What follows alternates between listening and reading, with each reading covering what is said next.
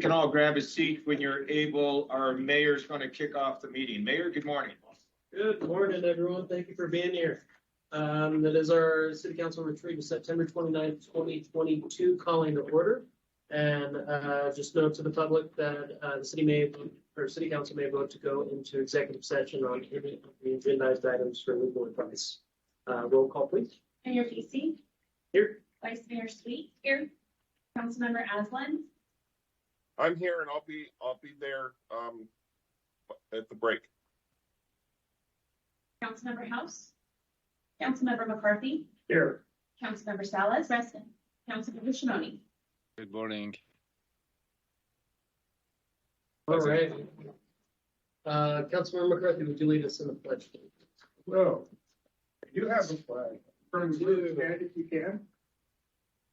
I pledge allegiance to the flag of the United States of America and to the republic for which it stands, one nation, under God, indivisible, with liberty and justice for all. Thank you. And Councilmember Salas, our mission statement. The mission of the City of Flagstaff is to protect and enhance the quality of life for all. Excellent. And Councilmember Aslan, our land acknowledgement, please. The Flagstaff City Council humbly acknowledges the ancestral homelands of this area's indigenous nations and original stewards. These lands, still inhabited by native descendants, border mountains sacred to indigenous peoples. We honor them, their legacies, their traditions, and their continued contributions. We celebrate their past, present, and future generations who will forever know this place as home. Thank you much. With that, we're down to agenda item 4, our City Council retreat. And I will turn over conversation to Julie Jenkins. Thank you, Mayor. May I introduce Julie, as I've done many times in the past, and then some quick housekeeping matters, and Julie will get us rolling. Julie Lancaster is a local coach, facilitator, teacher, and many, many other things. She has helped us in so many ways over the years. She has a very close connection with the city organization. She has led leadership training and coaching in our divisions with our teams. We're fortunate to be in front of her with our leadership team just a couple of weeks ago. A great retreat with great outcomes. She's here today to facilitate this retreat, as she has done many times in the past. And we're quite fortunate to have her. In just a second, she will get things rolling. I want to do some quick housekeeping items. Paul is in the room. And Paul, are we good with audio and video? Is there anything we need to share with the group? I'm catching you with some food. I apologize for that. So the only speakers that we have, microphones that we have are on the tables right here. Okay. So if anybody back here has anything to say it loudly, or maybe take a short stroll up to the front. Speakers are coming out of 4 TVs, so that should be fine. And great. The camera in the room is in the upper left corner there. Other than that, not ideal. We're still waiting for equipment to get this room 100%, but cheaper. It is good, Paul, and thank you. So just to recap, if people are from the audience need to speak, please make your way up to the front. Councilmember McCarthy. I was just going to say, there's plenty of room right here. If somebody needs to speak, they can come right up here. Thank you. Yes, thank you very much. Over here, as far as yes. And Councilmember Salas asked about being on camera. We only have a camera in the corner. Unfortunately, my back is to it now, but as council members and mayor, as you're speaking, vice mayor, feel free to turn your computer camera on, as we have been doing in the council chambers. If you like, people can see you speaking that way. They can see your face. If not, that's fine too. We're a little bit more casual during the retreats than we typically are. And with that, my usual comments at the beginning of these retreats is, this is about being inclusive. It's about engagement. So that's why we have the setting we have to kind of allow for a little bit more dialogue and discussion. Even though we have a lot of presentations today, we do invite folks to chime in Julie will go through some of the ground rules there. Are you ready? Ready? Okay, good morning to you. Great. Thank you so much, Greg. Good morning, everybody. Good morning. Good morning. Would you all mind, in the spirit of inclusion and engagement, would you mind turning to your neighbors, the people who are sitting in front of you and back of you and beside you, and tell them you're taking a break from whatever is in front of you electronically, and you are saying good morning, giving your well wishes with enthusiasm and authenticity for about 20 seconds. Ready, set, go. I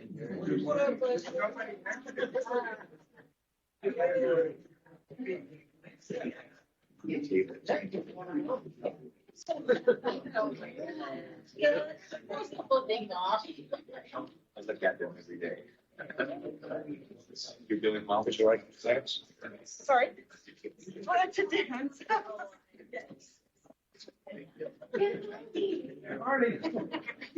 Sunshine? Good. Well, I'm looking forward to it. Wonderful. Let's come on back together. So we have a wonderfully full agenda today. Yes. We're excited to hear from a multitude of people this morning, and then we have a 10:15 fika break, the city of Yay. Flagstaff fika break, right? And I'm going to encourage each and every one of you to remain curious. If we're going to do engagement, being curious is the way to go. If you have something to share or something you'd like to ask, there will be opportunity for that. As reiterating from what Paul said, I'm going to ask that anybody who is presenting, speaking, that you be uncomfortably loud and enunciate, right? It's challenging for the remote folks at times to hear us if we're not doing that. So just be as loud as you possibly can. In a moment, we're going to start with a recap of the infrastructure discussion from about a year ago. But before we do that, I would like to address the council for a moment. Good morning. I'm so delighted to be with each of you. And do you remember when we were together in this room almost 2 years ago? Vice Mayor, no. I feel like that's like, oh, it's been a long time. It's not a like, no, I have no idea. But what I've just done is I've shared with you in front of you the notes that we had from them that time. And sometimes it's valuable to go down memory lane. There were things on there that we created together in terms of the council culture we want to create, our communication ground rules, questions we want to keep in mind. And sometimes it's helpful just to look back. So I wanted to share that with you as we are continuing on today. So with that, thank you so much for having me. I'm delighted to be here. I want to stay out of your way as much as possible so that you have the opportunity to share with each other. This morning, we're going to be learning about wastewater infrastructure. We'll have an update there. We'll also be having a stormwater infrastructure update. We have a variety of folks sharing. So thank you for taking the time to make this happen. So let's start off with a recap of the infrastructure discussion from September 30th, 2021.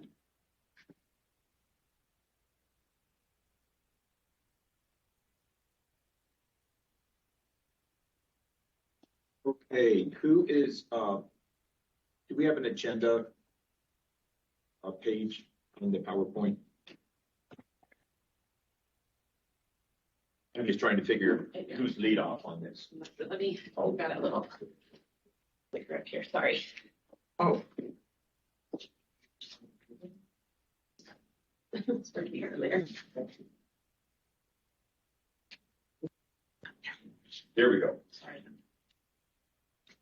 Thank you, Julie, for sharing what was discussed 2 years ago. And then today, as Julie mentioned, we're recapping what was discussed in this very room almost exactly a year ago, September 29th of last year. To start off, we always like to have a quote. And I'd like to share with you what our leadership team worked hard on about just a couple of weeks ago. We worked hard in coming up with this statement of intent. It reads as follows. Our intent is to lead by building strong relationships throughout the organization, engaging in meaningful conversations, creatively solving complex problems, and exercising strategic forward thinking, all for the betterment of our community. So that will be stated every week at our leadership team meeting. We meet Monday mornings. We just wanted to share it with the entire group here. So straight to you from the leadership team. Thank you. We will be recapping the infrastructure discussion from last year. I mentioned September 29th. It was September 30th. Today's the 29th, correct? Yeah, okay. And then this afternoon, we're going to shift gears and have a little bit of a dialogue with NAH about their planned relocation. That will be a busy day. This morning, we're going to fly through an agenda that has a lot of content. So I'm going to be quiet here and pass it on. Jim, are you leading this thing and introducing consultants? Yeah. Okay. Come on up. I can talk about myself all day. Will you make introductions? Sure. Okay, and here's the clicker and you are in control. There's the clicker, you're in control. So this is John Rutland. He is one of our consultants. Brian Bernard is another one of our consultants from Corolla. Gary Miller is our engineer for water services, and then Brad Hill, our interim retired director. And I am Jim Nickel. I am the wastewater manager. Great. Thanks a I lot. think we have to go over this one. Anywhere close to the microphones will work, and thank you. So I can stand right here. This is okay. So great to be here again. I was here a year ago to do a wastewater presentation. Just quick background on me. I do strategic planning, communications work. In fact, I facilitated the 2025 Water Services Strategic Plan for Flagstaff. And I'll be talking about stormwater strategic planning a little bit later. I'm really involved in climate change stuff. One of the big things I'm involved in California, which is where I'm from, is climate change and supply reliability. And you just talked about leadership. We are going to need some serious leadership in California to address just the impacts of climate change and unsustainable resources and our supply reliability going forward. We're talking about major investments.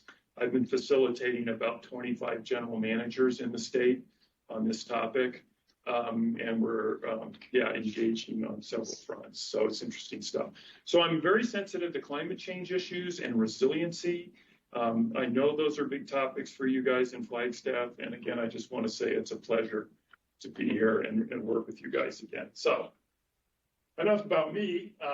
Going forward, let's just take a look at this. What we're going to do on the wastewater side, and this looks very similar to what we did last year. We're going to talk about wastewater treatment objectives and standards.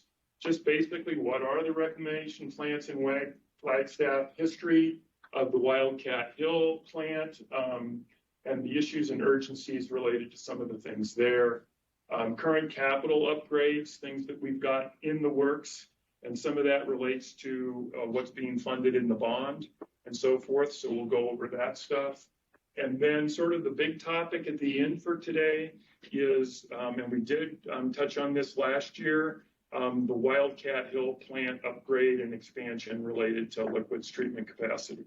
And then we'll just, at the end, we can talk about what future updates and discussions are. Just talking about the strategic plan, the Water Services Strategic Plan, which I just alluded to a moment ago. These strategic objectives were ordered loosely in terms of priorities. You can see wastewater issues were right at the top of that. Might be, right at the top of that also is stormwater stuff and wildfire. So I think we were sort of on a couple of years ago when we were, prioritizing those issues, as we go forward. And then there are other strategic objectives in the plan. So again, looking at the strategic plan, circling this whole wastewater capacity issue. Oh, I wanted to mention the first strategic objective in the strategic plan is really important because it sort of sets the stage for everything else, which means using standards and data to drive our decision making. So in a lot of the work that I do with utilities, it's a lot about standards. If you have a problem, what's the standard we're not meeting? Or should we be looking to modify that standard? So in that sense, over here on the right side, we're talking about basic standards like protecting public environmental health under all conditions, whatever may occur, meeting our regulations, but also big time here, low risks of potential periods of non-compliance or environmental impacts. And then redundancy and resiliency, which we'll talk about a little bit later. And when you're talking climate change, it's all about resiliency. You know, how are you able to still maintain those standards of service during adverse or unusual conditions? We've got two major wastewater treatment plants, as you guys probably well know. Wildcat Hill end of the line plant, 6 million gallons per day. We'll talk about capacity on that in a little bit.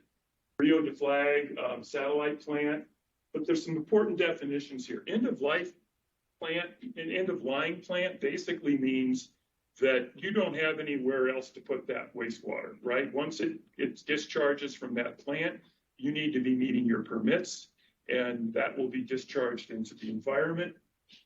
Rio de Flag was set up as a satellite plant, but it's now a critical part of the wastewater treatment infrastructure. It really does act like an end-of-line plant as well, and that's at 4 million gallons per day.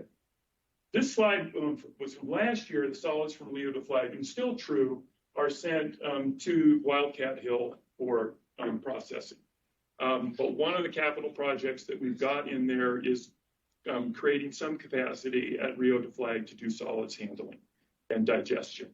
And so we'll talk about that in a moment. Okay. So some history here. 1971, Wildcat Hill constructed, was producing Class B reclaimed water at that time. Capacity was 3 million gallons per day. And biosolids are disposed on site. 1981, Wildcat Hill expanded to 6 million gallons per day, and then construction of the Rio de Flag plant. And a big driver for that was producing the A+ reclaimed water in the plant, and that was constructed in 1993. 2009, Wildcat Hill was upgraded to produce the Class A+ reclaimed water as well. But at that time, there were no biosolids or solids handling or liquid treatment capacity increases at that point. And we did have a consent order related to nitrogen issues in 2013, but that's been resolved. And so I don't know if you wanted to say anything more about that, Brad, but it was just a note that we had. It was sort of an event. No, just part of the capital pieces of what's in there. You notice the first checkpoint with no biosolids capacity expansion. They were actually in the original design. I moved here in 2007, so I was right at the end of that tail end, but they were value engineered out. And so what you're going to hear today, now in 2022, is we're funding to put a lot of the things that the city couldn't afford then into the treatment plant today. Got it. So, I guess if we were to summarize this, what's the big change since 2008? Well, I would say growth and water conservation really comes down to those two things. And this is going to be an important topic because our gallons per person per day has dropped. What that means, and population has grown by more than 17%. So what does this mean for the wastewater treatment plant? It means our liquids flow is only increased by 3%, but our solids loading has increased by 27%. And if you think about wastewater treatment, if all you were putting was water into the plant, pure water, it can just flow straight through. So you can imagine that the whole ability of the plant to process, organic wastes relates to the concentration of the organics in the water. So this solids loading increasing by 27% is a big deal. And then certainly we've had increases, frankly, in some of the concentrations of the industrial waste that's coming into the plant. Net result is Wildcat Hill no longer a 6 MGD plant, but now a 4.8 million gallons per day plant. Now that may sound a little strange, but and we're going to talk about this in a moment when we talk about liquids treatment capacity, But liquids treatment capacity has a lot to do with the concentration of the wastewater. If you design a plant for a certain concentration and that concentration is going up, that's going to affect your liquids treatment capacity, if that makes sense. Important thing to know because it's fundamental to things going forward. These are just, if you look at up here, this is just the plant design level, you know, where the 6 MGD was set at in the plant design level, and you can see we've been having conservation and increased solids loading at both those plants. Did you want to say anything more about this slide? I think you got it. Okay. So here's our big issue slide. You actually saw something very similar to this last year. We have solids treatment capacity at 88%, liquids treatment capacity at 88%. So here's what drives this. I mean, if you look at the integrated master plan standards, you can see at 85% of flow capacity, we're supposed to be beginning construction. And although these are standards in our master plan, I think Brian Bernard for Corolla would tell you this is fairly common in the industry, this level of standards for reacting to your capacity levels. We not only have capacity levels, but we have redundancy and rehabilitation and replacement issues. And again, these are Wildcat Hill plant issues and peak flow issues. And we'll be talking about more of those in a moment. So does that make sense? You know, it's a pretty straightforward slide where we have capacity issues, and we'll get into some of the redundancy stuff a little bit later. Okay. So these slides get a little busy, the next two, but basically what we're covering is on the Wildcat Hill plant and the Rio de Flag plant, what's pretty much in works or planned. Whereas in a few minutes, we're going to talk about this big plan expansion, which is sort of in a different category.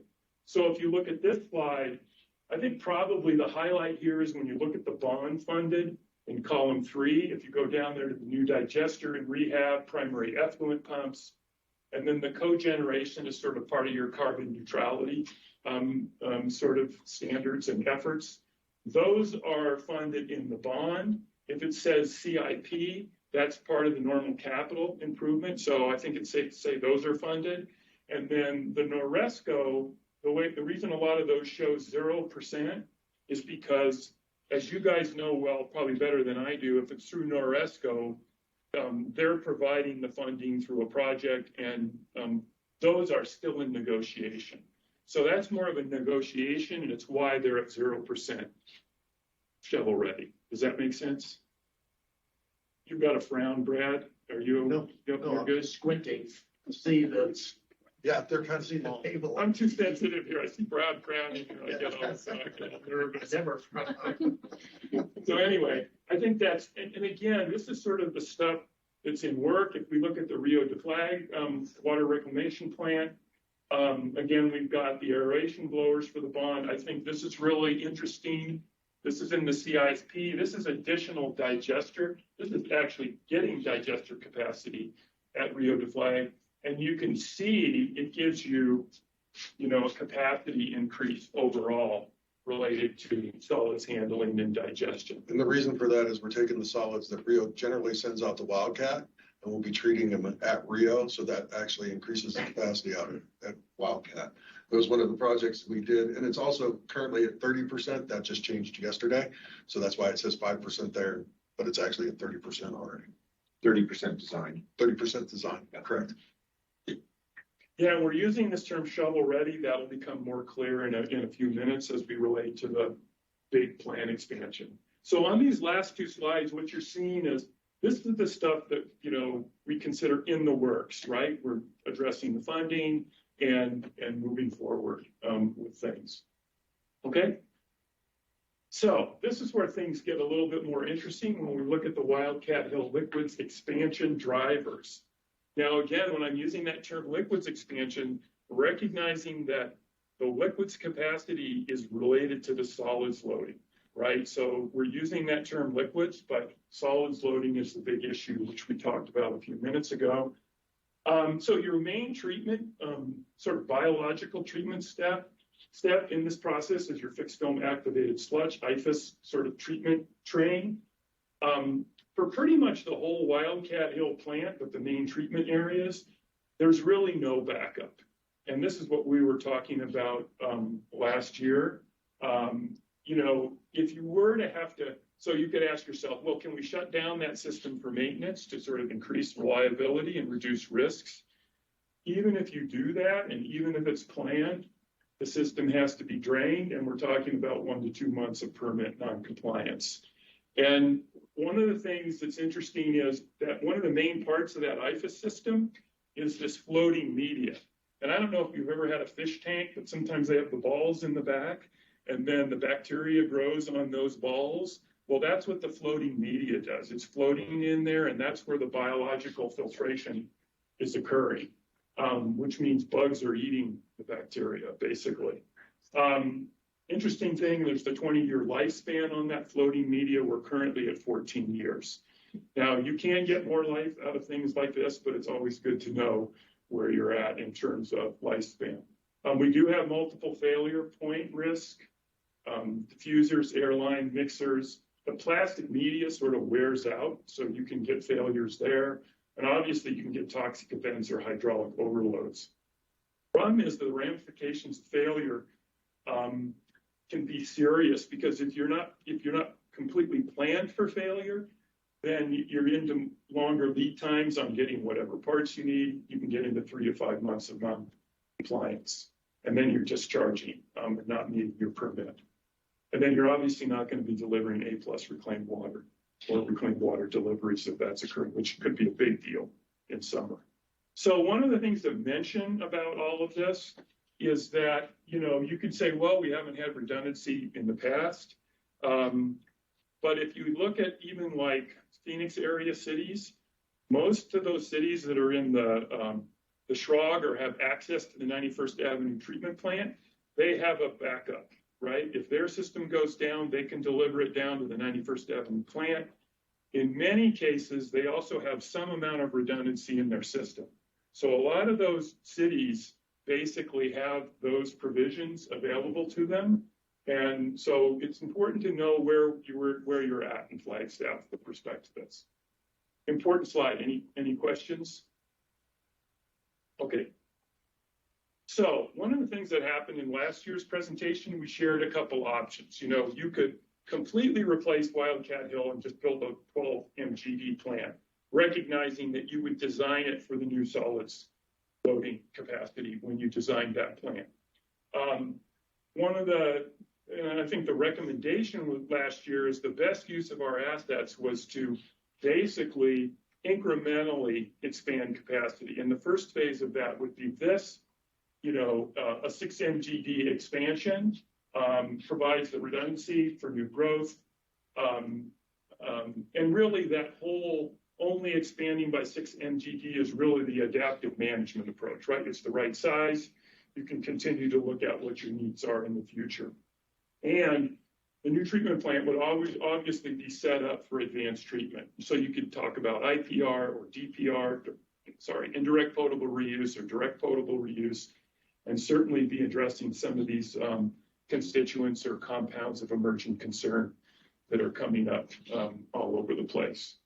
Big point here is with this thing is once you get this plant built, you then have the ability to shut the old plant down or to go in and actually do the maintenance and replacement that you need to do with the expectation that you're going to get 20 more years out of that plant. And that's basically leveraging your current infrastructure, you know, the best that you can. But you can't really do this work until you're able to shut down that plant.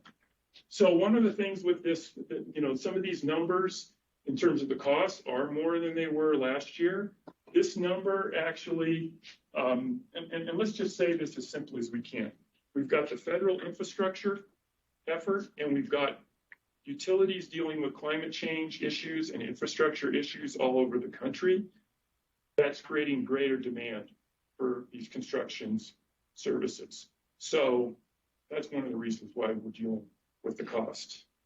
And look, I'm just going to say this because you can always blame the consultant for saying something, you know, but one of the things about climate change is most people are underestimating the accelerating impacts of climate change. So whatever is going on today, you're going to be seeing more and more, oh my goodness, we need to do infrastructure, and that's going to put pressure on these prices. Does that make sense? And there's also supply chain issues. Some of the projects that we're looking at, just to get, like the generators for Rio, is now up to 18 months. So from the time that we actually order the new generators, it'll be 18 months before they're actually delivered. So you still have to add in the planning part of that. So that's another 6 months to 8 months for that part of it. So you're looking at over 2 years in order to get that project completed. Okay. So point of sharing this slide is not to go over every element in this, but here's what the main point is. Move to shovel ready on new plant expansion with some dispatch, right? Because all you can actually do right now, you can't build the plant tomorrow, but you can get to shovel ready, which means you've got all your permits, your design, and then Brad wanted me to make sure I mentioned, you got to have your funding lined up. But the way this looks is you've got about 4 years to get to that shovel ready point. You've done your design, you can actually go for the notice to proceed on new construction. And I think this is a great risk management approach because frankly, you're going to be 7 years before you get there anyway, but you still have the option after 4 years to say, we don't need to do this for another 3 years. That work has a shelf life. And from what I understand from Brian at Carollo, it's probably at least 5 years, with some minor tweaks. So it's not like you would do this, and if you wanted to delay a few years, I'm not saying that's what you want to do, but in other words, there's not a lot of risk of getting to shovel ready. And I think it's really, really a good, prudent, let's use that word, to be able to get to that point, is I guess the point that we're making here.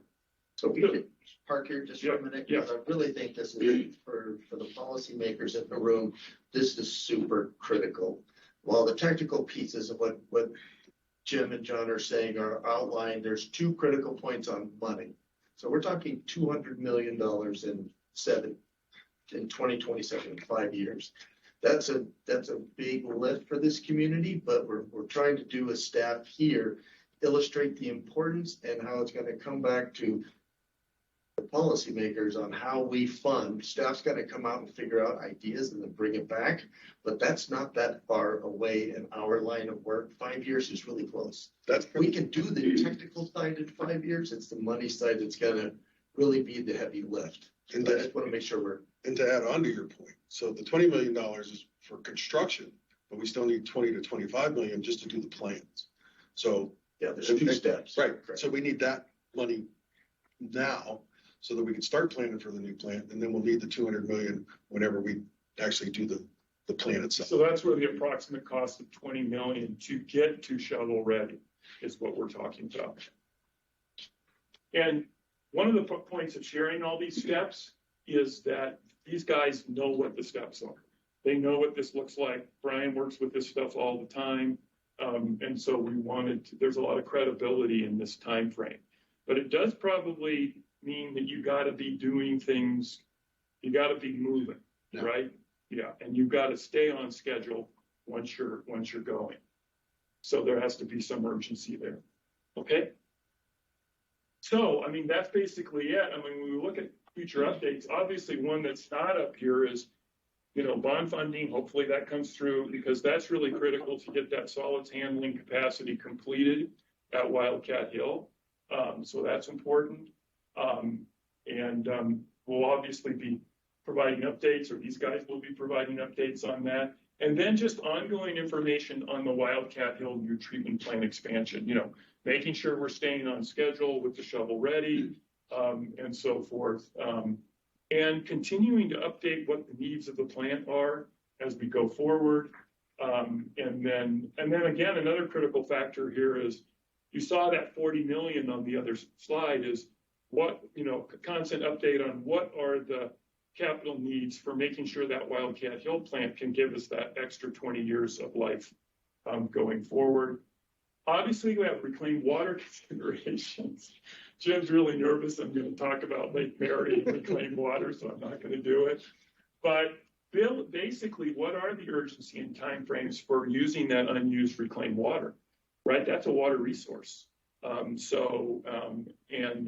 with the impacts of climate change on Lake Mary, water resources could get more and more important as we're going forward. And then obviously the treatment requirements for any kind of, if we did any indirect potable reuse or direct potable reuse, and addressing the CECs. So I think that's it on the wastewater side. So just a quick summary. I mean, I think it's pretty simple. There's a set of straightforward projects that we're just looking at the funding. And the big second one is Wildcat Hill Treatment Plant expansion. And frankly, just making sure we secure the funding to go and move expeditiously to shovel ready on that plan. Yes, sir. A couple questions. This might be for Stacy PK if she's around. Oh, okay. Well, I was gonna ask what grant opportunities are available with the new infrastructure bill to help make up some of the. So we've been looking with the Bureau of Reclamation. We also look at, I can't think of the word. WIFA? WIFA, yeah. So WIFA loans. So there's other opportunities to help fund these projects, but we need to start looking at those now for these projects. Certainly, and with our bond, assuming it goes through, is that set up for matching funds for these purposes, or is it so designated that it's all on us for very specific projects? But right now, it's all set up for us so we have enough money to do the projects themselves, but we will be going back and looking for other opportunities for grants, loans, whatever the case may be, so that we can extend that money as far as we possibly can. Excellent. And then I know it's been somewhat of discussion, well, not a huge one, but in the future, having a dryer for some of our solid waste so we can utilize it for. So there's a solar dryer that we've been talking about for the last few years. Yeah, we have that. It's already programmed into the CIP for 2027-ish, right? Yeah, it's in there. Is this it, Jim, the solar drying? Yes, it is in the master plan. It is in the CIP. We haven't done anything with that project yet because Noresco was actually talking about that project. And then it got kicked out of theirs because there wasn't enough return on investment for them. But we definitely still have that in there. And again, we were just talking with the people who are talking about putting the biochar composting site across the way, that they can use some of our biosolids from that to help supplement some of the things that they have. And the drying gets you to Class A, right? The drying definitely gets you right now.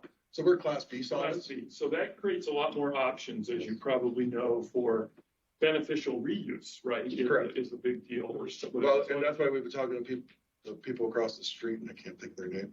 But they want to use some of the biosolids and also some of the liquid that we bring into the plant to help supplement their biochar and their composting.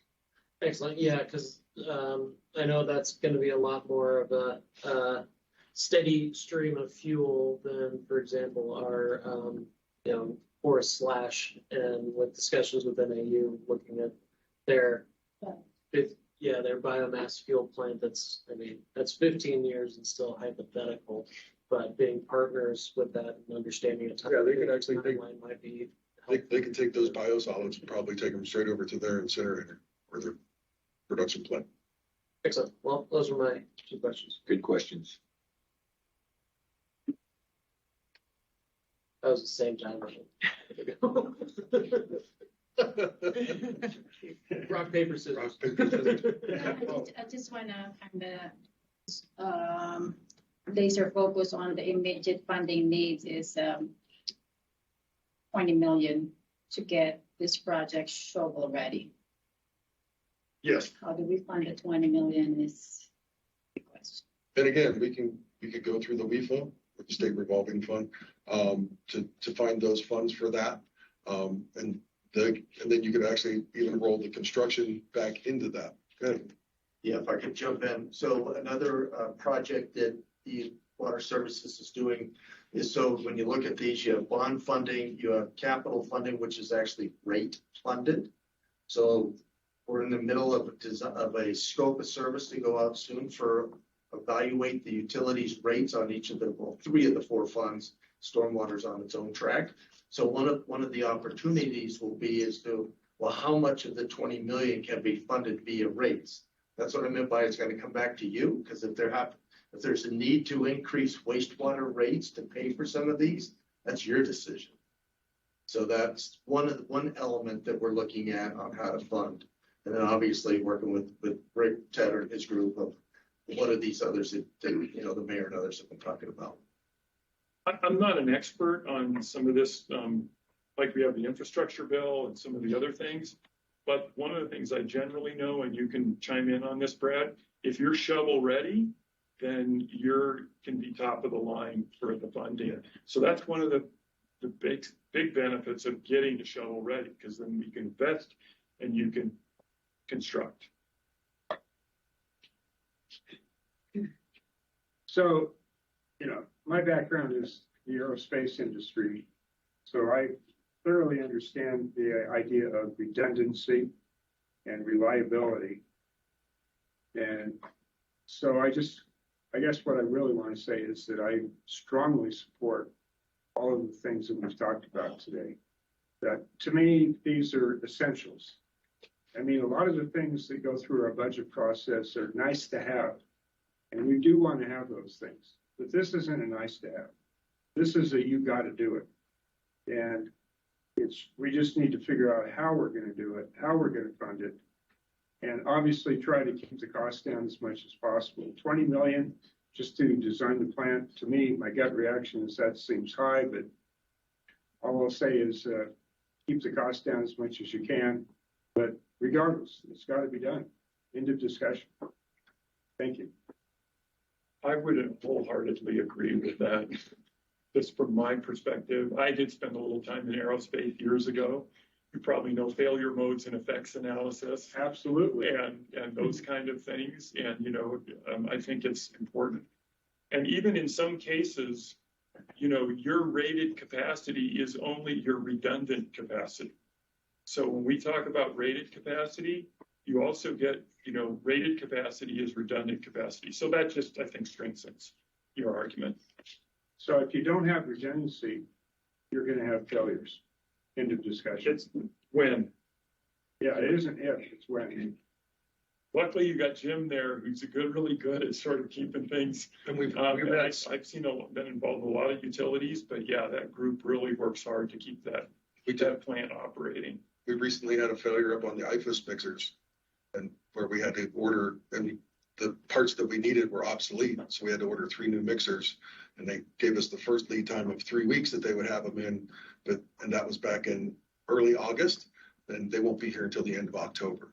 So we got the other mixer back together and working temporarily until we get the new ones in. But as soon as the new ones come in, we'll get those installed. Yeah. And that has to be done while the tank is live.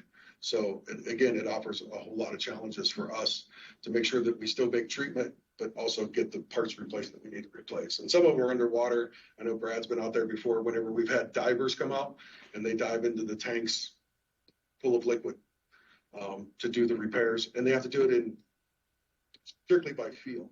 So that's some of the challenges that we face. And so we call the divers in all the time whenever we have problems. Yeah, I tend to look at these big narratives and, Flagstaff is a great place. It's a real town. It has a major university. You should have infrastructure that is commensurate with that whole world that you created here, which is a great world, I think. So. Any other questions? And let's make sure the folks who are with us virtually, any questions?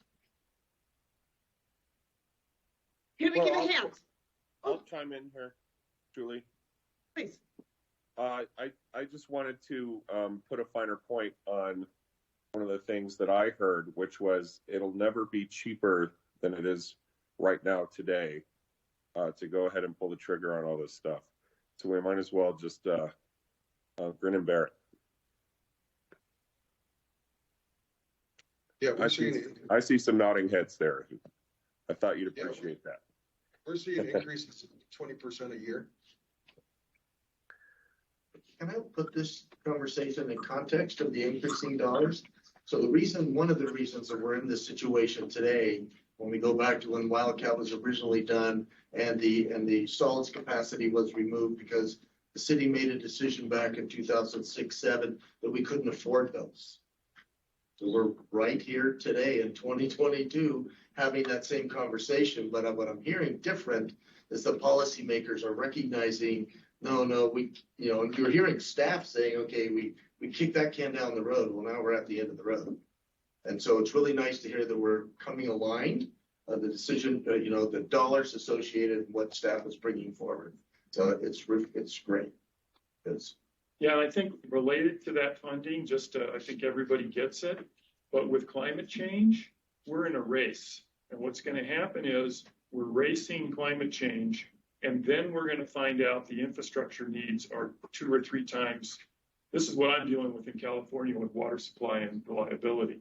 So people are going to be starting to see the infrastructure needs were greater than they thought, and they got to happen sooner than they thought. So I think those pressures on prices will definitely be there.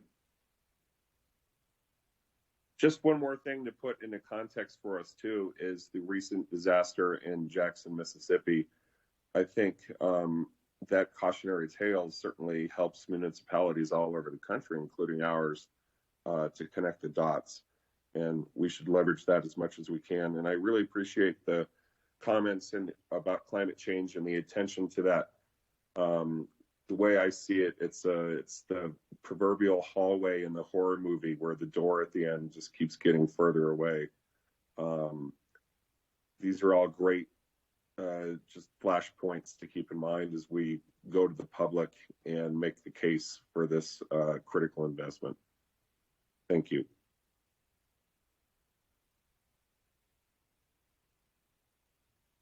Questions from our virtual folks? Julie, sorry. Go ahead. I was just gonna say, I got no questions or comments, just gratitude for the presenters and this important topic. Thank you. Thank you. Councilmember Salas. Yeah, just keep it in mind that what possible funding source would be the neighborhood equity and access grant program, which has something to do with climate and drought and water. It's packaged with the IRA, the Inflation Reduction Act. Thank you. Great, let's give a hand. Now, before we move to our next topic, which is then stormwater, yes, I'm going to ask for you to digest. That's me trying to be funny. Digest like the digesters. Thank you for the laughter. Some of the content that was just shared, that was a lot of very helpful and important information. Would you mind taking a moment, turning to your neighbor, and share with them what stood out to you, what made an impact, what you're left with? I'll share with you what is never leaving my mind is the job of the divers that have to do the work by feel. Good. Please share with your neighbor. Take 20 seconds. We got to deal with these crap and we got to deal with the Yeah, I think you're. Yeah, I mean, we have a lot of. Quarter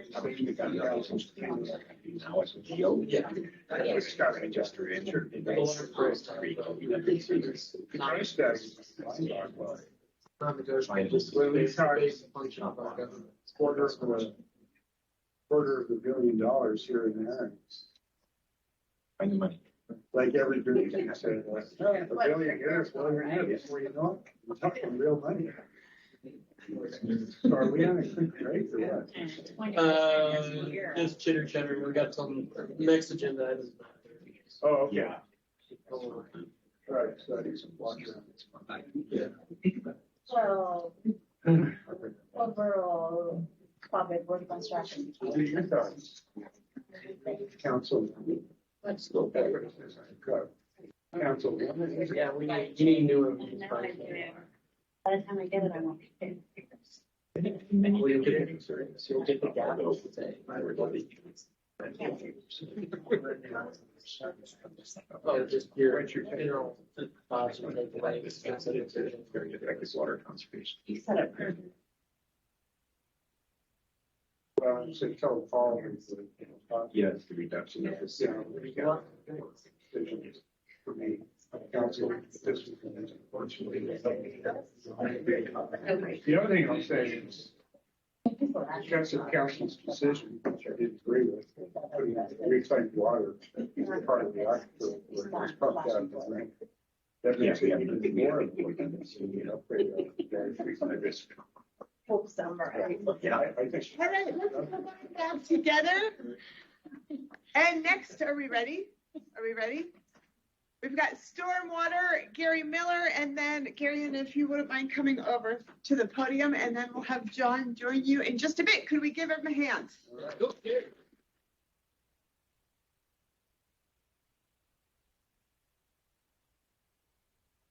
Well, good morning, Mayor and Council.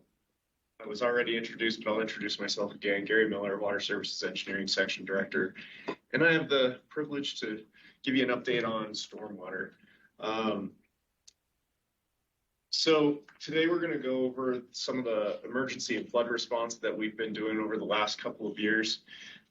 You've received lots of updates in the past couple of months with the floods that we've seen. So I'm going to try and stay at a high level as best I can, give you some of the history, the overall costs that we've seen, and then some of the significant capital projects that we put towards long-term mitigation in those areas. Through this, you'll see that the majority of our capital projects have been focused on flood mitigation. We've had to delay a lot of the capital projects that we've had in the past on our 5-year plan to accommodate some of the flooding that we've seen. Towards the end of that, I'm going to bring Christine up. Well, actually, she's online to do an update on the Rio de Flag. We have some great news to report out on that. And then I'm going to bring John Rutan up again, who's been helping Stormwater finalize our strategic plan for stormwater. Stormwater in the past hasn't ever had a strategic plan, and given all of the changes we've seen in the last couple of years, recognize the importance of bringing that forward and finalizing that. And then lastly, we'll talk a little bit about the rate study, which you've heard about in council meetings in the past. So in 2019, we had the museum fire flood, or the museum fire, which led to flooding a couple of years ago. Fortunately, we had a couple years of dry weather that didn't result in much flooding. Last year, we spent about $1.8 million in flood and emergency response for the resulting flooding. And then there's a list of some of the other major storm events that we had in the area, in the city of Flagstaff, outside of museum. And then this last year, we had the pipeline fire, which caused flooding and emergency response needs this year. And we've spent about $1 million to date in emergency response for those events. Okay. So what has this meant for stormwater operations, as well as operations in other departments throughout the city of Flagstaff? We have, it's caused us to be very reactionary. We try to plan as best we can, but as a result of the changing environment, we've had to react to these major events. And it's caused an increase in the intensity of weather patterns that are difficult for us to predict. And with those extreme weather events and how common those are, it's created a greater demand for the services that stormwater provides. So I really like this image. This was created shortly after the pipeline fire, and this shows the different burn scar areas and the different watersheds that were affected.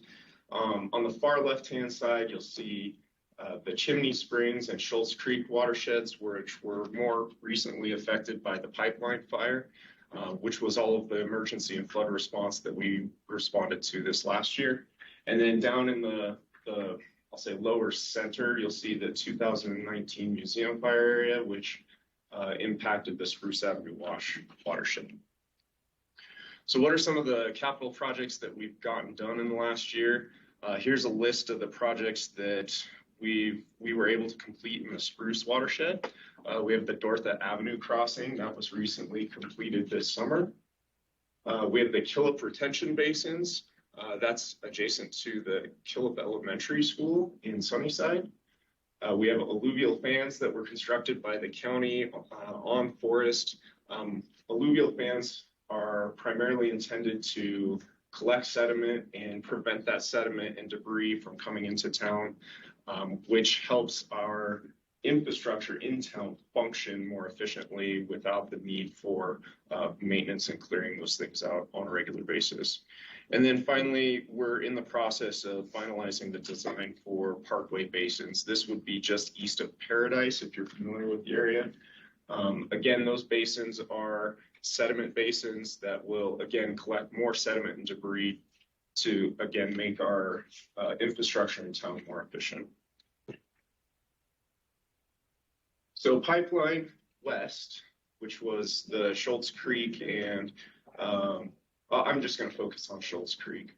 I have been super impressed with the stormwater team and our emergency response and grant management team to be able to get this project going so quickly. I've never seen a project move this fast.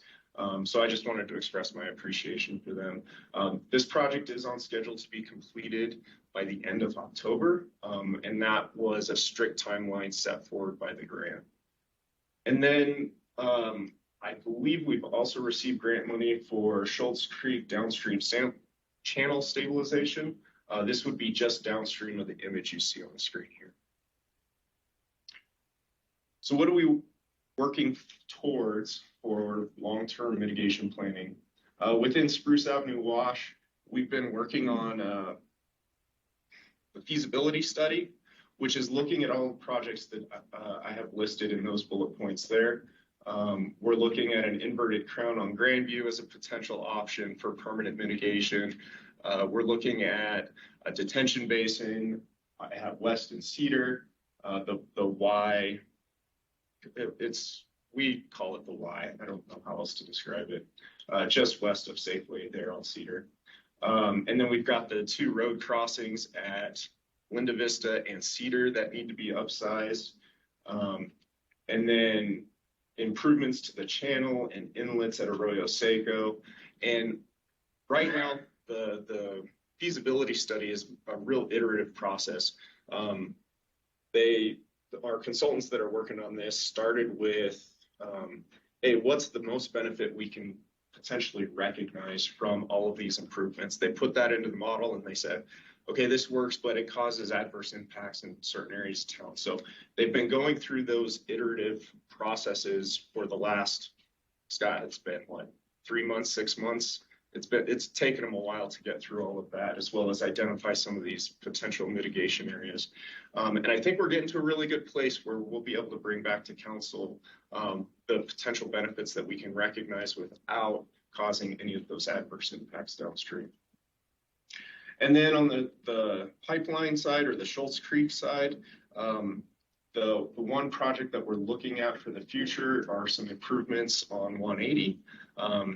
As I think most of you are familiar, the box culvert that goes under 180 at Schultz Creek is undersized, and we're pursuing options to improve the conditions there to hopefully mitigate much of the flooding on that side of town as well.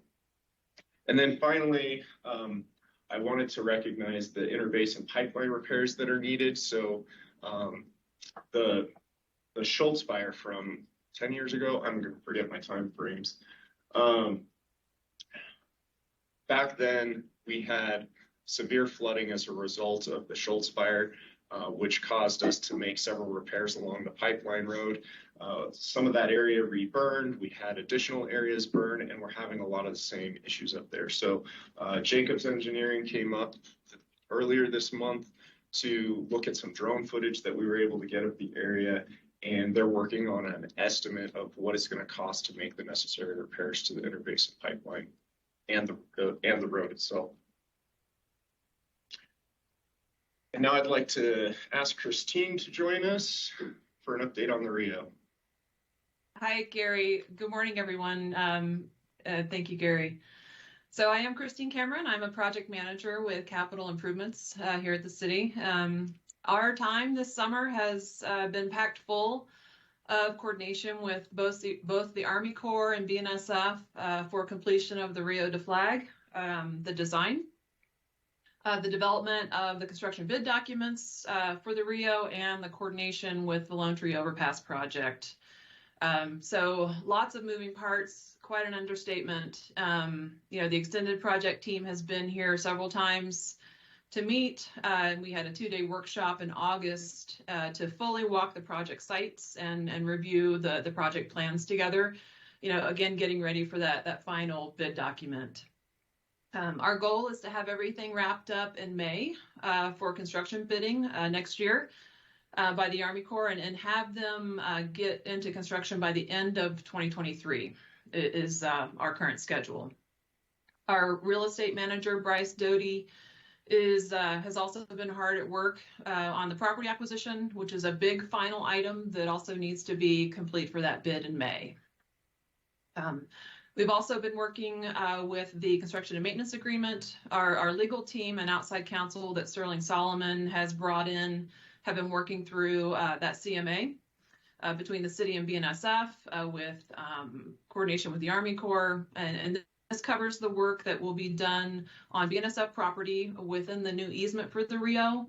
It also covers the real estate agreements that are needed for the project and the future operations and maintenance going forward for the Rio structure. The agreement will be brought before council when it's hammered out, probably about the first of the year. Sterling, your team's doing a great job, so we're behind you all the way. I know it's very challenging.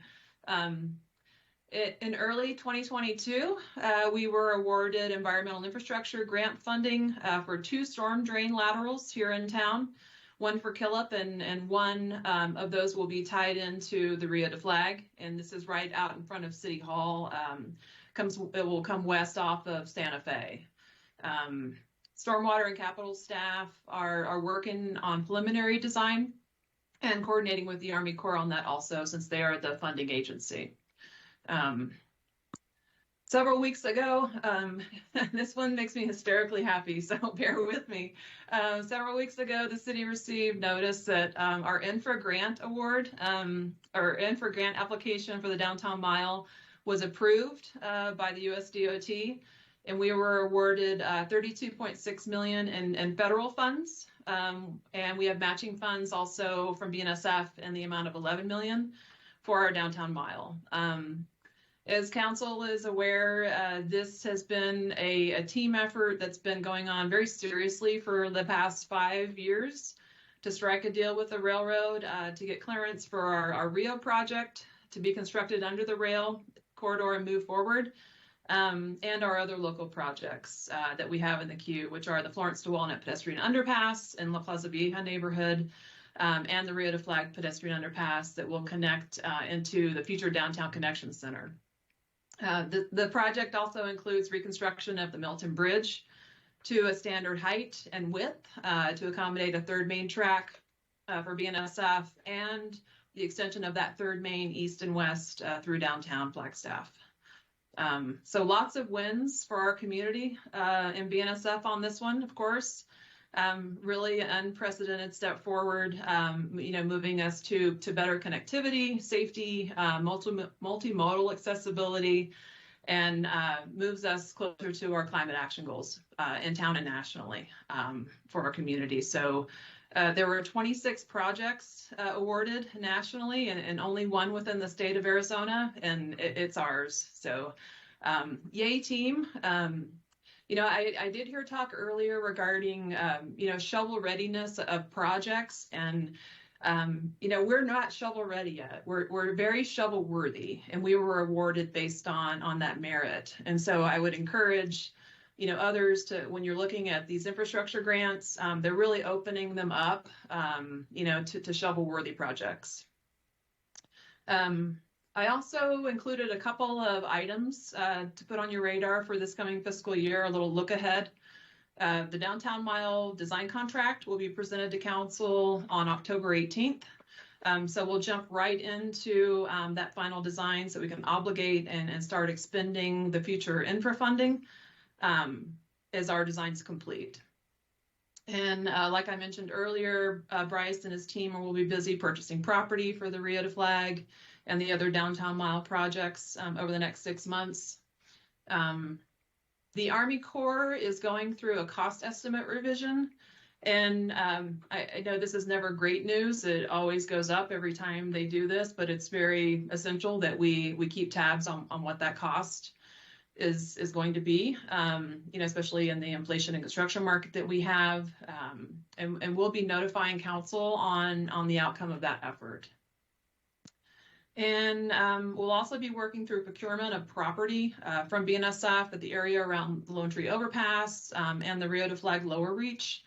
If council recalls, this is the purchase of approximately 17 acres of property in that area that's necessary for the Rio de Flag, the Lone Tree Overpass, and the required BNSF mitigation. This property will go toward development of our capital projects. It'll be evaluated for future Southside Civic space, and we'll also be looking at opportunities for recouping costs we expend through sale and development of empty parcels. So that is my slide for today, and I will hang on for any questions or turn it back over to Gary. Thank you. Before I entertain questions, I just wanted to share my appreciation for Christine. Much like the Schultz Creek detention basins, I'm super impressed and couldn't be more grateful for the work they've done. And yeah, it's exciting what Christine's been able to accomplish. Great. Thank you, Gary. Yeah, I would say I saw a lot of smiles in the room going over the slides. So my one question is, with the Army Corps of Engineers, I know we had a timeline in which we had to expend the money or else it would have to go back to appropriations through Congress. How close are we cutting that deadline, or are we proceeding with looking for an extension as has been suggested in the past, which has a little uncertainty? Mayor Deasy, they haven't spoken about any extension needed. Again, we have our schedule that we're running pretty tight on right now with the real estate acquisition and getting the final design in shape. And so we do expect that we are, especially with the information from the Infra Grant Award, we do expect that we are very secure in being able to retain those funds. I think it would be difficult for the Army Corps to pull those back at this point when so much effort and momentum is really behind this project at this point. That's what I was hoping you would say. So. Thank you, Christine, and thank you, Gary. I don't know how much you have left in your presentation, but this is such a good opportunity to make a couple of comments. While I'm talking, if you can go back to the slides talking about spruce wash improvements over the last year. I'm rather amazed at what has occurred in the past 12 months. When we were in this room a year ago, we were right on the heels of the museum flooding that occurred in Grandview and Sunnyside. We were all scratching our heads at as far as what were the needs, how urgent they were, what could we do. Funding was not in place for a lot of stuff, if any at all. Really, it was pretty marginal. As I look at this slide, this slide of the Dorotha Avenue crossing, the Killip retention basins, which weren't even an idea a year ago. It wasn't even a vision. Then the alluvial fans, which were largely, done in conjunction with other partners, the county, the Forest Service. It was rather remarkable to see the partnerships come together. And then if you can advance to the next one, Gary, then this thing, which occurred in June, 3 months ago, Of course, we weren't talking about the possibility of a new fire last year at this time. We were trying to figure out how to react to the events of what occurred a year ago in the summer. So then we get thrown this curveball with the pipeline fire, and I'm even more amazed at what has occurred in the last couple of months to address this. The project you're looking at, I think the stars aligned on this one. City parcel, no big federal clearances to have to get through. Some funding fell in place through the NRTS. And if I heard you correctly, this thing is finished next month. Gosh, if you just stop for a second and think about that, to have a project of this magnitude be wrapped up within 4 months of the actual event. I get so tired in just looking at the projects over the last year. It makes me want to just fall over in terms of accomplishment and the efforts that the city staff has put forward to make these things happen in partnerships with others. It is absolutely fatiguing for me just to look at these projects and to see what has been accomplished. And again, I want to bring us back a year ago this time when these things weren't even materialized yet. So I just think it's a good time to take that quick pause, and thank you for letting me jump in and share this perspective. The improvements to Dorotha, had no idea they can be done in 1 year. I mean, we had our foot on the pedal on that when Christine took lead on that, but it was a great team effort. Public Works, Water Services, capital improvements, everybody came together. Real estate made this thing happen quickly. The Killop detention basin, Public Works, and just all the same players. Remarkable opportunity in conjunction with FUSD. It's amazing to me. And we haven't even talked about the stuff that's been going on with wastewater, but there's been, Jim alluded to the things going on with Rio to help us with a little bit of, the new digester and bringing in some new capacity. All of these things have transpired over the past 12 months, and some of them, yes, are still a work in progress, but I hope you are as impressed as I am in what has occurred. And I didn't even touch on the Rio de Flag project. There was such a long time when we were very depressed that things were not moving forward on that. And it just seemed like we were having meetings to talk about the same things over and over again. In the past 2 years, I have seen from the outside looking in, I have seen that project go from a vision to now a reality. Contracts are being drawn up, real estate's being acquired. We will see shovels in the ground on that project soon. So thanks for letting me elaborate. It's rather overwhelming. It's rather, I think, remarkable to think about what has occurred. I know I'm beating the drum really loudly here, but man, oh man, when you think back on the discussions a year ago and then you fast forward to this day and what has occurred, it's amazing. It is truly remarkable. Thank you. Absolutely. One of the things I try to stress with my team in particular is celebrating our successes. And these are some huge wins, not just for Water Services or Public Works, but for the city as a whole. So it's great to take some time to appreciate that. Can we give a round of applause to staff? Yeah.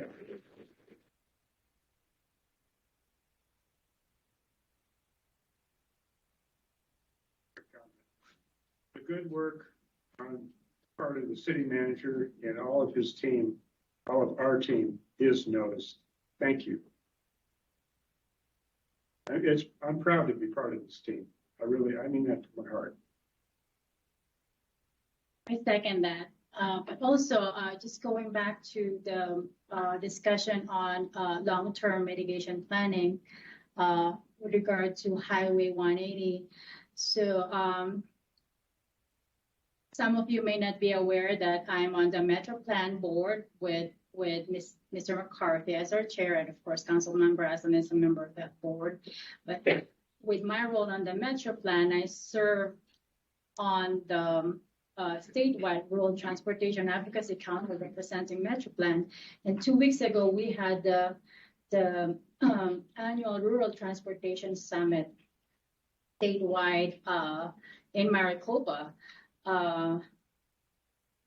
Our infra grant award was specifically mentioned by Director Halikowski from ADOT, giving so much kudos to Flagstaff and MetroPlan because it weaves 5 major projects. Of course, we have the Florence Walnut Underpass, the Radio Flag pedestrian underpass, the bridge, excuse me, the railroad bridge, the BNSF platform, and the third main, and most importantly too, is the Lone Tree Overpass. And I did a presentation actually on the downtown mile projects and highlighting synergy.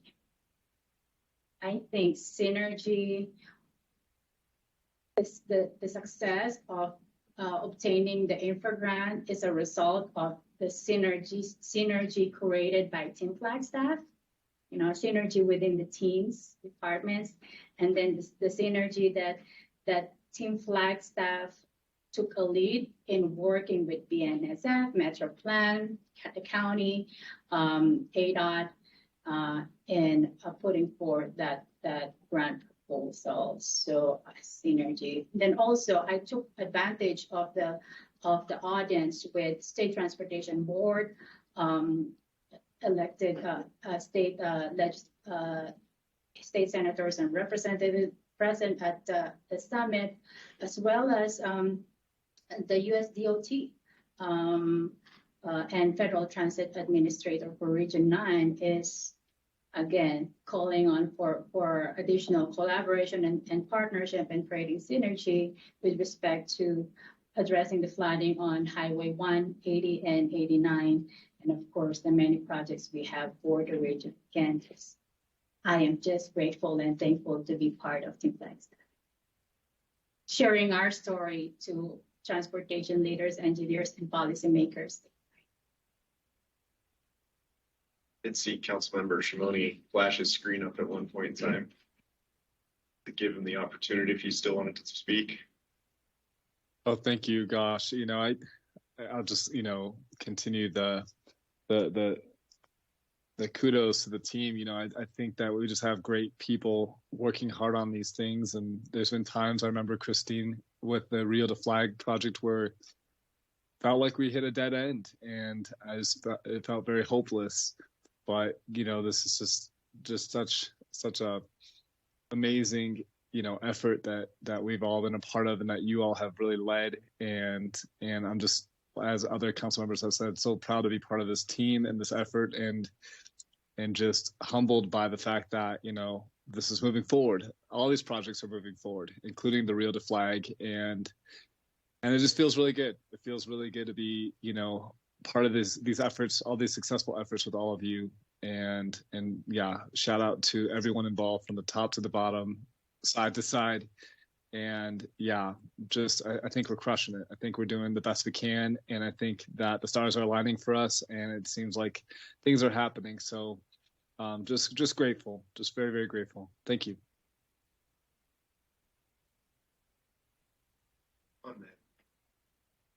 So I'd like to ask John to come on up. As you've seen through the projects that we were just talking about, as well as a lot of the flood response, a lot's changed for stormwater in the last couple of years. The stormwater program is much different than what it used to be, and that's why I wanted John to come up and give an overview of the strategic planning efforts that we're going through. That's the next slide. So I have to ask, was this podium here before, and was I supposed to be standing at this? You were perfect. You were perfect. You just couldn't. I got all insecure enough. No, there were 2 sides. You did it perfectly. So, the fun, the really, I think the kudos to the group and the ability to react to these real tough stormwater challenges is important. And I'm going to talk about the strategic side of it a little bit, which is an attempt to be less reactive and get ahead of it. I can attest to the hard work because I've interviewed Ed Shank from the Stormwater Group multiple times. I know, how hard, at least that group, is working. So related to the strategic planning, what this is we're doing a little mini strategic plan for the Stormwater Group because it is critical. It's high on that list, and certainly wildfires as number 3 are high on the strategic planning list. So we've been developing sort of a mini version of the 2025 water services plan inside stormwater. It's very pared down, but it has similar structure.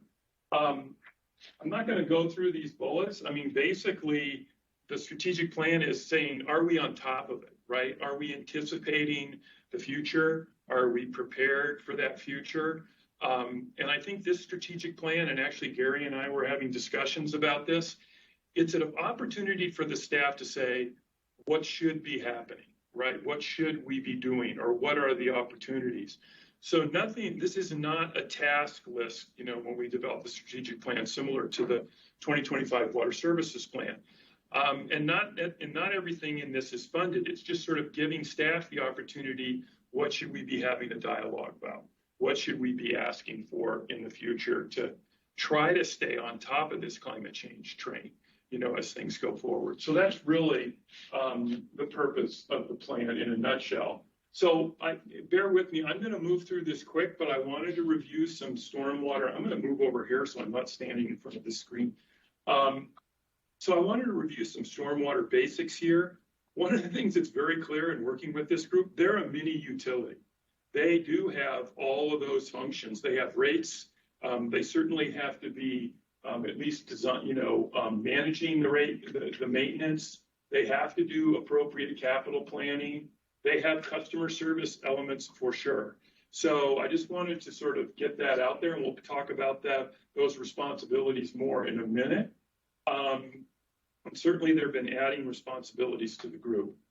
The system, interestingly enough, I think the Rio de Flag project is an example of maybe the real, an example of a real sort of comprehensive system on a maybe on many levels still. But this system is really separate from the sanitary sewer system, channels, culverts, pipes, retention basins, but it's site focused. It's a hodgepodge. It's assets all over the place, all over town that are sort of working to try to control stormwater. Related to system maintenance, one of the things that I always say about maintenance, you can't plan capital until you understand the level of maintenance in the system, because maintenance relates to performance and it allows you to evaluate performance of the system. So that's critical, and certainly maintenance is even more critical as you go forward. And you can clean out some sort of asset and it can be blocked 3 days later again. That's one of the major challenges with maintenance in the system. And one of the other major challenges, you don't get to just move the problem.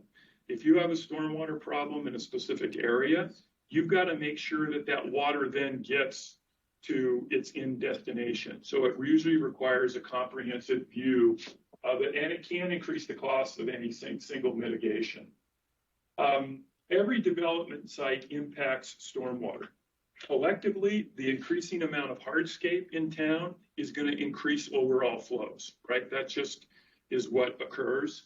But when you look at specific development sites, one of the practices are you're not allowed to increase flow from the area, and you have to mitigate the damage that can be caused by a site that's still in development, like sediment pouring over into next door neighbors and so forth. And that's where the group gets involved in those kind of things. An interesting aspect of this is also, can we actually establish spatial weather distinctions within Flagstaff? And I'll talk more about that in a moment, because this certain neighborhoods seem to be getting hit, and there may be, if you can do this, you can possibly do a better job of prioritizing capital. And then you guys know about floodplains and flood insurance. If you're in a floodplain, you need insurance. And by the way, those floodplains are maintained locally, those FEMA floodplains. That's not done by FEMA, and it's done typically based on requests by the development community. So I'm less familiar with this slide. This is Ed's slide, but I think the general thing is the increasing responsibilities of the stormwater function. And, and I think if you look at it, you get into more management issues. You get into the problems of climate change. You get into the problems of responding to wildfires and severe storm events. And I know, Gary, I don't know if you want to comment on this, but that sort of set of roles and responsibilities for this group is still, to some degree, in flux, because certain people are saying, well, that's not our responsibility. So that's being worked out. I don't know if you want to add to that, because I think you know more about that than I do. Absolutely, and that's what I was alluding to earlier. I just wanted to mention that the dates on this chart here relate to either large events or changes in stormwater or rate changes that we've seen throughout the course of stormwater's history. And so this is really just to illustrate the increasing responsibility that stormwater's taken on over the last 10 years. Yeah, and I think if you look at it, when I was going through the strategic plan work with the group, there's an increasing strategic load, right, to get ahead of what's happening with climate change and the capital programs and so forth. And obviously there's an increasing reactive responsibility to be able to come in, after a wildfire and make sure that the flood provisions are in place, ideally before a flood occurs, which is always the challenging part. So when we look at the stormwater strategic objectives, this is similar to our water services strategic plan. Obviously, number one is what we've been dealing with, responding to the flooding that occurs from the wildfire risks. But one of the things that I think can really help, and it's why it's number 2 on the list, is do we have a clear point of view on what climate change, what we have to be planning for in terms of climate change, whether it's off forest flows or, right now 100 or 1,000-year storms are now almost the norm. So one of the things you can do is actually translate this stuff into what we call stormwater footprints. And then you're able to you could add factors to those to be able to start looking at different neighborhoods and determining, where are the real risks here. But you have to be able to put I'm going to say half, this is my John Rutten's climate change opinion, but you should be able to start having footprints that you're planning for, related to that. Maintenance, obviously, service levels, customer service. This is my provocative one. If you can't quite keep up with all the capital stuff that you're doing, it would be great if you had some funding for helping people flood-proof their individual structures. So again, I know that's a funding issue and whether that's a current responsibility, but I think it's certainly like helping people with conservation. It's possible that in certain areas they could, offer help with that in terms of financial support or technical support. And then you've got CIP process developer, improved communications. And then right down here at the bottom, this is true with so much of what we talk about in terms of climate change. I sort of said this morning when we were at breakfast. I'm going to see if I can get away with it. You aren't resilient if you're having trouble meeting your basic staffing needs. If recruiting is difficult and so forth, then I would say that's not resiliency. So it's just something to sort of request to the council, pay attention when sections are asking for staffing, because my experience is they really need it. This is not nice to stuff that they're asking for there. So that's my 2 cents there. I'm going to just move to some of the big challenges. Obviously, this, advancing climate change, wildfires, and intense precipitation. And this is something to think about. Climate change tends to impact you, and it's accelerating because you're getting hit from multiple places. You're getting a wildfire, and then you're getting an increased stormwater footprint. And that's happening all over the place in climate change. Interestingly enough, not a lot of people know this. Depending on the wildfire, they not only burn the trees, but they kill the soil. And that soil has water-holding bacteria in it when it's alive. And these recovery times can be quite long. We obviously see 10 times increase in stormwater flow. Here's one I had to put in there because some of the recent fires have reburned older fires. areas. And so what this means is your burned area around Flagstaff is likely going to increase with time. It's just a fact of life because the recovery is so long. I hate to make that ominous statement, but I don't see, by the time a forest is starting to recover, it could easily burn again. And then we talked about characterizing stormwater flooding events, time and amount of precipitation footprints, and then advancing climate change and the spatial trends I already talked about. Look, I think one of the questions, and we've talked about this and it's difficult, what in the stormwater section does it mean to be proactively responding to a wildfire flooding risk? So it goes to, a wildfire occurs, right? So ideally the stormwater group could go in there and look at that and with their experience say, even before we have a flood, it's prudent for us to go put in these mitigations. So again, Carrie and I talk a lot about addressing expectations because you can only deal with what you have the support to deal with. Addressing deferred capital improvement needs, Gary referred to this earlier, but the recent great work that's been going on has caused the certain other capital stuff to be deferred. We do have a significant number of older neighborhoods that didn't have the same level of infrastructure as the newer ones, and then they become at higher risk for flooding. And so it's quite a big percentage of the risks. Increasing maintenance needs and workload. Bottom line is if you have new infrastructure that you're building, that also needs to be maintained. And then I also talked about the human resource needs. So just in a nutshell, I think what this provides for the stormwater group is saying, okay, do we have a handle on everything? What should we be asking for that we're not able to do today? So they can be very clear about that and make compelling arguments if they need, additional resources and so forth.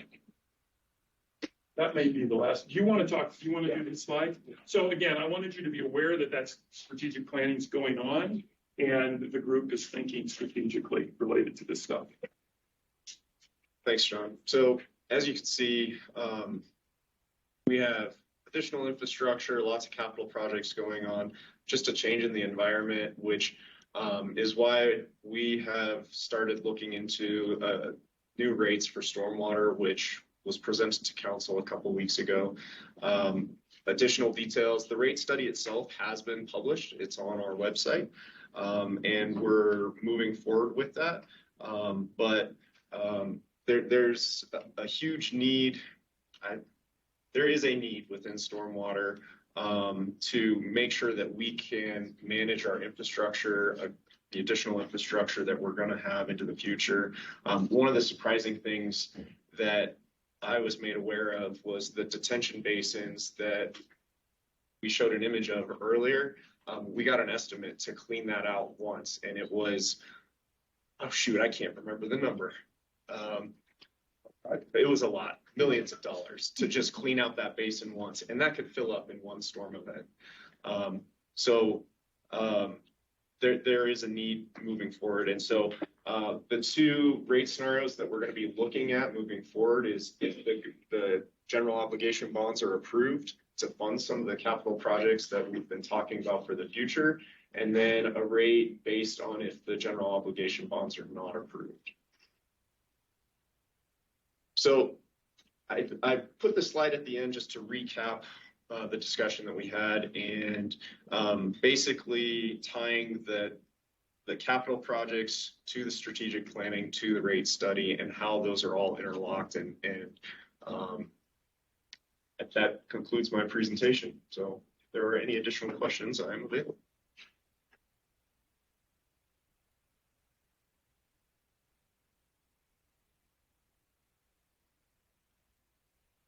Yes, I do have some specific questions. I know we're going more than 30,000 feet on this slide, but regarding the 180 culvert, because we're getting a lot of feedback from the community on this front. Has ADOT suggested ponying up dollars for this? I know they've been good partners with helping with response efforts, but where are we at? Because I understand that's gonna be $8 million, and right now, that's the primary project we're getting feedback from the community. So the funding discussion hasn't really started yet. Like we were talking about with wastewater, it's easier to have the funding discussion or pursue grants when you're more shovel ready. We have some initial concepts that we've developed. We developed 3 concepts. We've narrowed it down to 2. We're preparing to bring those forward for additional discussion with council. And then once we have a more definitive path forward, I think those funding discussions will be a little more productive. But right now, there is no funding identified as far as I know, unless somebody else has better information. So, well, then also with the spruce wash, we're putting what, 26 million with the bond towards that, hopefully. How much more is going to be needed for the spruce wash? I can't remember exactly how much was in the bond election. I want to say it was 20 or 30 million for stormwater. Right there. See, I was in the range, 26 million. Yeah, go ahead, Scott. I'll have Scott. Scott's been working with engineering, who's been working on the feasibility study for us, and we're getting closer and closer to better plans for that. Yeah, good morning, Scott Overton, serving as the Public Works Director. I will just share with you that feasibility phase 2 is now the new focus for Spruce Wash. So original concept was just about $100 million to do box culvert structure from Paradise to Route 66. Clearly way outside of our financial capacities. $26 million delivers the most and the best amount of projects between Killip School and the top of Paradise. So it's not the complete project that we'd like to build as a community for total infrastructure, but I think based on the modeling and the preliminary engineering work and all the concepts, it gets us pretty good ways down the road to address as many problems between Killip and Paradise. It's a compromised watershed. We're never going to be able to fully get to complete comfort that we can build an infrastructure system that will carry it. But I think it's really important to recognize that the $26 million builds really good projects that really do a lot of benefit for that community. And that's really just a limit of what we have for funding at this time. Doesn't mean there might be more work in the future, but there are always improvements that can conclude or continue, but we kind of hit the max at that $26 million number. And I would say Spruce is a little unique when you compare it to, say, Schultz Creek as an example. Spruce is a lot more complicated when trying to identify mitigation measures. So it's taken us this time to develop a plan, if you will, for moving forward with some of those projects. So a lot of our focus and time has been spent on Spruce, and I don't expect that to change. There will be time spent on Schultz Creek, but I think the mitigation measures for that watershed are going to be a little easier for us to move forward with and hopefully have some decent impact. I think Councilmember Shimoni has a question. Thank you, City Manager. And Gary, quick question. We've gotten those public comments in the emails about adjusting I believe the size of a pipe. I want to say along Fort Valley. Do you know what I'm talking about? I see you nodding your head. And if so, can you speak to that? And if there's any plans to address that at all, or just whatever your perspective might be on that? Yeah, that's what we were just talking about earlier. And I did refer to it back on one of these slides. There it is. The Schultz Creek long-term mitigations, the box culvert improvements at Highway 180. We've developed, with the help of a consultant, 3 different options to address that. We've narrowed it down to 2, and we'll be bringing that forward to council for additional discussion, hopefully to narrow those options down a little more, get that detail so that we can start pursuing some funding options. Very good. I appreciate that. Thank you. That's all. I have a quick question, if I may, for Ed Shank, who I think is online with us. Good morning, Ed. Our consultant offered up some nice comments about the importance of human resources and resiliency. And now that monsoon season is kind of sort of behind us, wondering how the stormwater team is holding up. It's been a long summer. We're talking about a lot of projects that have been completed and a lot on the planning table. I thought it would be good to hear from you as to how you and your colleagues are doing. Yeah, thank you, Greg. Hopefully you can hear me. This is Ed from DC at the moment, coming back from a national conference on stormwater. Great question, and I really appreciate it. I think we're holding up pretty good. Definitely some very long weeks during monsoon season, as Public Works and the rest of Water Services also experienced, as well as others. But yeah, we're coming into it pretty strong. Really loving to see some of these projects being completed and started. And I think there's a lot of hope and also a lot of excitement, really, to be honest, in moving this section forward and evolving this section to be something much larger. And sorry for the sound in the background. I'm actually at the airport on my way back to Flagstaff. Travel safely. Thanks for your comments. And I'll just add to that and say, from what I've observed, I think stormwater is physically tired, much as the rest of staff, but emotionally everyone seems to be holding up pretty well, and I think they just love what they do. I hope no one kicks me for saying that later, but I also wanted to recognize Ed. He was going to give this presentation. Obviously, he's out of town, but a lot of this credit goes to him and the work he's done with his team. So I just wanted to publicly say thank you to him as well.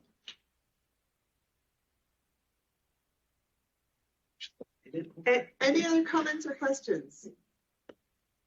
As I'll make one little comment, but our flood insurance rates is something we're going to have to really be pushing and make more salient with our federal officials, because they were not aware really about the fact that now FEMA rates are sometimes even more than private insurance, and with people facing $3,600 a year up front flood insurance costs and the expected increase in risk and costs associated.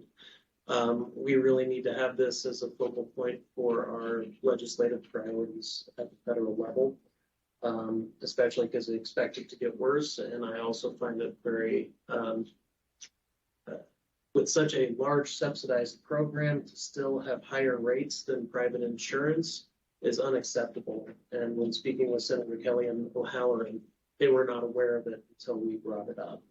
So just want to put that on the radar, because it's up to us electeds to make this a salient issue and make sure other electeds and bureaucrats at the federal level know of the dire situation we're facing for a lot of residents.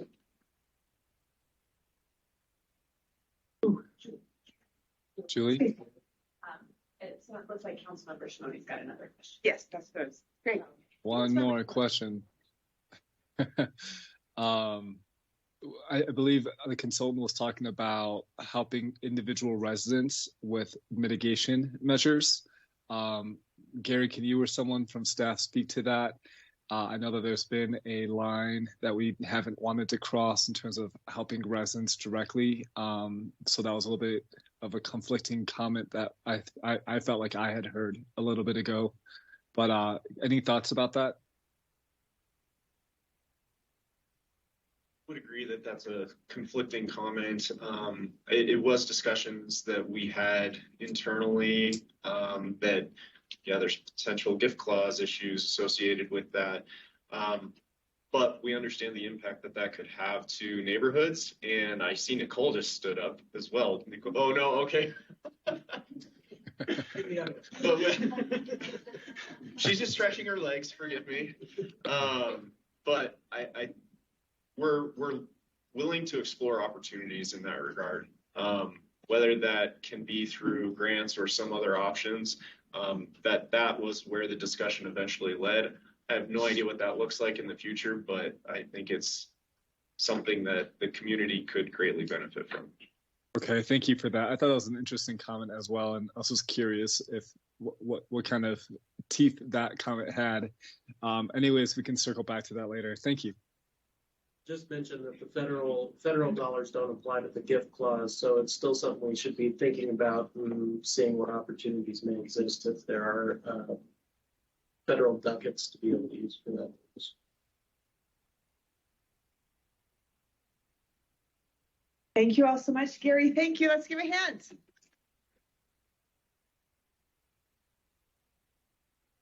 In raising our glasses, our cups, our mugs, our coffee together. And thank you. It's our exercise for the day.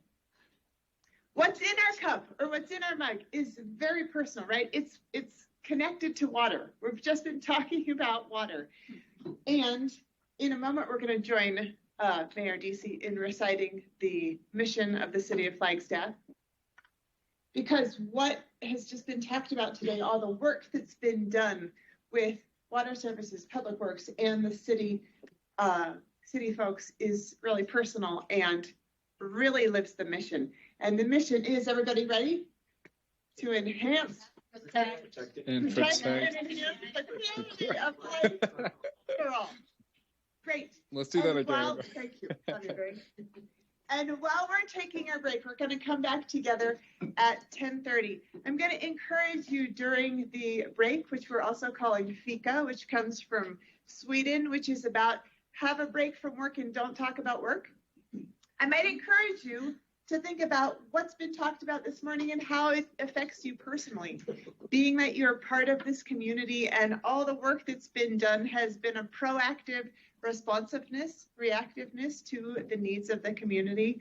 I encourage you to share what you've noticed. I know for myself, when I was walking by what was happening at Pipeline West one day, I was like, look at all this incredible work. I bet you all have stories like that, how you've been impacted by the incredible work. So we'll come back together at 10:30 to discuss bicycle infrastructure. Thank you all so much. There are snacks and coffee in the back. Thank you. All right, everybody, welcome back. So just to re-engage, we've got two wonderful speakers who we'll hear from in just a moment. We've got Jeff and Martin. Who in this room is ever a pedestrian? That's right. Who in here ever rides a bike? This half of the room. Okay, wonderful. So what we're about to address is, not to be forgotten, bicycle and pedestrian infrastructure. Let's give them a hand.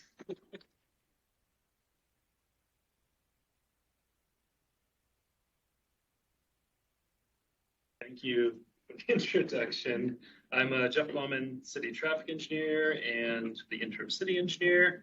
Martin Ince over here is Multimodal Planner. We're going to tag team this presentation. We're still on stormwater. Not on break anymore. There we go.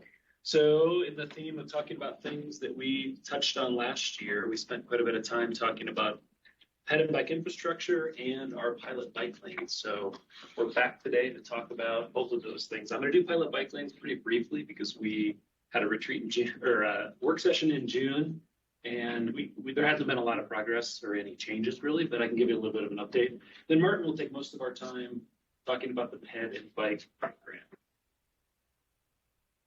So I can see it. Quick background. Actually, this is kind of the outline of my portion of the presentation. So, of course, just last summer we had citizen petition and council approved these pilot bike lanes in July. We hustled to get them in before the winter season. Some of the pieces we installed were temporary, but we did get it in by November. Fast forward to this spring, we did citizen surveys. Lots of public discussion, lots of talking to partner divisions and outside agencies, and then came to you in June to talk about what we should do next. And you said, let's give it another year. And then and that's kind of what we're going to do over this next year, the next steps, collect data and do some more public discussion. Probably be back in June again. It's likely the schedule for us. Jump into a little more detail, but again, we kind of just did this, but I'll go quickly. July of 21, the project was pushed forward. We actually came to you and said, would you like Butler or Beaver? I said both. Thank you. So we did both. And it's actually really, I mean, it was a lot and it's still a lot, but it was good because Beaver is quite a different road than Butler. And that was the experiences we received or the feedback we received from especially maintenance, but from drivers as well. Beaver tends to be more comfortable and work better for most people. Butler has been a bit of a challenge. Of course, that's a picture of the improvements, parking curbs, vertical delineators, which are also candlesticks. We restriped the road. It added a bunch of green pavement markings, the bike lane extensions through the intersection, and those 2-stage left turn boxes. This is why we did the pilot. Again, it's 2 phases. We did a bunch of studying. We collected speed and volume data on Beaver Street and on Butler before the installation. So between July and that November install, and then we did it again in the spring once conditions had kind of settled out. So we did that for vehicles. We did that for bicycles. You remember we counted bicycles before the installation, after the installation. Didn't see a lot of changes with anything, which was very interesting to us. We thought we might see some changes. We talked a lot about maintenance in general, and then snowstorms are a special thing, the toolcat, all that business, you know about that. And then we reviewed crashes. Usually we take a couple of years to look at crashes, but with something like this, we wanted to make sure we didn't install something that we had a big spike in crashes. We didn't see that, so we're comfortable. And then we talked about next steps, which is my next slide. So back in June, this is our direction to keep both pilot installations. We had recommended converting Butler to buffered bike lanes and leaving Beaver as is. That was the Transportation Commission's recommendation and staff recommendation. The Bicycle Advisory Committee said, no, keep them just the way they are, and that's where you went with your direction. We have been out. We've refreshed striping on both streets, I believe. I know Butler's been done. I think Beaver's been done as well. Updated and maintained both installations. It's an ongoing effort to keep those candlesticks upright. If you've driven those streets, I mean, it's almost a daily occurrence that they're getting knocked down. Yeah, it's really hard. We talked about this in June. We have found new types of candlesticks that last longer, but they still go down. And I think we still have another set of those on order. When we get them in, we'll replace. It's just a constant maintenance effort. Let's see, collect data. So this is what we'll be doing next is we'll keep collecting data this summer, and then we'll go through the next winter. Hopefully we know a little bit more. We do know more. We learned from last winter. We'll be a little more efficient this year and report that out at the next time we get together. I won't steal this. I put these together before I knew exactly what Martin was going to talk about, but continue looking at buffered bike lane developments in other areas. So Martin will talk about that a little bit. And exploring a project to construct raised separated bike lanes on Butler. So this is kind of a retrofit. We're looking, and I won't steal Martin's slide there, but he'll talk about that a little bit. He's looking into what it would cost and some extent of doing this like we would do it initially, where the curbs actually move in, permanent curbs move in, and we have a full 10-foot or 11-foot flat surface for pedestrians and bikes. It's a little ways out, but that's probably the same timing as this year. So look for us, if something doesn't change, back to you in June of 23 to again talk about what should we do next with the pilot bike lanes. My portion was really quick, but we just talked about this, so I'm happy to answer any questions or hand this over to Martin. He has a lot to talk about. Councilmember Shulman. Hey, of course I have a question and a comment about this, Jeff, although we've talked about this as recent as yesterday. So really quick comment and question. I figured I'd make it verbal to council so it's not just between me and Jeff, but with the broken candlesticks, is it possible that we just remove those even if we don't have a replacement for them quite yet? I've seen, I think, broken ones, I think almost a month now. And is it possible just to be a little bit more on top of the maintenance in the sense of just removing them at minimum? Thank you. I think that's something we haven't talked a lot about with the maintenance personnel, but I think it is something we could consider for sure. So we maybe keep the candlesticks at the beginning of, I look up because I'm talking to you. We keep the candlesticks at the beginning of the runs, and maybe we could remove a couple of the intermediates. I think we've already done that a little bit to reduce the maintenance, but we probably could do a few more, especially on Beaver Street with the lower volumes and lower speeds and no curves that get us above. So yeah, thanks. We can look into that for sure. I think Sam wants to jump in too, but I'm just going to go through my list really quick. And then Sam, I'm sure you'll have a comment on a few of these, but a I'd like to hear a little bit maybe from Sam about winter maintenance and whether or not we're ready for that with the right equipment. Trash pickup, I'd love to hear a quick update on that approach and if there's been any solutions found about how to best work with the trash and the bike pilots. And then, Jeff, I've mentioned to you that it'd be great to have better paint to indicate at merging points, specifically when folks are coming down Beaver into downtown. You kind of get spat onto the street as a cyclist, and it seems a little sketch, or really sketch, I should say. And so if there could be maybe more green paint indicating that this is a merging point between the bike lane and the car lane, that'd be great. And then education. I know that right now Sarah and the team are working hard on the bonds, and that's great, but I think we need more education moving ahead. And I don't know what it's going to take to pull that off. But and then lastly, Jeff, and you and I have talked about this. Part of the petition that we received spoke about speed. It'd be great if council could have a chance to weigh in on potentially changing the speed as the petition calls for. Anyways, I know I threw a lot out there, but that's my list. So I guess I'm asking if people can speak to winter maintenance, trash pickup. Jeff, if you have any comments about painting at the merging points, speed, education. Thank you. Yeah, I'll pass to Scott or Sam on some of the maintenance stuff, but I can jump in on a couple of the others. End of bike lane markings, that is something you and I talked about, and I've looked at it. It's actually marked and signed the way it should be done, but I know you're asking for something extra and a little different there, and we can work on that. We can look into it. Patrick, but it is. I have not looked at this. I'm sure it will be approved. I was thinking this one was completeness. Sorry, I'm all over the place today. Clearly, I will look up. So we can continue to fine tune that end of bike lane markings. I think we did talk about speed limits on Butler at the work session in June. We had a couple of slides that talked about the before conditions and the after conditions, and we saw the speeds hadn't changed. So our recommendation was to keep the speed limits as they were. Education piece, I don't have a lot on that one. I may have looked to Martin a little bit. And then I'll hand it over to Scott for the couple of maintenance items. I think I hit them all, or all of mine. Mayor, Council, I can jump in here. This is Sam Beckett. I understand. All right. Hey, just a quick touch in on the snow maintenance process. We expect something similar to what we saw last year, a reduction in 3 citywide snow routes to support these bike lanes. Even with the additional toolcats, it does take us pulling operators off 2 of the existing routes within the area. So it would be within the downtown area. It's going to see a reduction in service to enhance that service. It'd be very similar to what we saw last year.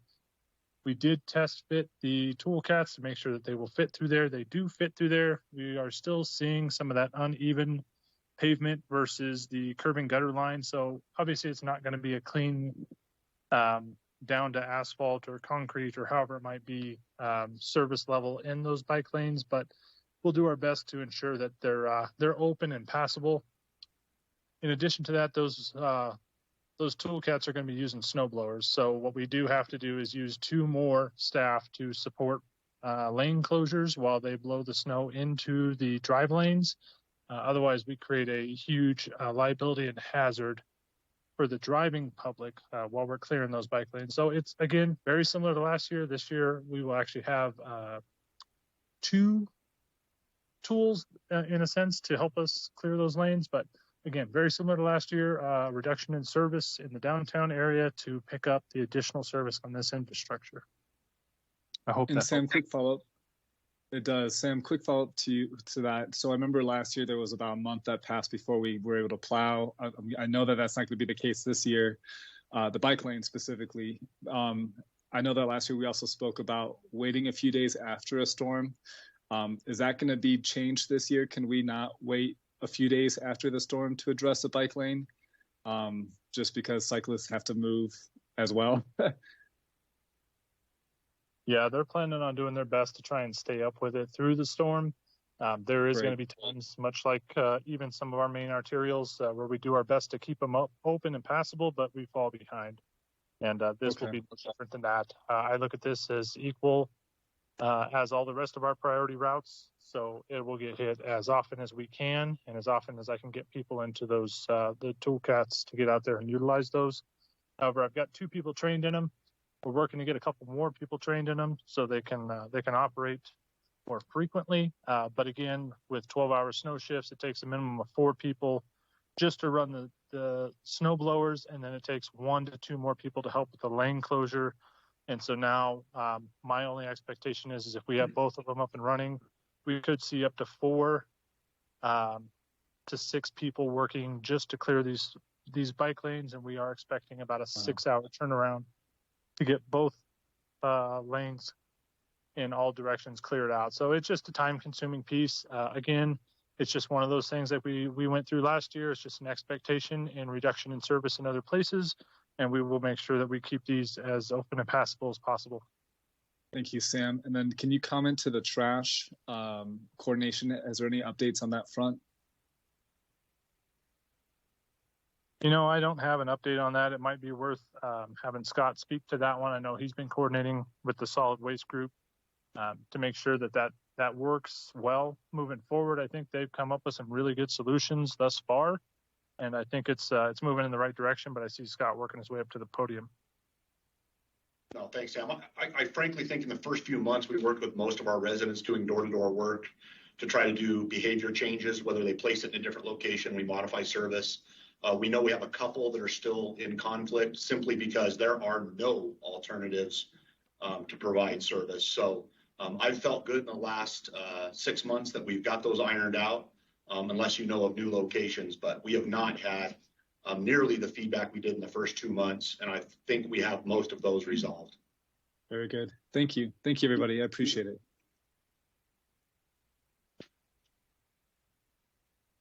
Yeah, thanks. Quick question back to you, Jeff. Back to the candlesticks. I thought what I heard in Councilmember Shimoni's question was, could we go in and remove the candlesticks that are breached, that are now down, and some of them are protruding into the bike lane? I know we have the better candlesticks on order, and we're all looking forward to that. But what I understood the question to be is, could we remove the ones that are bent? An immediate maintenance question. Yeah, I think we can. We just need to get some priority to it. We can take care of that. Thank you for that. And Councilmember Shimoni, I hope I was accurate in restating your question. 100%. Thank you, City Manager. I really appreciate that. To clarify, I ride on Beaver, and there are a few that it's definitely a hazard. And the merging paint on Beaver, I think that would be helpful going into the downtown as well, if we can figure that out. I have seen some near misses just on my road. Yeah, it's an interesting spot because of the speeds. Mm-hmm. The bicyclists are nearly as fast as the cars, or faster in some cases where that merge ends. Yeah, so it's, for people that aren't familiar, we have the protected or separated bike lane, and then we come into the downtown area where we have on-street parking, so there's no dedicated or dedicated facility. I don't know if we can mark it better. I don't know the solution, but I would agree. We can try something different. Yeah, there's something out there.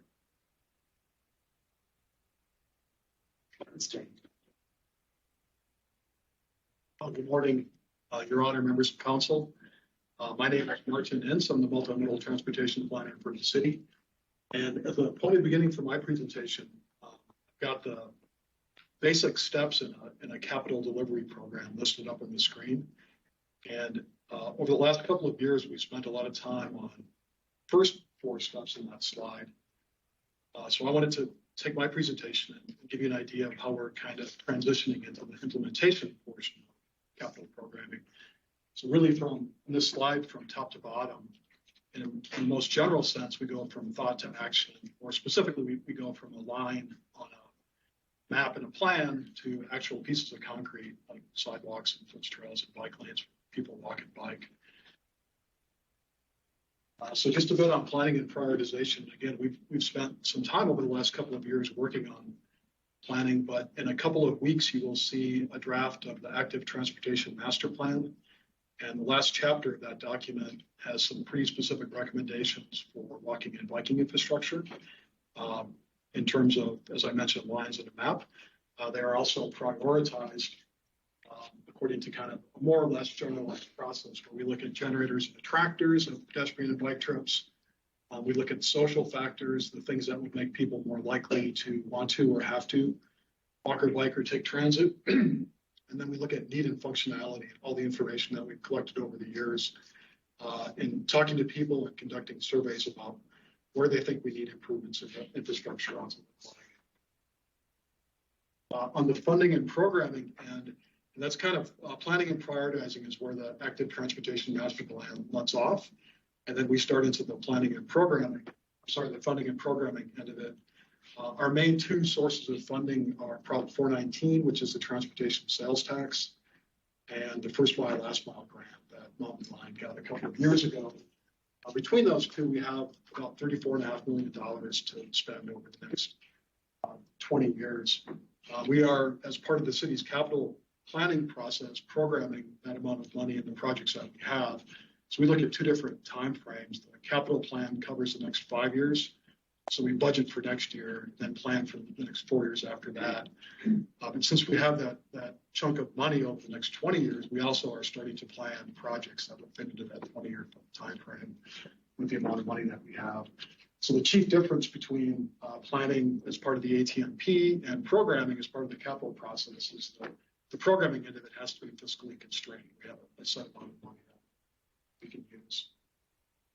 So with that, I'm going to kind of transition into the things that we're doing to start implementing projects as kind of the follow-up to all this planning work that we've done. The first one I'll talk about, I think we've talked about before, but it's the first mile, last mile grant that Mountain Line received from Federal Transit Administration. We are using that money in support of projects that are for walking and biking, but support transit. Because of the program rules, the projects really have to be within existing right-of-way. So we are considering missing sidewalks where we want enhanced crossings and bikeways that are contained within the right-of-way and the roadway is kind of the main three project categories. We have been working with Mountain Line to develop a list of projects. All of them are taken from the ATMP, so we're not creating new projects.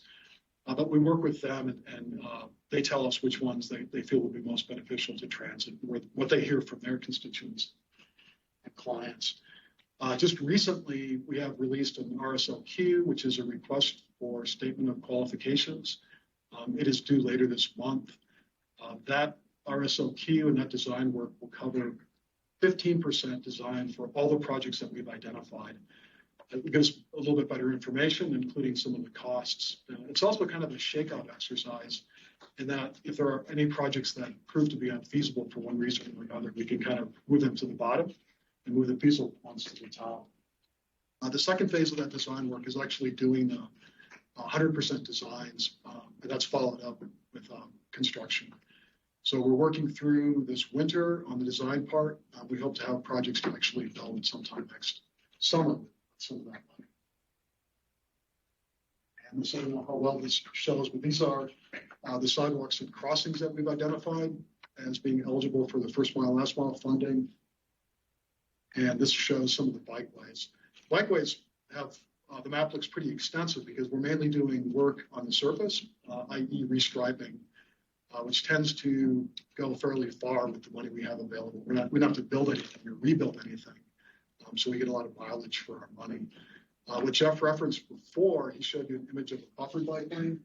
And in this image, streets that are candidates or are possible for those buffered bike lanes are shown in purple. Next piece I'll talk about is a sidewalk infill. This was part of the missing sidewalks that we identified, but these are all fairly short sections, usually under 100 feet in length, where there are sidewalks on both sides, and then typically just a dirt goat path across the middle where there should be a sidewalk. So we identified a handful, found money for it, or took money for it out of our sidewalk pot of money. and then included it with the city's road repair and street safety. So as part of the project delivery for road repair and street safety, we've been building a series of infill sidewalks. We actually started last year with some infill sidewalks and are continuing this year. And I'll skip ahead to the map. Again, I don't know how readable this is, but the red ones are all the potential ones for the future, and the blue ones are the ones that have already been built. And I do want to go back to this slide and just call attention to that image on the right-hand side of the slide. That is a short piece of sidewalk that we built between the Flagstaff Bordertown dorms and Thorpe Road. As you may know, all the young people who stay at the Bordertown dorms during the school year attend Flagstaff High School. So twice a day they walk from the Bordertown dorms over to the high school, and they cut across a short section of what I think is technically part of Thorpe Park, but it's kind of an odd corner. And for a number of years, they had used a dirt path to make that connection.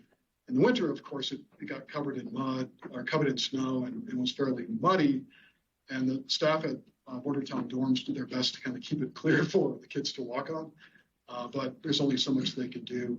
So that was one of the sidewalks that we built. I think it was probably 150 or so feet, not a significant section, but it tends to be fairly well used at least twice a day when Flagstaff is in session. And I think I'll editorialize here for a moment, but I think we tend to think of transportation projects in terms of very grand gestures like overpasses and interchanges. But I think this reminds us that a lot of the most meaningful projects we can build are those small gestures in just the right place and at just the right time that actually serve what people want. We do need to, if we can do 15 of these, then we make a really significant difference. It adds up to the impact of one interchange. End of editorialization. Thank you. Next set of projects, I guess, is we're working on a couple of scoping or 15% designs. And again, the purpose of a 15% design is we get a little bit more information about the project. We get a better cost estimate to see what it will cost. We identify fatal flaws, or if there's something about the project that just doesn't allow it to go forward. We know that early on. So we've got a couple of them going now. Either we've hired an engineer or a designer for them, or we're in the process of doing it. We've got 3 listed here. The first set are protected intersections at Beaver and San Francisco along Butler. And really, our main intent with that is just to see how a protected intersection would fit over that existing intersection. We don't have any intent to purchase new right-of-way or take out houses or buildings as part of it. We want to see how that fits in. And the second part is it gives us a good cost estimate for what these things cost. So as we plan them moving forward, we have a better idea of what to expect. Second project is the one that Jeff mentioned in his presentation, and it's the kind of the continuation of separated bike lanes along Butler, and specifically the idea of moving the curb out and raising the bike lane to the level of the sidewalk to provide that as a form of physical separation for that bike lane. And here again, our intent is to get a better idea of what issues we might face, if that's a feasible project, and what it might cost. And I think that cost estimate will be especially useful because if we want to plan these things in the future for other streets as part of grant projects or other capital projects or for whatever, it gives us a good idea of what we're looking for. And what we're looking at is a general cost estimate. And then the last one is a bikeway concept that I'll show you a map of it here in a little bit, or at least part of it here in a minute. But it's intended to be a parallel route to Milton along the kind of between Milton and the NAU campus and kind of a narrow border, and provide a really direct, fast way for bicyclists to make that connection along that side of the road without either having to cut through campus or to use Milton Road. And of course, in the spirit of our work here, pedestrians can use it as well. We don't limit it to just bicyclists. Although it'll be a little bit longer, so it'll be a long walking trail. Next set is what we have in the capital plan is kind of pure bike and ped projects. And this is where we've identified projects, we've identified money, and we're beginning to move forward with design and construction. So I've got a few of them listed here. One is the Schweitzer Canyon Foots Trail.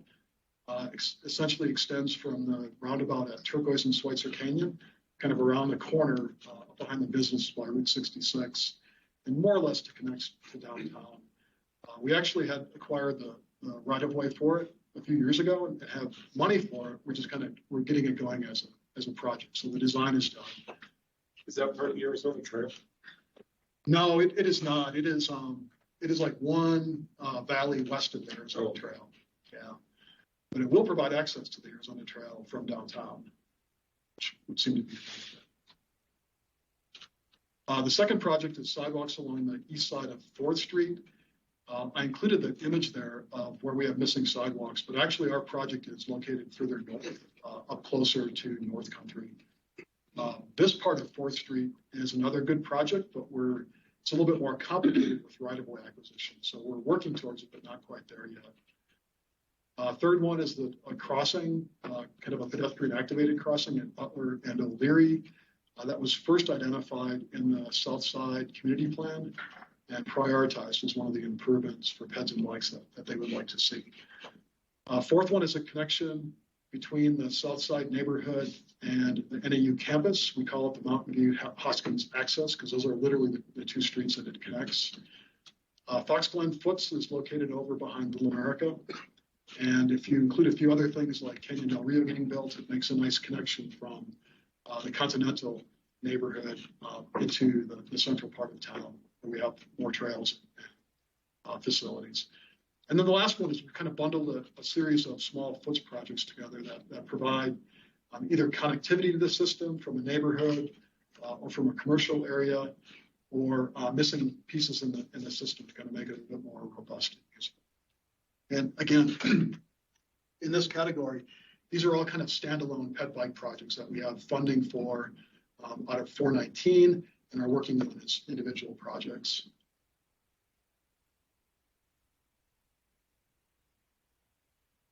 And then the last category I'll talk about is ped and bike facilities that figure prominently in other capital projects that the city is delivering. Or at least they figure prominently in my mind. And I think we have opportunities here to make some really good connections and build some nice facilities as part of these other projects. The first one, of course, on the list is the Lone Tree Overpass, which helps us extend bikeways, builds a separated intersection, and provides some nice foots connectivity. And I'll show you a map of that in just a moment. Second one is Butler improvements. And here we refer to the east end of Butler, generally between 4th Street and Little America, or I-40, which is a capital project that is scheduled to make a variety of improvements to that corridor and to the intersections along the way. The third is the downtown mile, for which the city just received a substantial grant. There are a number of good bike and ped facilities that are included as part of that, including a few underpasses of the railroad. And again, if you wait just a moment, I'll show you a map of kind of what that might look like.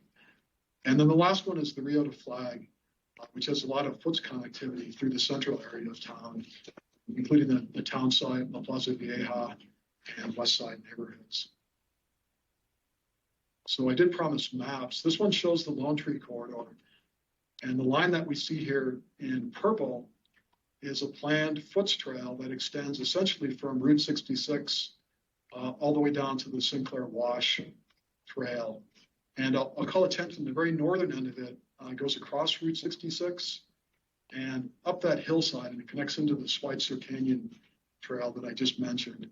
It's much easier for me to describe that connection than it actually is to do. There's some businesses there now and quite a bit of topography. But if we can make that happen, that gives connectivity for this trail in Route 66 and really downtown and NAU as well, all the way up to Buffalo Park via foots with only having to cross major roadways in a few places.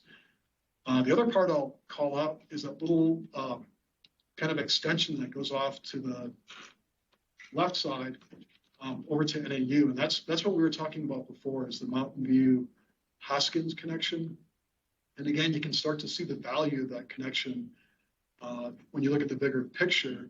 That provides a way onto campus on the east side of campus, where most of campus access there is blocked by the cemetery. Although students certainly find a way through the cemetery to get to their classes. But this will give them a formal way to do that. And because it connects into that Lone Tree Trail, it also connects up to the Route 66 trail and down to the Sinclair Wash Trail as well. So really for that part of town and for those neighborhoods and for campus in that area, that provides a really nice set of facilities or ways to get to campus and around that don't necessarily involve being on the street. So it's a foot trail you're completely separated from the street. And then here's the second map.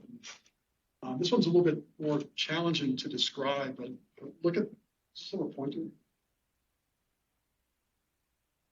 I don't believe so. Okay. That the central area that's shown in the diagram. That's kind of the connection of all those purple lines is just south of City Hall.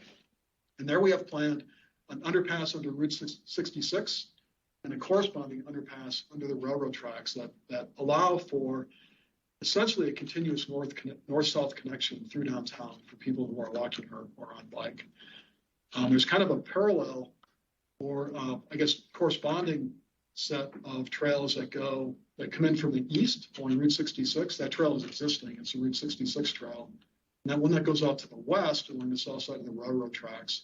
So really what we're forming here is kind of a major intersection of foot trails or ped bike facilities in the heart of the city downtown that extend people in the four cardinal directions. So you can go north from there, you can go south, you can go east or west. The one that goes along the NEU campus, which is shown in blue, just to the left side of it is the Milton Bikeway that we talked about. So again, it kind of skirts that fringe between campus and Milton Road. And then I'll mention the one that goes off to the left that kind of leaves the page. Again, there are some complications in the alignment for sure, but there's a potential to connect that all the way out to the trail that connects just back here. So for example, it would have been a very pleasant ride to come from City Hall out here were that trail in place someday. So the last thing I want to talk about is grant opportunities. And we can be candid here. We're kind of playing catch up. Here, the federal surface transportation legislation known as the Infrastructure Investment and Jobs Act was signed into law late last year. There are a number of grant opportunities that are kind of rolling out. We see notices for them on a regular basis. We are a little bit behind with kind of understanding what that could mean for the city, but we are working with our colleagues at Metro Plan to help identify how those grant programs work, and more importantly, what projects would make good grant applications. And I say we're a little behind. Not everybody at the city is behind. I think the grant that we got for the downtown mile, for example, is from this infrastructure act. So we are already taking advantage of it in a fairly big way. I think as we move forward, the things that we can do to prepare ourselves for that grant funding is to, again, work with Metro Plan and identify what those programs fund and what projects we have that might fit in. And I think there's a difference here in this infrastructure act as compared to ones that we've seen in the past. In that in the past, ped and bike projects have been fairly small scale. And by that, I mean like $500,000 or $1 million. It doesn't seem like that's very small scale, but it kind of is. And now I think a lot of the grant programs are really intended for projects that are more in the range of $5, $10, $15 million. And the downtown mile one, I think, is for, Greg, correct me, but it's upwards of $30 million. Yeah. Yeah.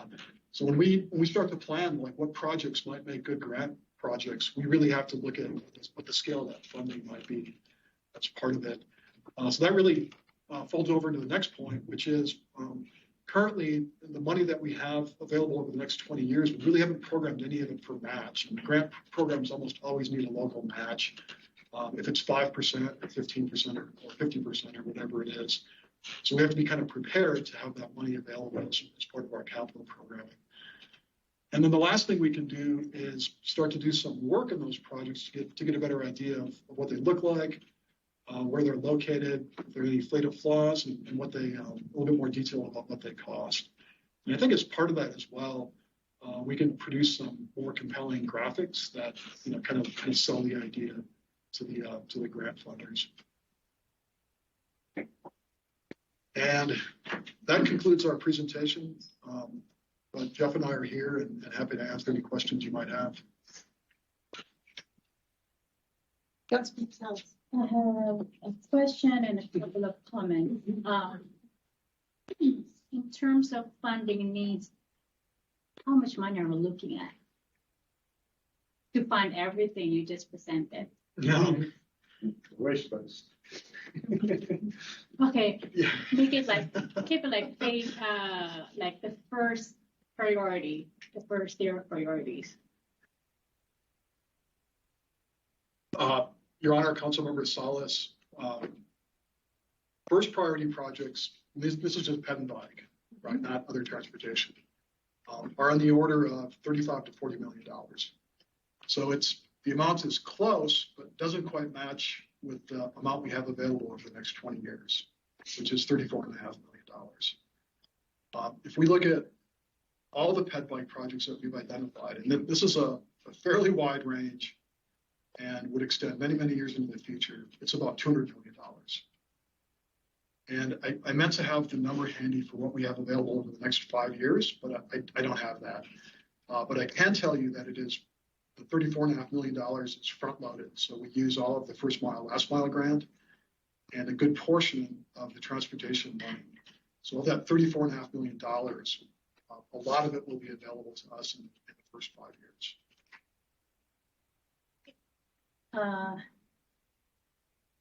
Since I attended the Rural Transportation Summit a couple of weeks ago, let me share some good news for specific to the grant opportunities, because this opportunity will open up summer of 2023.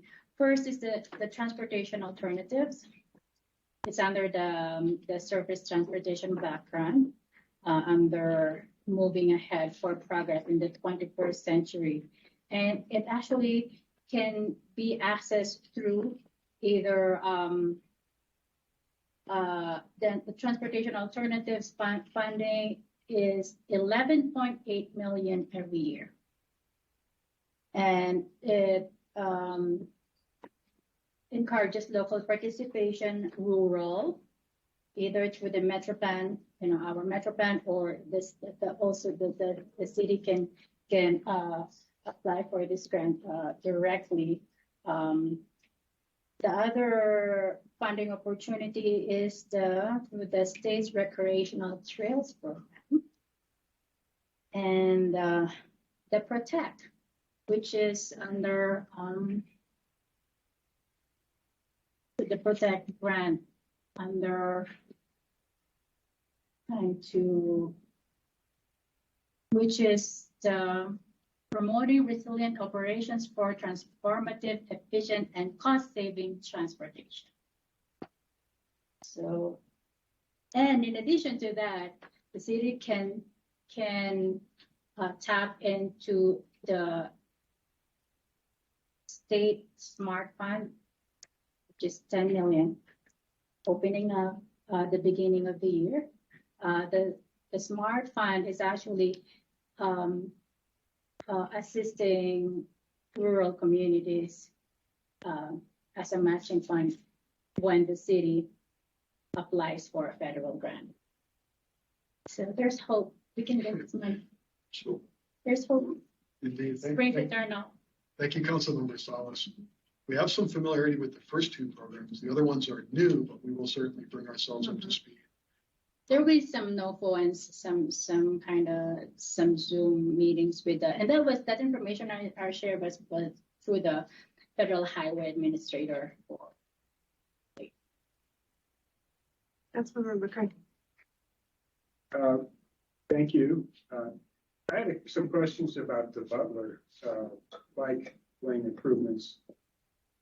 The basic idea of this whole thing is to keep uses that are incompatible or partially incompatible away from each other. In other words, keep the bicycles separated from the cars, right?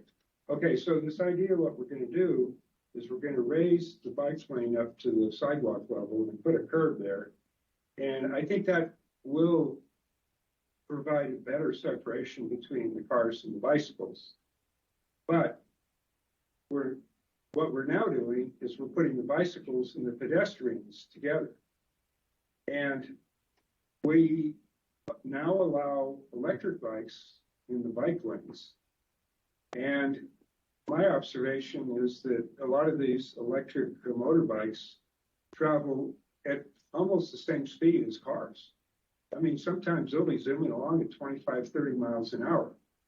So in this plan, we'd be putting, very fast electric motorbikes in the same lane as pedestrians. So I guess my question is, was there be any protection of the pedestrians? I mean, from something like a white line or anything, because I'm concerned about accidents between bicycles and pedestrians. Before we had electric motorbikes, bicycles tended to go about 15 miles an hour, something in that ballpark. But now they're going about 3 times that fast. And so I do have concerns. Any comments, Martin or Jeff? Councilman McCarthy, can I reply to you directly? Sure. I think there might be a misconception there. The class of electronic bikes that we allow on our foots are rated to, I think, type 1 or type 2, which are usually speed capped. And Martin, you could probably speak more to the specifics on what those speed caps are, but we're not allowing motorized vehicles that can go the speeds you're talking about on these spaces already. That might be true. But point remains about how do you separate. This was another conversation that came up in Vancouver when I was at this downtown conference. And of course, that's a city that has really good bicycle, pedestrian, car interfaces. And I walked everywhere in that city, and there were a lot of mingling of bikes and pedestrians, and it just really wasn't. There was a good discipline around it. Folks just knew how to sort of coexist, and I think we can achieve that balance pretty quickly once we start having these amenities in place. It'll be a quick adjustment for everybody involved. I hope that's true. So, I think this is good that we're having the discussion. Jeff and Mark, do you have any other further comments? That's a good comment. Thank you, Austin. I'll make 3 comments.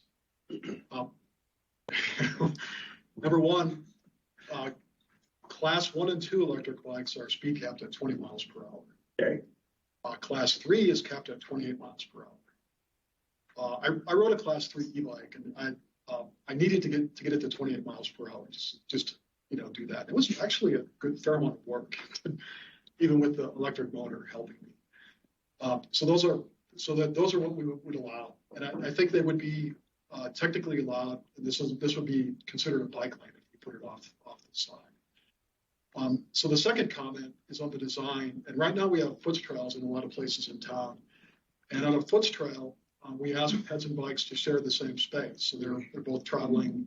They're more or less directional, like a roadway on each side, and we ask people to stay to the right, and bikes need to be cautious about how they pass pedestrians. But by and large, peds and bikes, and I think this is to Council Member Aslin's experience, do a pretty good job of working things out amongst themselves. The speed differential is not so great, their numbers are not so great that it's easy for them to kind of find their own space and to find courtesy and not have negative interactions or actually get into crashes. On the types of facilities that we're talking about, we are literally putting a bike lane next to a sidewalk, and we expect those 2 facilities to be separate. And there are different ways that we're kind of looking at now and how to market and sign it to kind of enforce that separate nature. But we want to have a 6-foot sidewalk where pedestrians can have their domain and go back and forth, and adjacent to it, a bike lane that is directional. So with signing, we would enforce that, and there would be either some type of a stripe or a texture in the middle between the 2 to indicate which side is which. And I think the best place to see that now is on the NAU campus, that main campus spine. I've seen that. Has the bike portion of it in the middle and the pedestrians on the outside. There's kind of this grooved texture between them. They're also different colors of concrete, which I think helps. So we're kind of exploring some of those design details. We have had conversation at both the city's bicycle advisory committee and the pedestrian advisory committee. And we specifically wanted to ask the pedestrian committee about this kind of arrangement. Do they feel, like, what do they see as the potential issues? Can those be mitigated? Can we have a design that is compatible with all those uses? And you know, based on that conversation and based on experiences in other cities, I think that we can find that. We can find that compatibility. There are, of course, some design details that have to be worked out, but we're beginning to work through those. So just in summary, I am supportive of this trial for a raised bike lane. Yeah. And I think we can make it work. And I'm really glad to hear that some of these ideas that you just mentioned, I won't go over them again, are being thought of and incorporated. So I think with those, but if we didn't go through those little details, it could be a problem. I think if we go through the details, it's workable. So thank you for your comments, Mr. Aslan and Martin. Thank you. And Jeff, you didn't say a damn thing. I have 3 points also. Councilmember Shimoni. You know, I think Councilmember Aslan might have had something that he wanted to add. I do. Thank you, Adam. Appreciate it. So, Martin, great presentation. I would like to go on a walking tour or driving tour to see some of these sites with you in a car sometime. If you can make the time to do that, I'd really appreciate it. Maybe others among us would join you to utilize your time better. If we could get that set up. I really enjoyed seeing these things on the ground.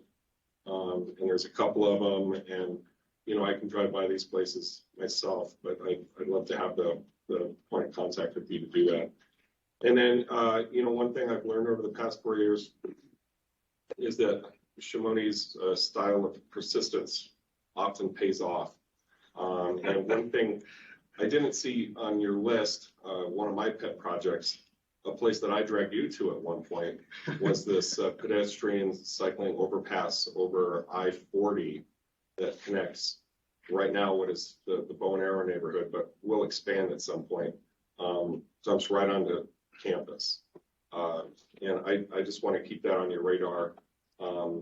Not exactly a cheap project, I imagine, but if the right opportunity comes along, it's a really good spot for connectivity. Just wanted to throw that out there again. Keep it alive. Can I follow up and ask some questions real quickly? Yeah. You know what that reminds me of is at Mill Avenue. I think it's roughly at Mill Avenue over Highway 60 in Tempe. There's a pedestrian bicycle bridge, and it gets used. I think that'd be a great project. Again, it's kind of expensive. Thank you. As a resident of Ponderosa Trails, I just know very intimately that it's very difficult to use a bicycle and get into the main body of Flagstaff. And I don't mean to be prescriptive, but I see that as a great area to just create that additional connectivity and usage. I know you know about it. I'm practicing my Shimoni here, which is a segue perhaps, and Councilmember Shimoni's question. And it looks like we have time for one more question or comment. Councilmember Shimoni. Okay, that's yeah, just enough time to let me speak for 10 minutes. I'll try to be quick. Councilmember Aslan, I love your idea of the visit, maybe a bike tour more than a driving tour, but regardless, I think a tour would be very helpful, and I'd be definitely happy to sign up to join that event as well. Councilmember Salas, love the ideas and the new opportunities with the grant funding. Thank you for sharing and your leadership. Councilmember McCarthy, I think you bring up a good point about the separation, and communities who are ahead of us in bicycle and pedestrian infrastructure do separate the two and have clear separation, you know, whether it is paint like Martin said or something. But I think your head's in the right place, Councilmember McCarthy, so thank you for bringing that up. You know, going back to Councilmember Aslan's comment about the Shimoni approach in getting things done. I want to also raise that there are 7 miles left in connecting the holistic network along our highest priority travel routes. And as much as I love Councilmember Aslan's idea about the bridge and that connection point, our highest hierarchy of travel is still not connected, and we have 7 miles left to connect. So Council, we still have work to do on that front. So I just wanted to raise that. Martin, quick question for you on the grant opportunities. My understanding that someone brought to me recently was that we need to be a Vision Zero community to be able to apply for a lot of that grant opportunity. Is that, do you know about that? Your Honor, Member Councilmember Shimoni, I don't. I think we need to, that's one of the things we need to get caught up on. I know in some of the conversations we've had with Metro Plan, they've talked about that, but I don't know exactly what it means at this point. Okay, so I think we need to figure that out. And Council, we're going to be having a big, loaded, fair discussion on this topic. That is going to be my fair in October, and we'll be talking about Vision Zero and whether or not we want to start taking steps in that direction. So I'm very excited about that.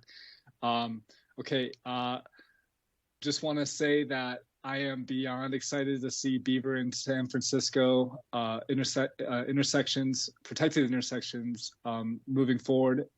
Just so grateful and so excited about that. Really makes me emotional, and it's 2 of our most dangerous intersections. Crash data backs it up, and so that's really, really exciting to see that progress. To Sam Beckett and our maintenance team, I think the Butler elevation that, Jim, you were talking about will address the maintenance concerns in terms of efficiency. We can't be building these thin bike lanes that need to be maintained throughout the winter. We have to do 8 feet minimum to allow a pickup truck to be able to plow through with ease moving forward. So the Butler enhancements, I think, will go a long way. Martin, on the list of projects you mentioned, I didn't see 4th Street. Is that still something we're looking into design work for, right-sizing 4th Street? I think I'll have to double check to be sure, but I believe 4th Street corridor in terms of bikeways is included on the Mountain Line, first mile, last mile list of projects.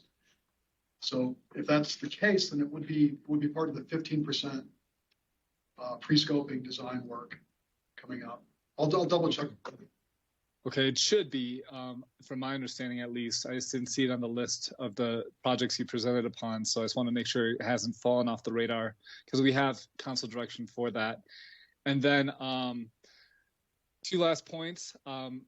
In speaking to many communities across the nation and in Canada, parts of Canada, they all say that buy-in is tremendous. So thank you, staff. Thank you, Mayor and Council. Thank you, everybody involved. Your buy-in is critical in seeing these efforts through and addressing our climate emergency through transportation mitigation like this. And then lastly, Martin, as part of the discussion here on budget and city manager especially, I just wanted to mention that I think that I'd like to see us council discuss transportation demand management managers in this budget cycle. Martin, if you can speak to those positions and how those might benefit you. I'm thinking ideally 2 positions would be beneficial for the team and for Martin in the implementation of the ATMP. But other communities who are ahead of us, Missoula, Boulder, have large teams, not just a single Martin. But I'd like for that to be part of the conversation. Martin, any comment on that? 2 comments. One, Metro Plan is hiring, has opened a new position that is travel demand management manager, so TDM coordinator. We need to work with them to kind of see what duties they have and how we can kind of take advantage of that to the city's advantage. The second one is we really haven't thought about new FTEs or what positions there might be in any detail. And I think we'd want to sit down and kind of have those conversations amongst a couple of departments or divisions to figure out what's most beneficial. Okay, so I'm done, and I'll just say that maybe before the next budget cycle, we can have those conversations. And with that, a round of applause. Thank you. Thank you, everybody. Excellent, fantastic. You can see, if I'm standing here hugging you, that means cut it off. thank you both so much. And it really seems like we were just talking about the arteries, the veins of Flagstaff, right? Connecting the communities. If you would like, we have about, we're going to have lunch at 12:30. So within another hour, if anybody is feeling so inclined to get up and do some squats to get your blood pumping, please feel free while I introduce the next team. So the next team, what do police and fire have in common? Safety. Badges. Yeah. Safety, excellent. So, perfect. So that is our next topic, which is public safety infrastructure update. And we have, please come on down.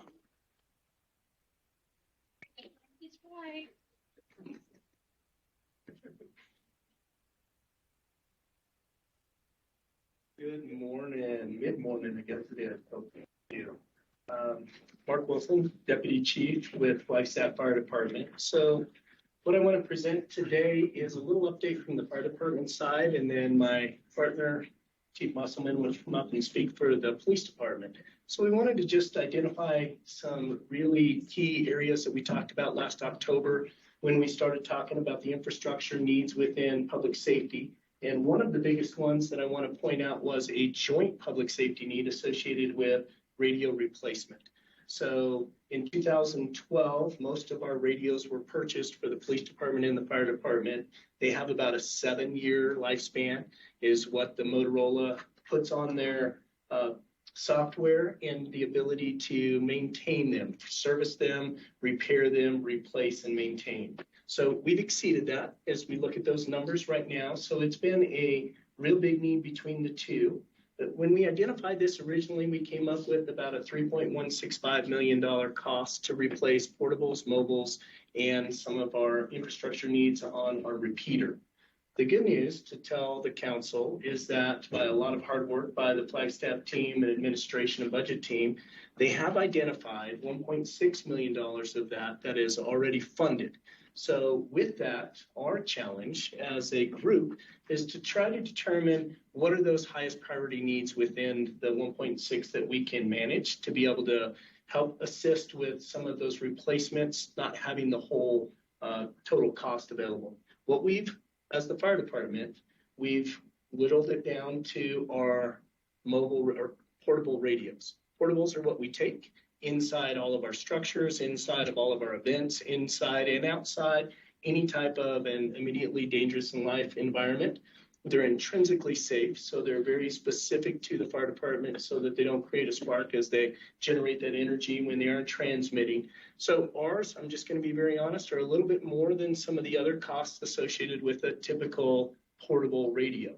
But with that, we've estimated that we've got somewhere in the ballpark of about $800,000 worth of replacement needs for the portable radios. Now, we've got to work within our ability and our capacity of the 1.6 with the police department, and we've also identified public works. Just to put it in a general perspective, and Chief Musselman, you can support me on this, we have about 700 users between the fire department, the police department, and all of the public works, streets, and all the other facilities.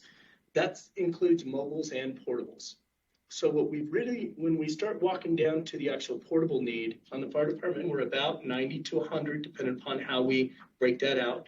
Police department, I'll let Chief Musselman speak, but it's about 150, but they've replaced about 12 over the last couple of years. So we're close to that 140 timeline. So just between the two, we're close to 230 to 240 portable replacement needs. That doesn't include the other side. So that is something that we're working with our internal teams. We're working with PD, with Public Works very closely to identify opportunities to purchase in bulk.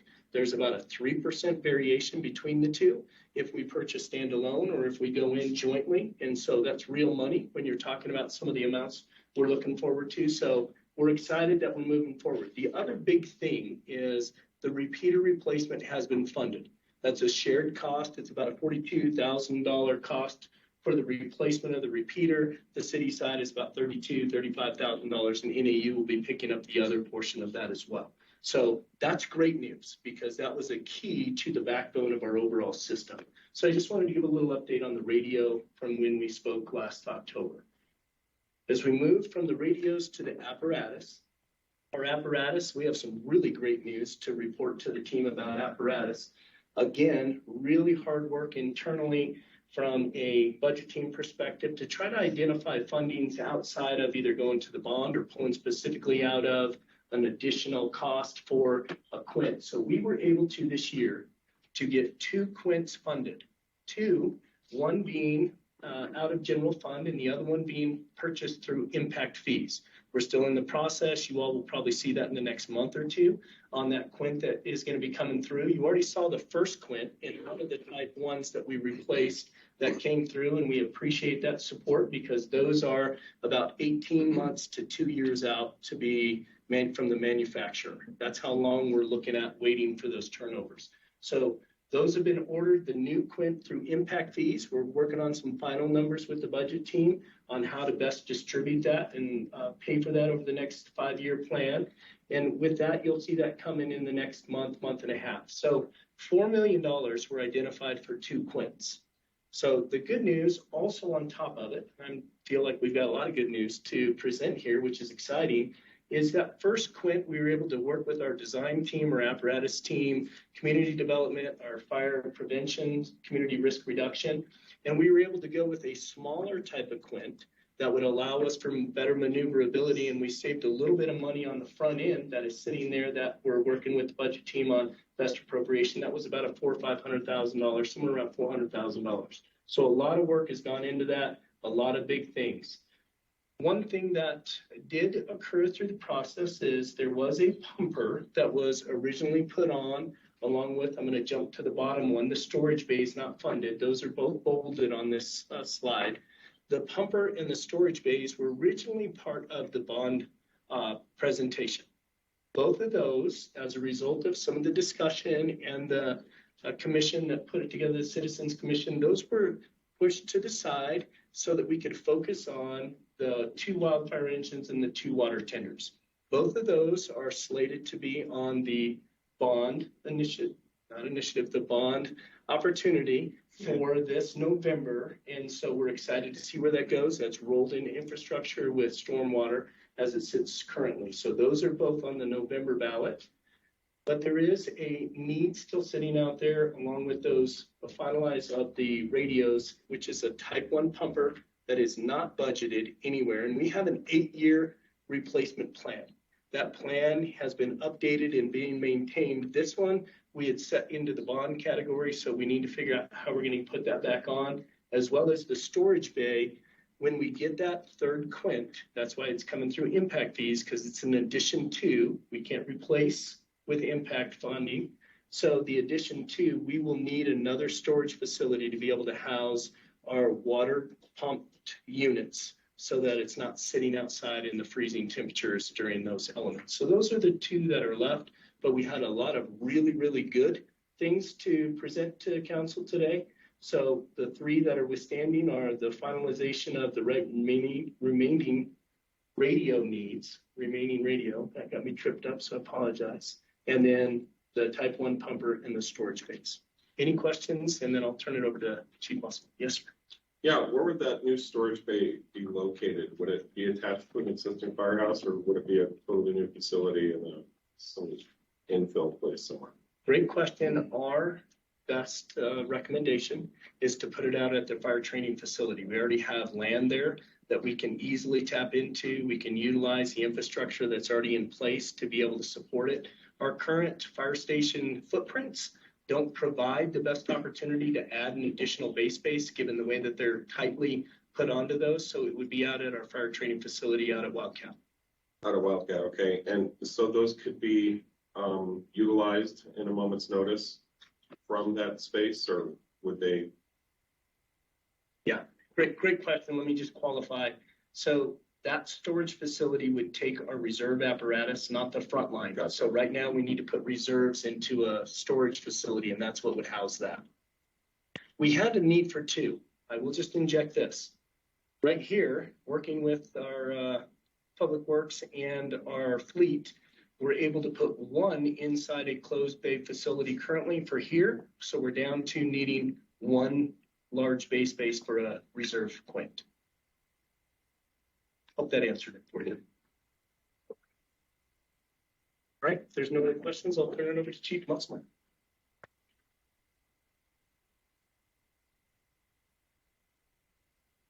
Good morning, Dan Musselman. I serve as your police chief. So we were pretty successful with our budget team last year, and our stuff are not in the millions of dollars, but no less, we felt pretty important. First thing we were able to do with last year was expand our evidence vault. This is the vault at the police station that holds firearms, drugs, money, important things, and we've just ran out of space over the years. So we use development impact fees to expand that. As our population increases, we take in more evidence. So it was a good revenue stream to use for that. We replaced the carpet in our detective and dispatch division. It was getting pretty worn and was becoming a risk. We replaced 4 of our regular police gasoline vehicles with 4 hybrid Explorers. That cost us roughly $152,000. We replaced our bulletproof helmets for our officers. So under a military surplus program, we had helmets issued to our officers, but they were only shrapnel proof. They weren't bulletproof. As we were seeing more protests and stuff, we recognized this was a need. It came from our Officers Association. We spoke to City Manager's office. We were able to fund that. So that was also great. We also replaced the helmets on our SWAT teams. These are a little more expensive because they have to account for radio headsets to talk through and the camera mounts. And then we got our SWAT team replacement bulletproof vests as well, as their last ones were out of warranty. Some of the things we have in progress or pending, our evidence warehouse, the gate was malfunctioning and the opener was broken. This was pretty embarrassing to us as we would impound vehicles. We had people breaking into the impound yard and stealing car stereos out of their vehicles as they were impounded. So we recognized that as a need and needed to get that taken care of. We purchased Axon virtual reality training equipment this last budget year. That is on order, and that'll help us to train more people more efficiently and actually give members of the public an opportunity to be in the shoes of a police officer and go through scenarios. We're looking at replacing 10 of our mobile data computer terminals. These are the computers that are in the police cars that the officers use to get assigned calls for service and to type their reports. We purchased 1 electric Ford Lightning vehicle. That is going to become our new animal control vehicle, so you will see that out and about. This says 4 hybrid police interceptors. We're actually purchasing 10 that will be coming before council here next month. 10 of those for the cost of roughly about $500,000. We're looking at updating our mobile incident command vehicle. This was a vehicle that we received, DPS seized it as a load vehicle on the interstate. We received the vehicle for no cost to the city, but it's going to cost roughly about $80,000 to turn it into an incident command post. This motorhome will be able to go out on major scenes. So instead of driving victims and witnesses to the police station to interview them, we'll be able to interview them there on scene. Also, it helps get our personnel out of the weather during inclement weather situations. This will go out to like fatal collisions and major crime scenes. We're also trying to replace our warehouse refrigerator. This also is an expanded service. We're taking in more evidence, and law changes have now required us to keep certain biological evidence for a longer period of time. So we need a place to store it and store it off-site. And then what Deputy Chief Wilson talked about, the mobile and vehicle replacement radios. Our internal estimate for ours is roughly 1.5 million, but we do need to prioritize that. We have identified the replacement for the microwave tower. That is the biggest priority, so that's in progress. But the mobile and vehicle radios, we just have to prioritize. Like some of our radios are better than the ones in public works, so it might make more sense for us to hand those down and not order as many new ones. But it's just a lot of work, a lot of stuff to work through. So with that, I'll take any questions anyone may have.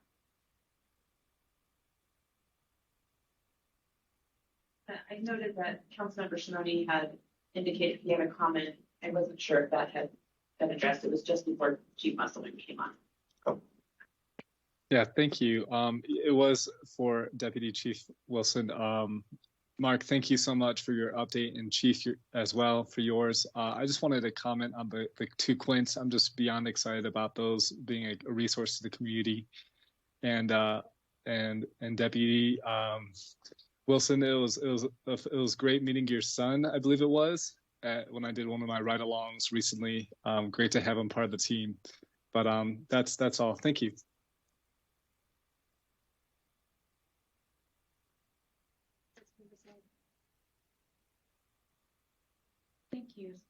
Thank you, Chiefs. In addition to the in progress or pending, any other items that we need to fund? I know there are, but off the top of my head, I don't have those right ready. We have some other ideas in the works that we're working through the city manager's office with for improvements in the downtown area, but those are still being vetted. But every budget year we have new requests, but right now we're doing pretty good. I guess stand by for the next budget retreat when we actually hear from departments in terms of their dollar amount requests. I just want to take this moment to lift our department and in partnership with the community college and the sheriff office in setting up the police academy here in Flagstaff.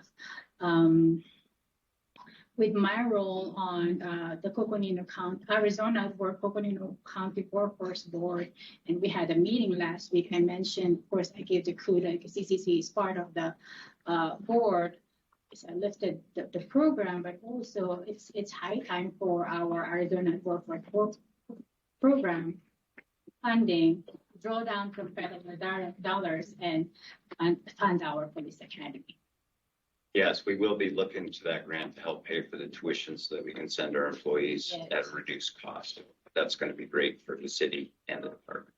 Well, there's also funding for childcare and funding for housing that's kind of right into the workforce budget. Good news. Great. Thanks for sharing. I think Councilmember Shimoni was there just a moment ago. Oh, I got nothing else. Thank you.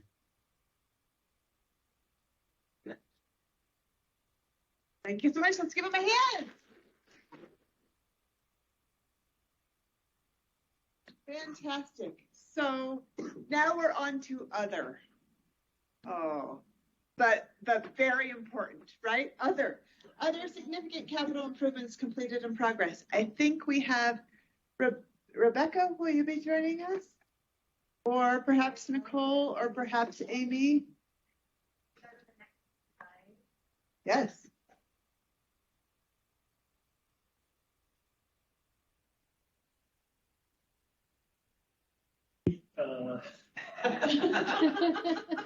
Stock slide? Yeah, this was kind of a stock slide. Remember, I added some images because it said add images. Right? It's true.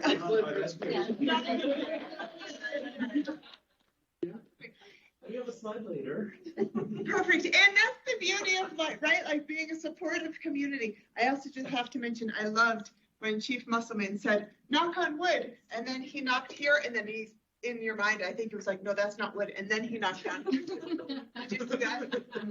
Great humanity. Paul. Yes. Yes. Take it away, please. Morning, Mayor and Council.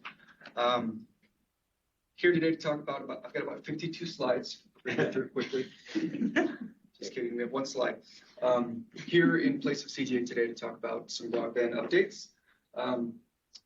So year to date, thanks to overall council support, budget support, we've got about $3 million in funding that's dedicated to potential fiber broadband projects.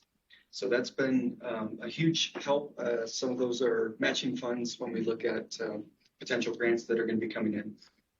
Our current project that's going to be coming in front of council for the final approval on Tuesday, actually, is going to be to finally connect City Hall to some existing fiber that we have, tying in the visitor center and making that final connection over to NAU, our internet service provider. That sounds familiar. It makes sense because this one's been a few years in the works. We've been trying to get this one moving forward. It's been a combination of cost increases due to supply and just bad timing. We were holding off a bit to see about some potential grant opportunities as well that didn't end up panning out. But thankfully, we're going to be moving forward with that pending your final approval on Tuesday. So that's an exciting one. Hopefully be able to break ground, begin before the ground freezes this year, potentially. That's what we're shooting for. Just depends on the vendor. We're also working on an RSOQ to identify a potential private internet service provider partnership.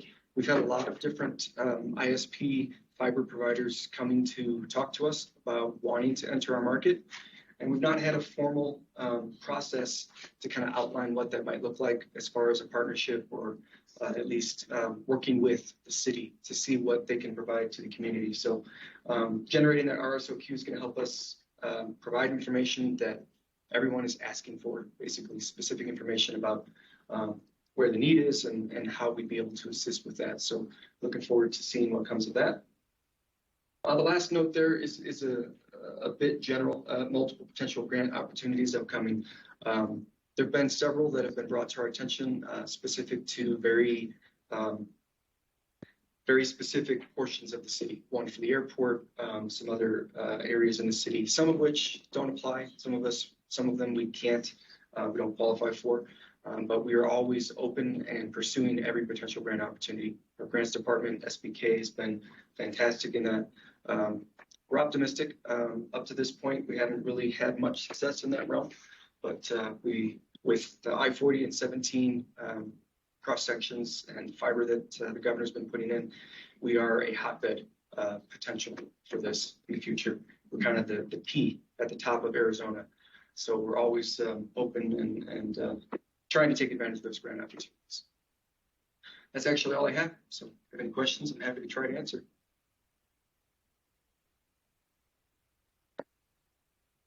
I'm going to back away slowly. CJ, I had a quick question. I'm sorry. Is that okay? It's Paul. But yeah. Paul, I'm so sorry. I don't know why I said CJ. Paul, just really quick question. Can you just speak about any updates in regards to the council meetings being streamed to YouTube? I know that was something that we pursued as we spoken, actually, council member. It's part of a social media package that we actually do have for our streaming. The complication was a legal one, or a potential legal one, about our ability to redact if needed. So it was really more of a legal kind of combination question that we were, I believe, unable to fully answer. The reality is we're always looking for that better potential solution. Live streaming to social media, to YouTube, those are all potential possibilities. Our current provider, they're providing a lot more than just that streaming aspect with the agendas, with the minutes, all of that piece. So we want to look for an in-kind replacement, at least if we're replacing. But if we're talking about additional services, that's definitely a possibility. But I'm sorry, I don't have any hard concrete update on as far as whether that's going to happen or when. I'd have to get with Sterling a bit and talk some more about that. And perhaps CJ has a bit more of an update. I apologize. I'm not fully up to date on that one. It's Sterling, and I see he has his hand up. Yes, thank you. I apologize. I'm still a bit under the weather today, and I won't have my camera on because every time I turn it on, it seems to drop me from Teams. But I did have a conversation with CJ. That YouTube feed, as long as we can turn the comments off, we've cleared the legal hurdle there. I talked to him about a possibility of seeing how that might work. he and I just need to get together on that to finalize that. But thank you for bringing it up, Councilmember Simone. Thank you. One more hand. May I just have a quick comment? I guess I'm just sharing information based on what I've gathered at the Rural Transportation Summit 2 weeks ago. Again, Director Holly Kowski called out Flagstaff as a priority, west of Flagstaff on I-40 all the way to the California border, and providing broadband is the priority for ADOT and ACA partnership. With caveat though, the first mile and last mile needs to be provided by a private provider. And then, of course, the other grant opportunities is the Reconnecting Communities pilot program. Thank you.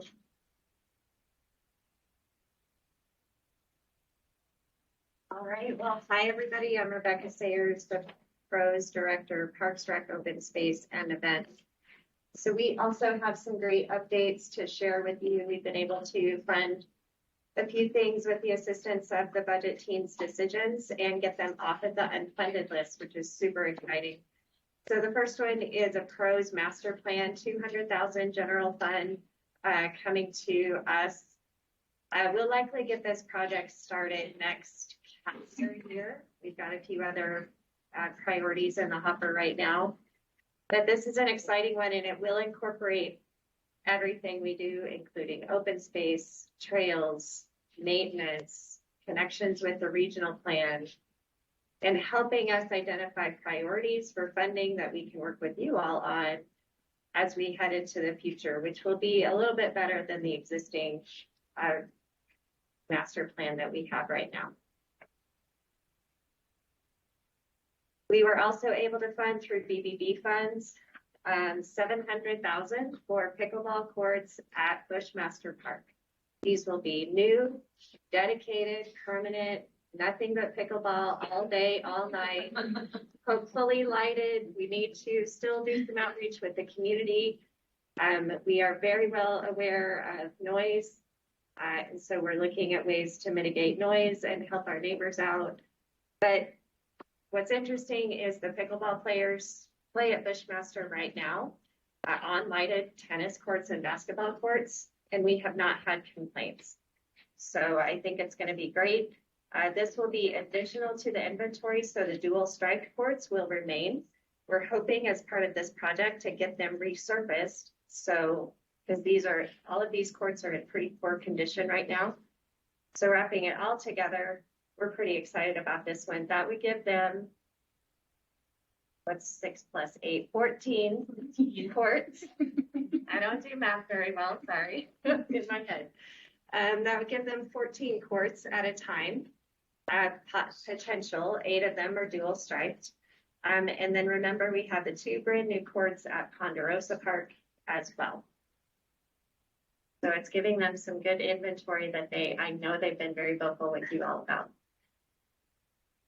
And then within open space, the council just approved the first read of the 2004 bond fund property acquisition priorities. Those will, as we are hopefully successful in acquiring those properties, those will help us get a couple of the connectors off of the unfunded list as well. That's my last slide, but I had a couple of other things I wanted to update you on. With BBB recreation funds this year, we were able to program $200,000 for deferred maintenance, just kind of a broad category. As we have opportunities or needs that arise this year, we finally have a dedicated funding source to help pay for those rather than just putting them on the back burner. So this can go towards playgrounds, or we've already purchased some new scoreboards that have failed and we were just kind of limping them along for a few years. So that's pretty exciting to finally have for our team. We also have $100,000 still set aside to help us wrap up the Thorpe Park Annex project, and then which is coming to you in October. So stay tuned for that. And then $600,000 set aside for grant match. Open space in particular, as you recently saw, has been very successful with grant applications and funding. This allows us to also be successful, which we are, on the parks side as well. We recently just received $150,000 from a playground manufacturer to help us with replacement of play equipment at Ponderosa Park. We'll be able to use these funds to match and enhance that project, especially as we continue working with the stormwater team on that connection between Arroyo Seco and Phillips Pool. So that's what I have. I'm happy to take any questions.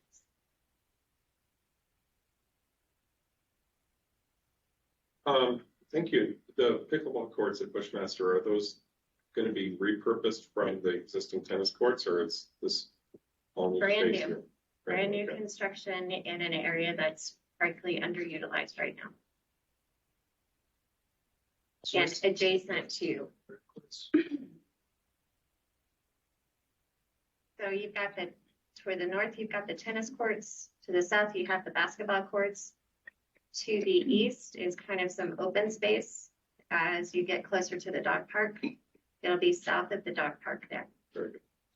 And did you mention the courts that are going to go up opposite the ARA development, corner of High Country and South Lake Marion? I know that those were in their development plan. I'm not sure where they are in development.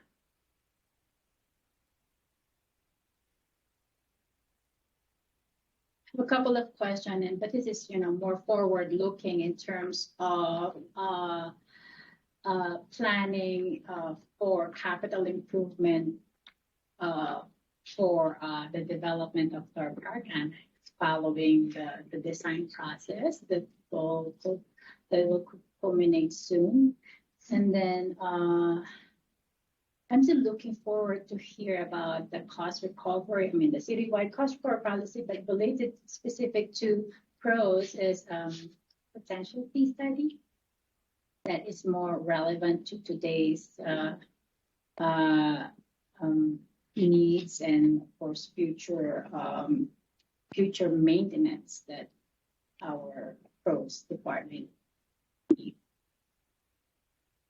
Would you like me to address those, or were those just points you'd like to make? Point I'd like to make maybe probably in the next budget, but not budget here, but budget retreat. With planning ahead. Yep.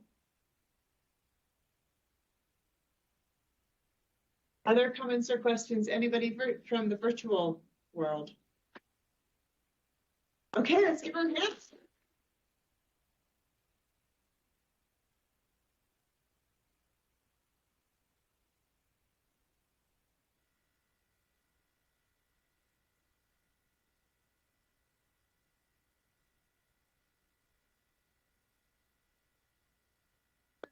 Mayor and Council, Nicole Antonopoulos, Sustainability Director.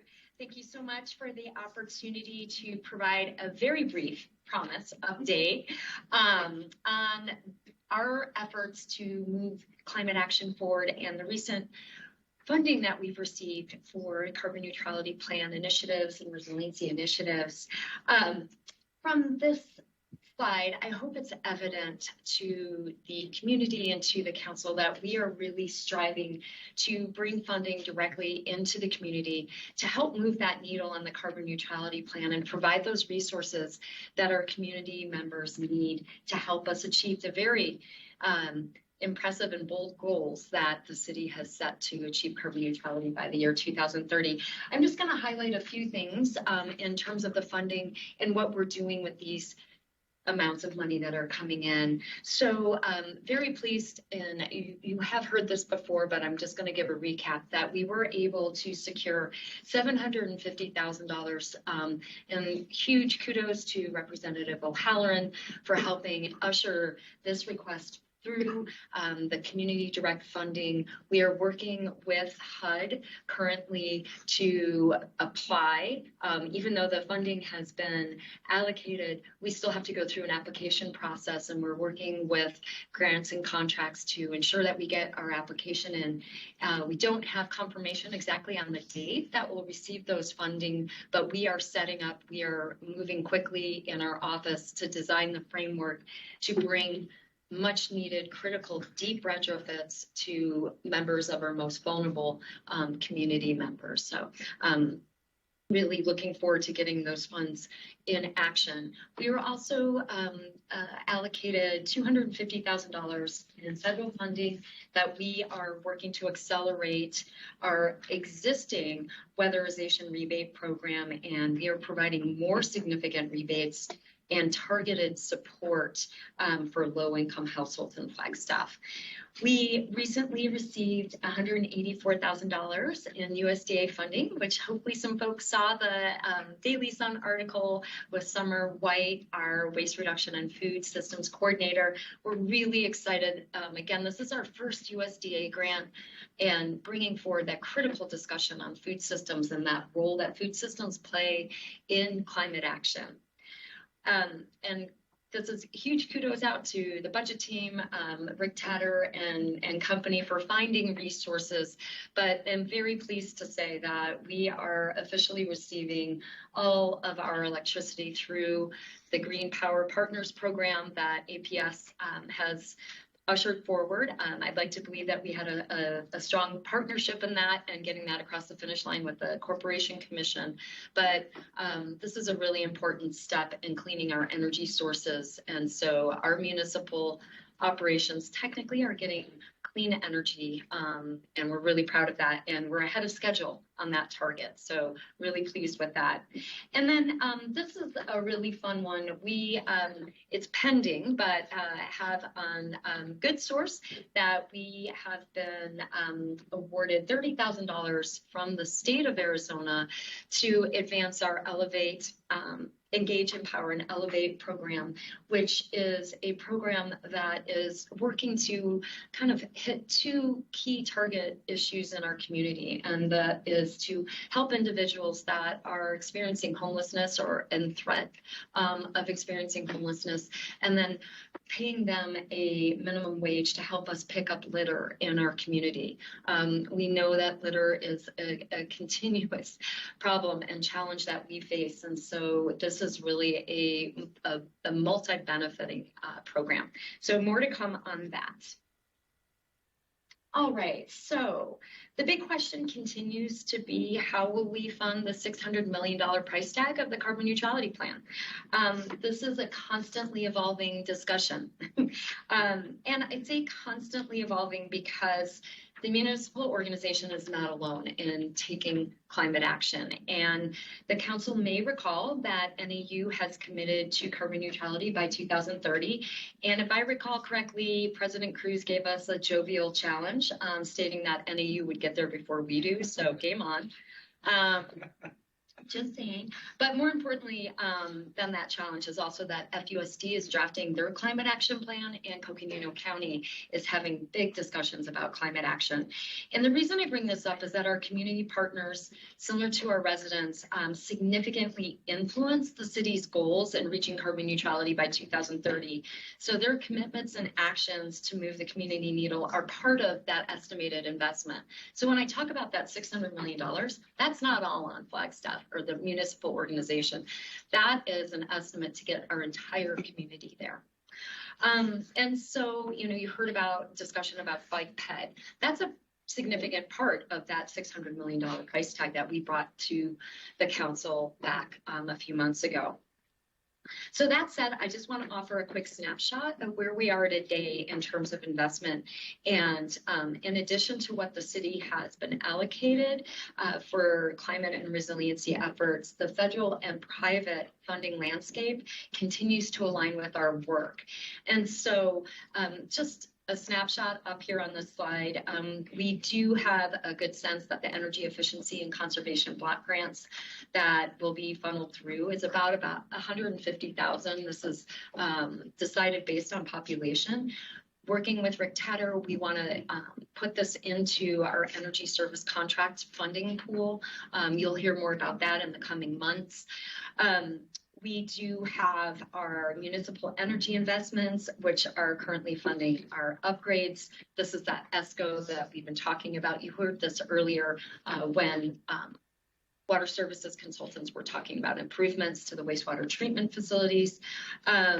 We are applying for a Department of Energy grant to help accelerate building code upgrades.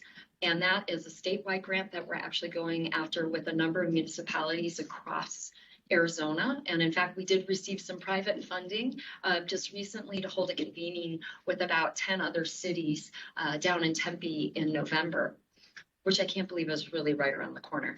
And then let's just briefly talk about the Inflation Reduction Act that this is constantly unfolding as what those opportunities are going to be. It's in critical funding. And this is really important because I'm going to make this statement that this is filling the impact gap.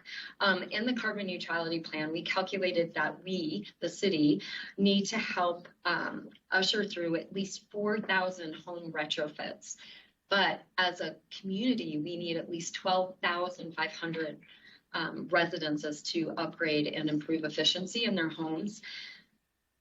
The IRA is going to be a critical driver in that. And so when we talk about filling that impact gap, the IRA is going to be filling impact gaps in a lot of areas in the carbon neutrality plan. So really helping leverage what we're doing as a city organization and then hoping that the community and helping the community move that needle. So just as an example, starting in January, eligible households can receive between $2,000 and $14,000 in funding for energy retrofits. And this is going to have a huge impact on our work. That said, we need to help with workforce development. We need to make sure that our workforce can handle those retrofits so we can bring those funds into our community. And so as part of funding that we have received from the previous slide, we are trying to do workforce development, education, partnering with APS and other agencies to ensure that our workforce, one, knows about these opportunities, and two, knows about any trainings and so forth that can help them respond to this. And with that in mind, I'm here to take any questions that may exist. We'll be in front of the council next month, I believe, with a few updates on carbon neutrality and some of the other initiatives that we have underway.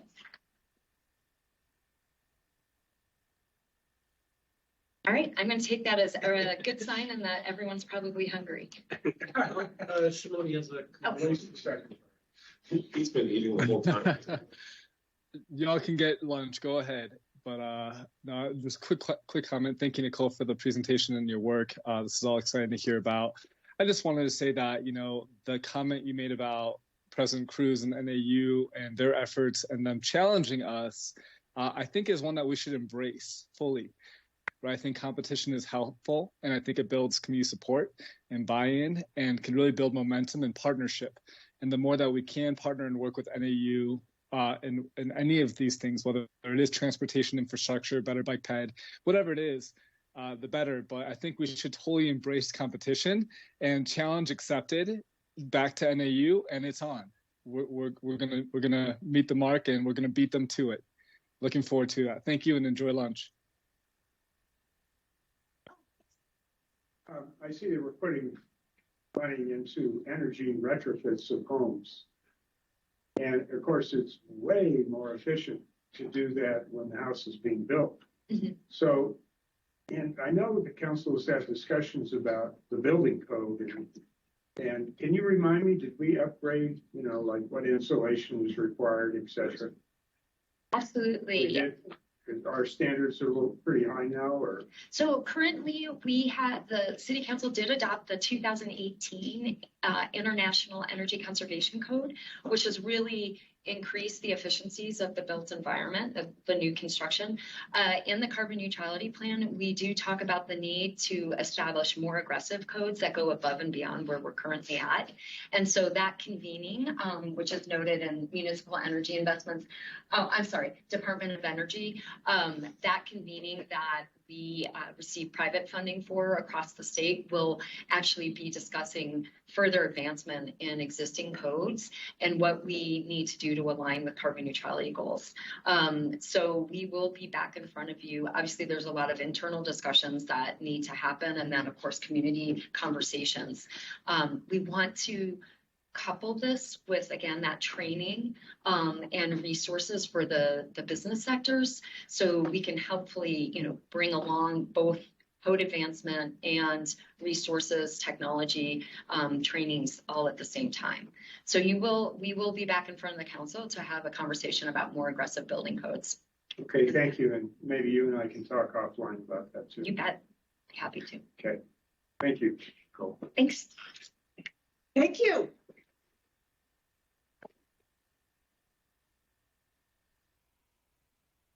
Wonderful. Parking. Anybody want to tackle this one?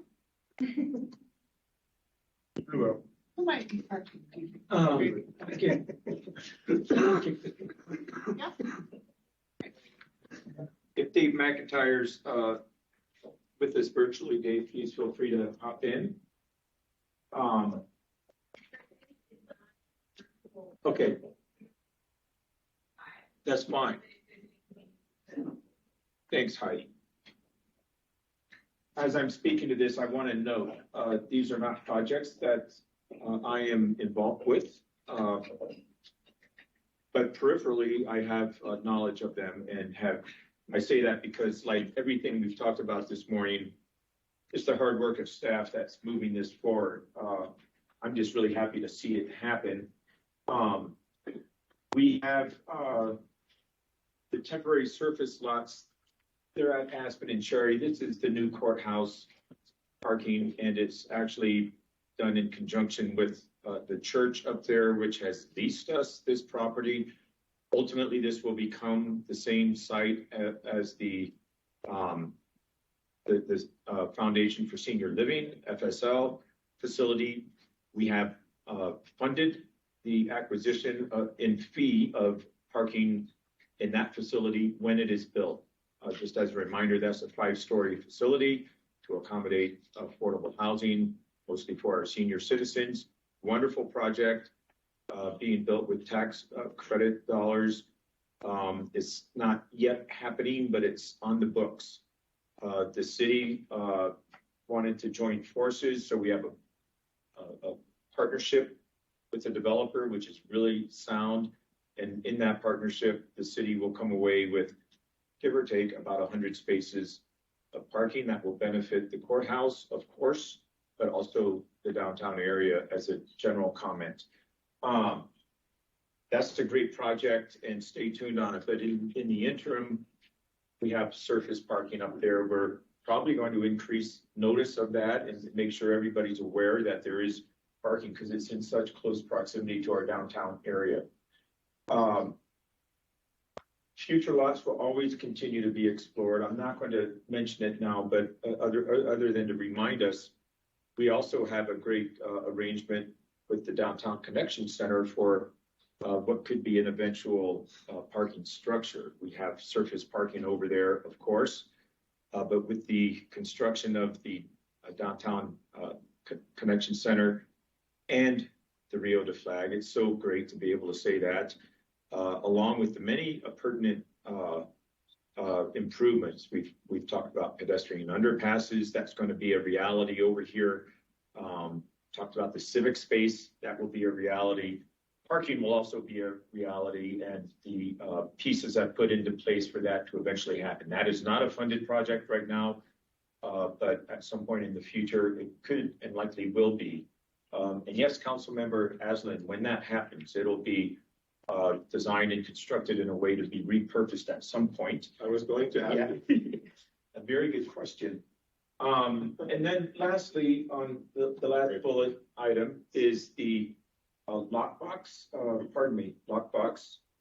I'm still recovering from a Broncos 49ers game on Sunday night.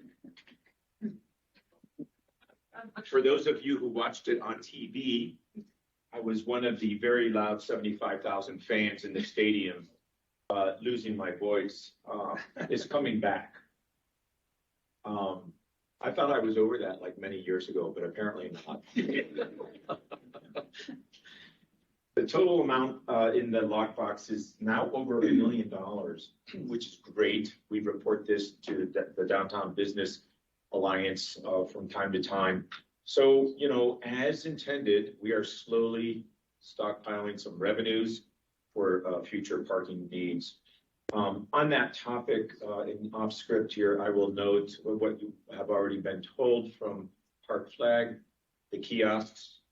Remember the issue we had with some programming, certain credit cards were not being accepted by the kiosks, and we got that little glitch fixed. So great job by Park Flag in hopping on that program, that repair. Okay, anything else, Heidi, that you would like to add to what I just said? Great. What's next? Questions, comments?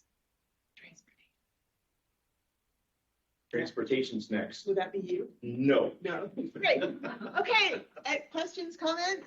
Shimoni has. I do. Thank you. Thank you, Julie. Thank you, Mayor.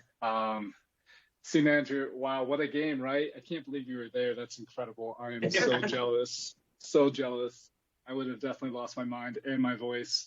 But anyways, quick comment on kind of a bigger picture, kind of higher level council comment. You know, as we are looking into parking and future parking, et cetera, and Councilmember Aslan, I'm definitely thinking about you when I'm thinking about this topic. We should also be looking into like other methods of moving people and supporting their movement that are different than just, you know, by building parking. So like Sedona recently closed down a bunch of parking that was adjacent to trailheads and are forcing people to take the shuttle. And that's diverting thousands of cars daily and weekly. And so I just ask that we start thinking about that and adding that to the discussion here as we continue to do what we're doing in the direction of parking infrastructure. So thank you for hearing me on that, and hopefully council can get behind that because it is a win-win in the end and it's cheaper too. Great, thank you. Excellent comment, and thank you for bringing it forward, Councilmember. Okay, let's give a hand. And that's how it's done, right? City manager steps in. I can do this slide, and you knew the details and added some humor in there too. And thank you so much. Welcome. Thank you. Good afternoon, Your Honor, members of council, Trevor Henry, capital improvements engineer. So it's my understanding I am the last slide for this morning presentation, so I'll make this as timely as possible because I think everybody's hungry. But just wanted to go over a few projects that we have in progress or completed. There were a few of them already mentioned with our earlier presentation, so I won't touch on those. But they did a great job explaining those. Mostly that's stormwater related and downtown mile, all those great projects. I'll leave those alone because we touched on them already. But the first one I wanted to talk about is the East Route 66 waterline project. Not necessarily transportation, but it is a project that we just completed in early June, thereabouts. And it was a great project. It was about 1,200 linear feet of 8-inch water line that we installed, as well as 2,500 feet of 12-inch water line. So this is a water services project. It's aging infrastructure. And so that has been completed. It's a great add to the system overall.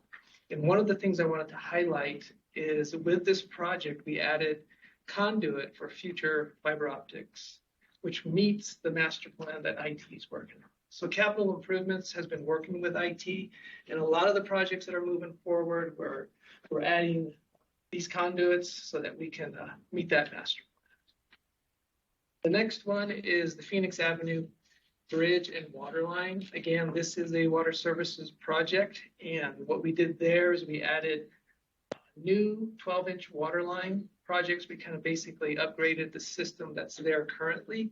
And just again, to meet distribution and to ensure that everything is going well, as well as the bridge structure, which was a culvert. So we replaced that in kind and just made it a little more safer for the users, the public. Also, Mountain Line uses that road for part of their bus routes.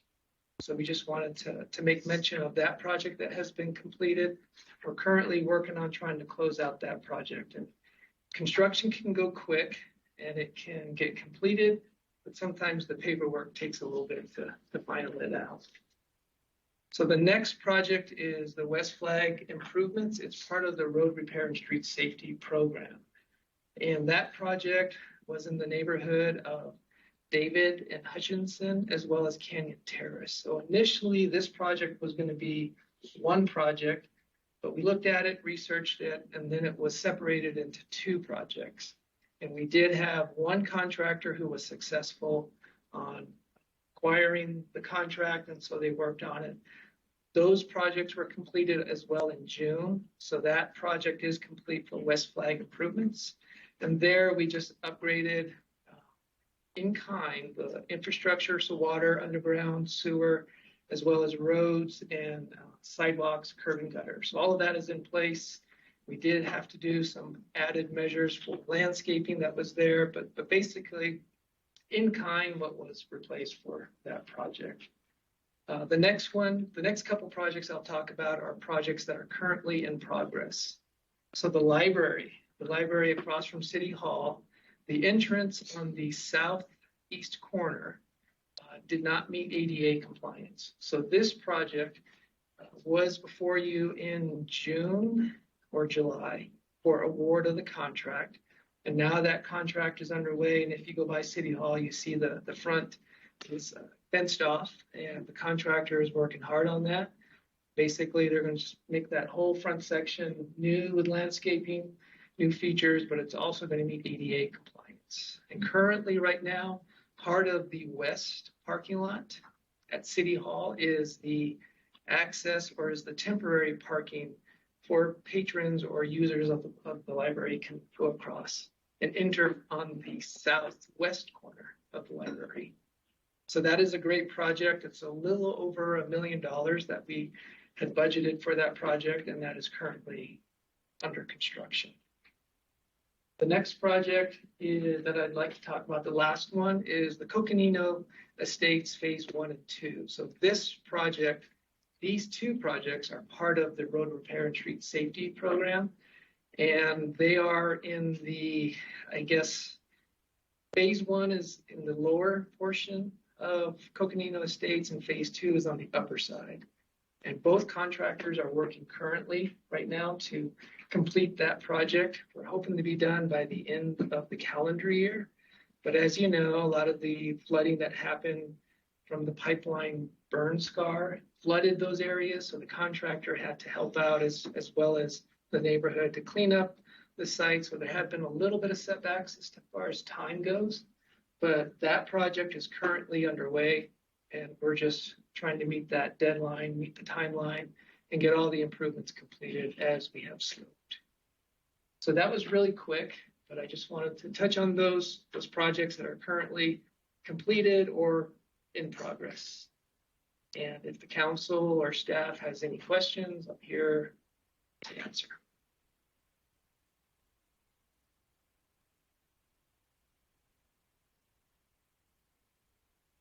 Guess everybody's hungry. So much.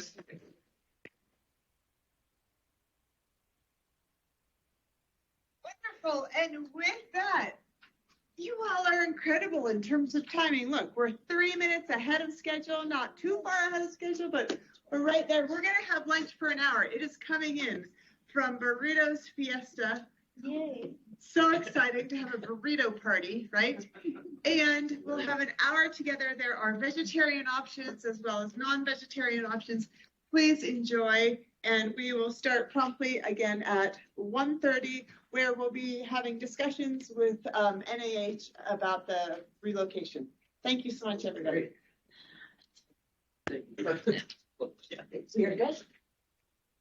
Good afternoon. I want to welcome all of our guests to to our Public Works facility, and I want to thank Public Works for hosting. We are halfway through a all-day council retreat, and we're looking forward to this afternoon's discussion. My name is Greg Clifton. I serve as your city manager. I would like to make one introduction here in just a second with our facilitator. And I think many of us know each other in the room, but there's some technical folks in the room who I don't think we do know. So just a matter of logistics here. We are recording. We don't have this room totally dialed in on the audio video yet. It's a work in progress. We have 2 microphones in the center of this table up front. They will pick up anybody talking in close proximity to this area, but they probably will not pick up folks in the back. So I would respectfully ask that when we have support staff, technical staff, anybody speaking to this, please find your way up front. Yeah, we have a couple of vacant seats, and we'll catch you there. People are watching and listening to this virtually. We're being recorded at this very minute. And maybe we can ask anybody who does come up that you can introduce yourself at that time, so we all know. That would be great. We're going to get right into this, but I would like to start by introducing a good friend and a leader and facilitator, Julie Lancaster. She's local. She assists us at the city on a fairly regular basis. She's actually has many clients around Arizona and beyond Arizona.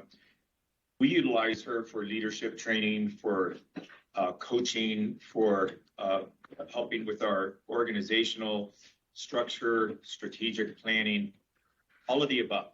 She's very talented. On top of all her skills, she's a very good facilitator. So she'll keep us engaged, and she'll make mention of some ground rules, I guess, on the front end, if you want to call it that. So why don't you join me in giving her an applause, and we will launch right into this thing. Good. Well, good afternoon. That's right. And I see so many friendly faces here. Who is excited to be here?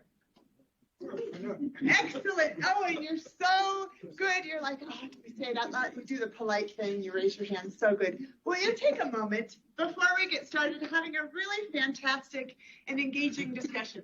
Will you, people from the morning, you've done this, but now you've got new people. Will you turn to the people who are sitting beside you, in front of you, and in back of you, and with enthusiasm and authenticity, tell them you are so glad that they are here. We're taking 20 seconds. Go. All right,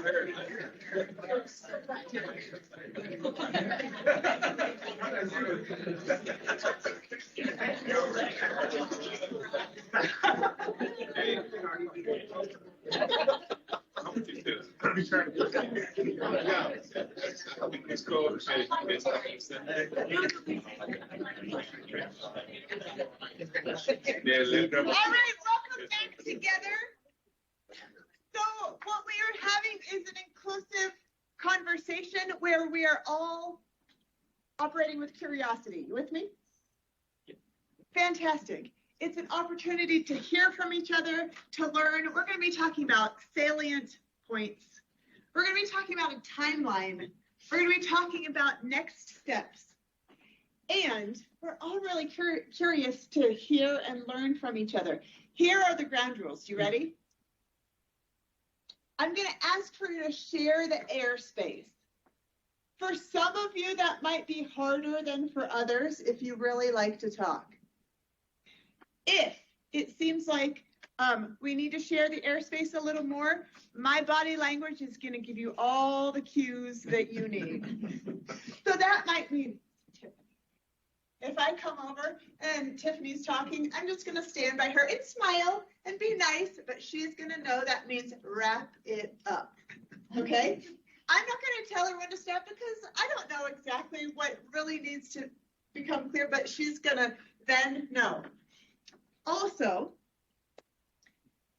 I'm going to ask that each of you operate with curiosity and a community mindset, and also We've got a bunch of the same goals. Can anybody share what those are?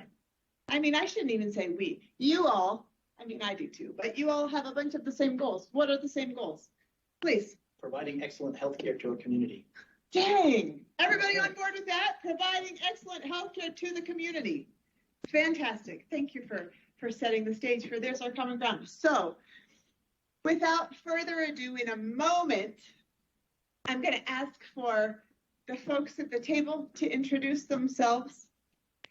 But before that, Mayor Ducey, a few words. Thank you. Yeah, I just really appreciate everyone being here for this important discussion and being here for the full afternoon. We got a full house this afternoon compared to this morning.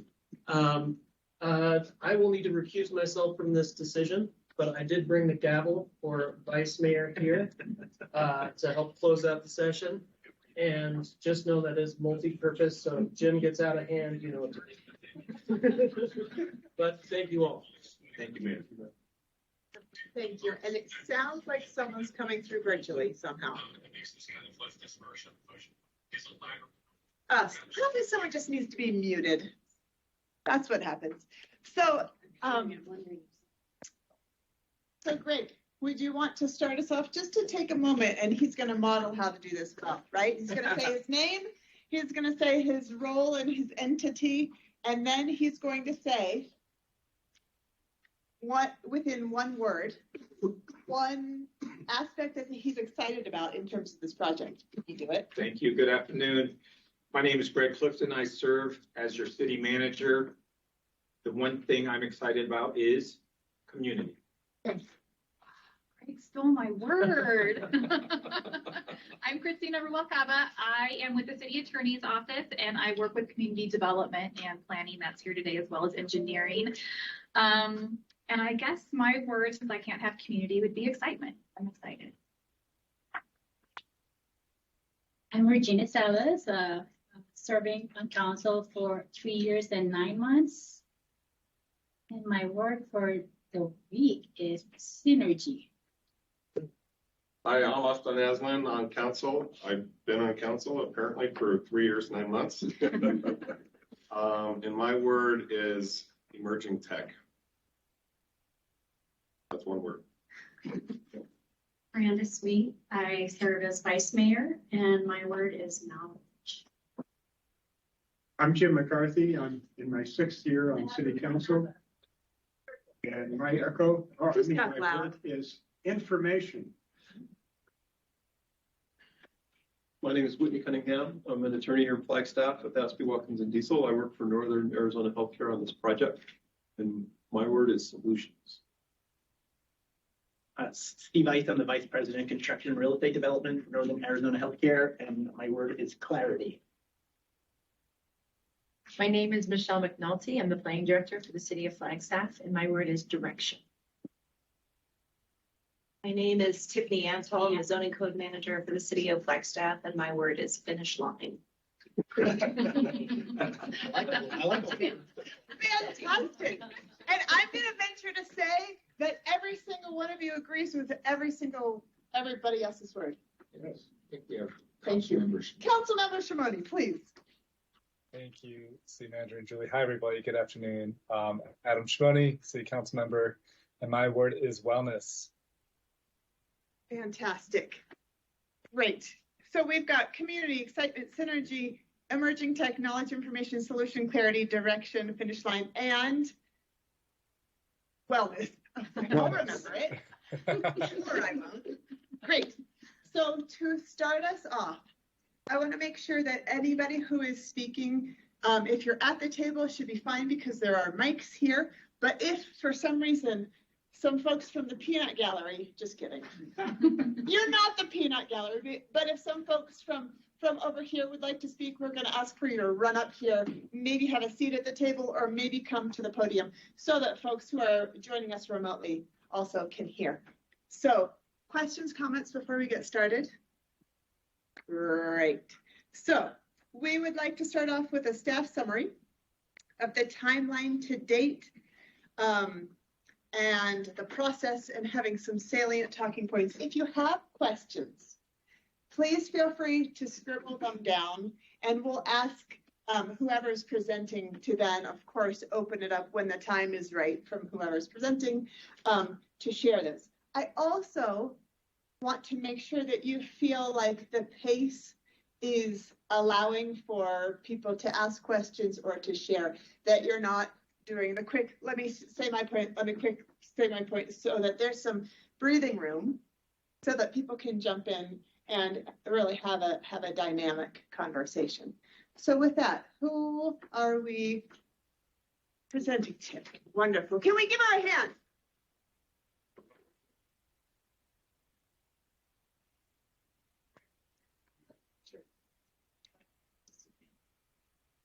Thank you.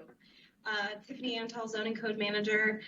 This is a lot different than normally. I'm just at council and I just get to see council and everybody else is in the background. So this is a lot different where I can see everybody's faces. So good luck. So first thing I wanted to go through today was the project history. Just giving you an understanding of the time that staff has been working on this project. As you can see here, we had a pre-application meeting with the NAH team back in July of 2019. This is not the first time we heard about the hospital project. Certainly there were discussions that had started earlier in that year, but we did have that formal pre-application meeting, met, discussed, talked about opportunities, directions that we might pursue in regards to the application. From there, time went by. We picked up the conversation again in early 2020, and then started really getting into conversations late in 2020. So from September to December of 2020, we were having ongoing conversations about what applications would need to occur in order to move this application forward. Lots of different options were discussed, and I'll walk through briefly what we've decided was the best route. In January of 2021, the traffic impact analysis pre-scoping documentation, and if you have questions about what pre-scoping is, we have our lovely transportation team in the back that can answer any of these detailed questions. So we started pre-scoping. There were some big changes that were going to happen to the regional road network to accommodate this project. We, once we received that pre-scoping, we wanted to take some steps back, make sure we were getting it right, because it would be a huge mistake if we didn't get it right and NAH had moved forward with designs with the road network that we didn't think was going to work. From there, we started meeting regularly with NAH until their official application was submitted in April of 2021. So I'm just going to talk really quickly about the entitlement process. There's a lot of things that as staff we kind of mumble about, but every application goes through a two-step review. We talk about what is administratively complete, and then we talk about a substantive review. Every application that we see goes through these two different processes. So first up, administrative complete means you've checked all of the boxes on the application. Staff has everything that they need in order to start that substantive, or what is that real review. So once we received that application in April of 2021, our first set of incomplete comments were then routed through our interdivisional staff review team, or IDS, as I'll call for short, were delivered the next month in May. It took us about 5 rounds of comments and resubmittals to get that application administratively complete. That application, all of these applications that we're going to talk about, were deemed administratively complete on February 25th of 2022. So you can see that took a substantial amount of time, but there were a lot of documents that needed to be provided, a lot of impact analysis, a lot of things that go beyond the scope of what a regular rezoning case would require. In terms of substantive review, we did start that review on February 25th. So what I can say is that this application has been in that substantive review. This is when staff is making this needs to go here and where, not just the we're missing this piece of information, for about 7 months. And that is a shared timeline between the city and NAH. So when The city has the application. We're working on it. We're then returning it for corrections or comments. It's going back out to NAH. They're taking their time with it. So part of that 7 months is in a back and forth.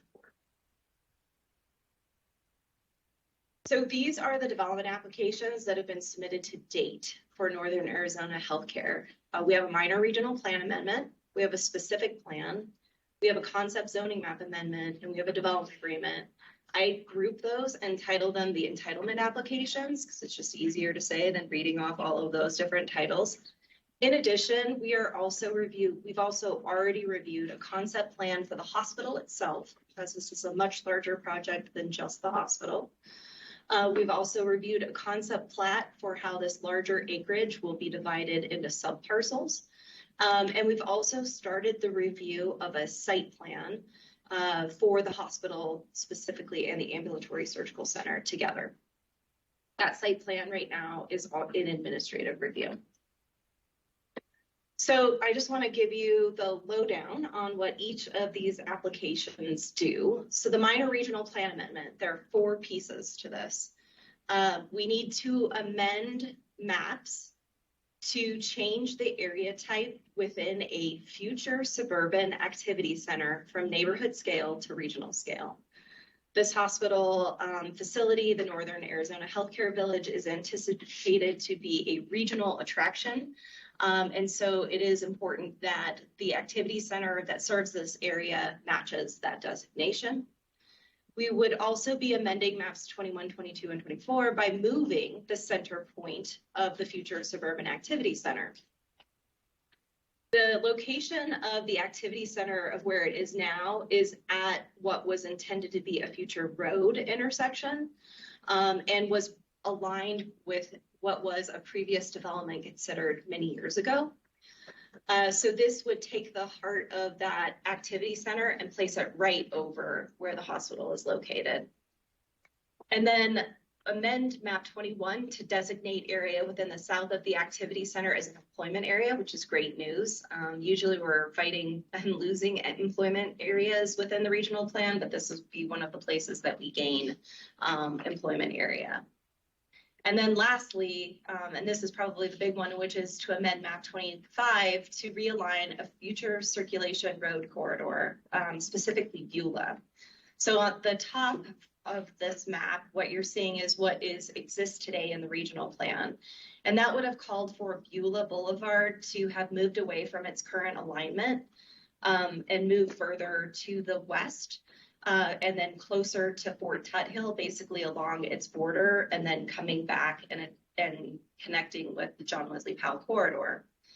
The reason why this alignment was there is because, as you can see, there's a dotted dash orange line that goes underneath I-17.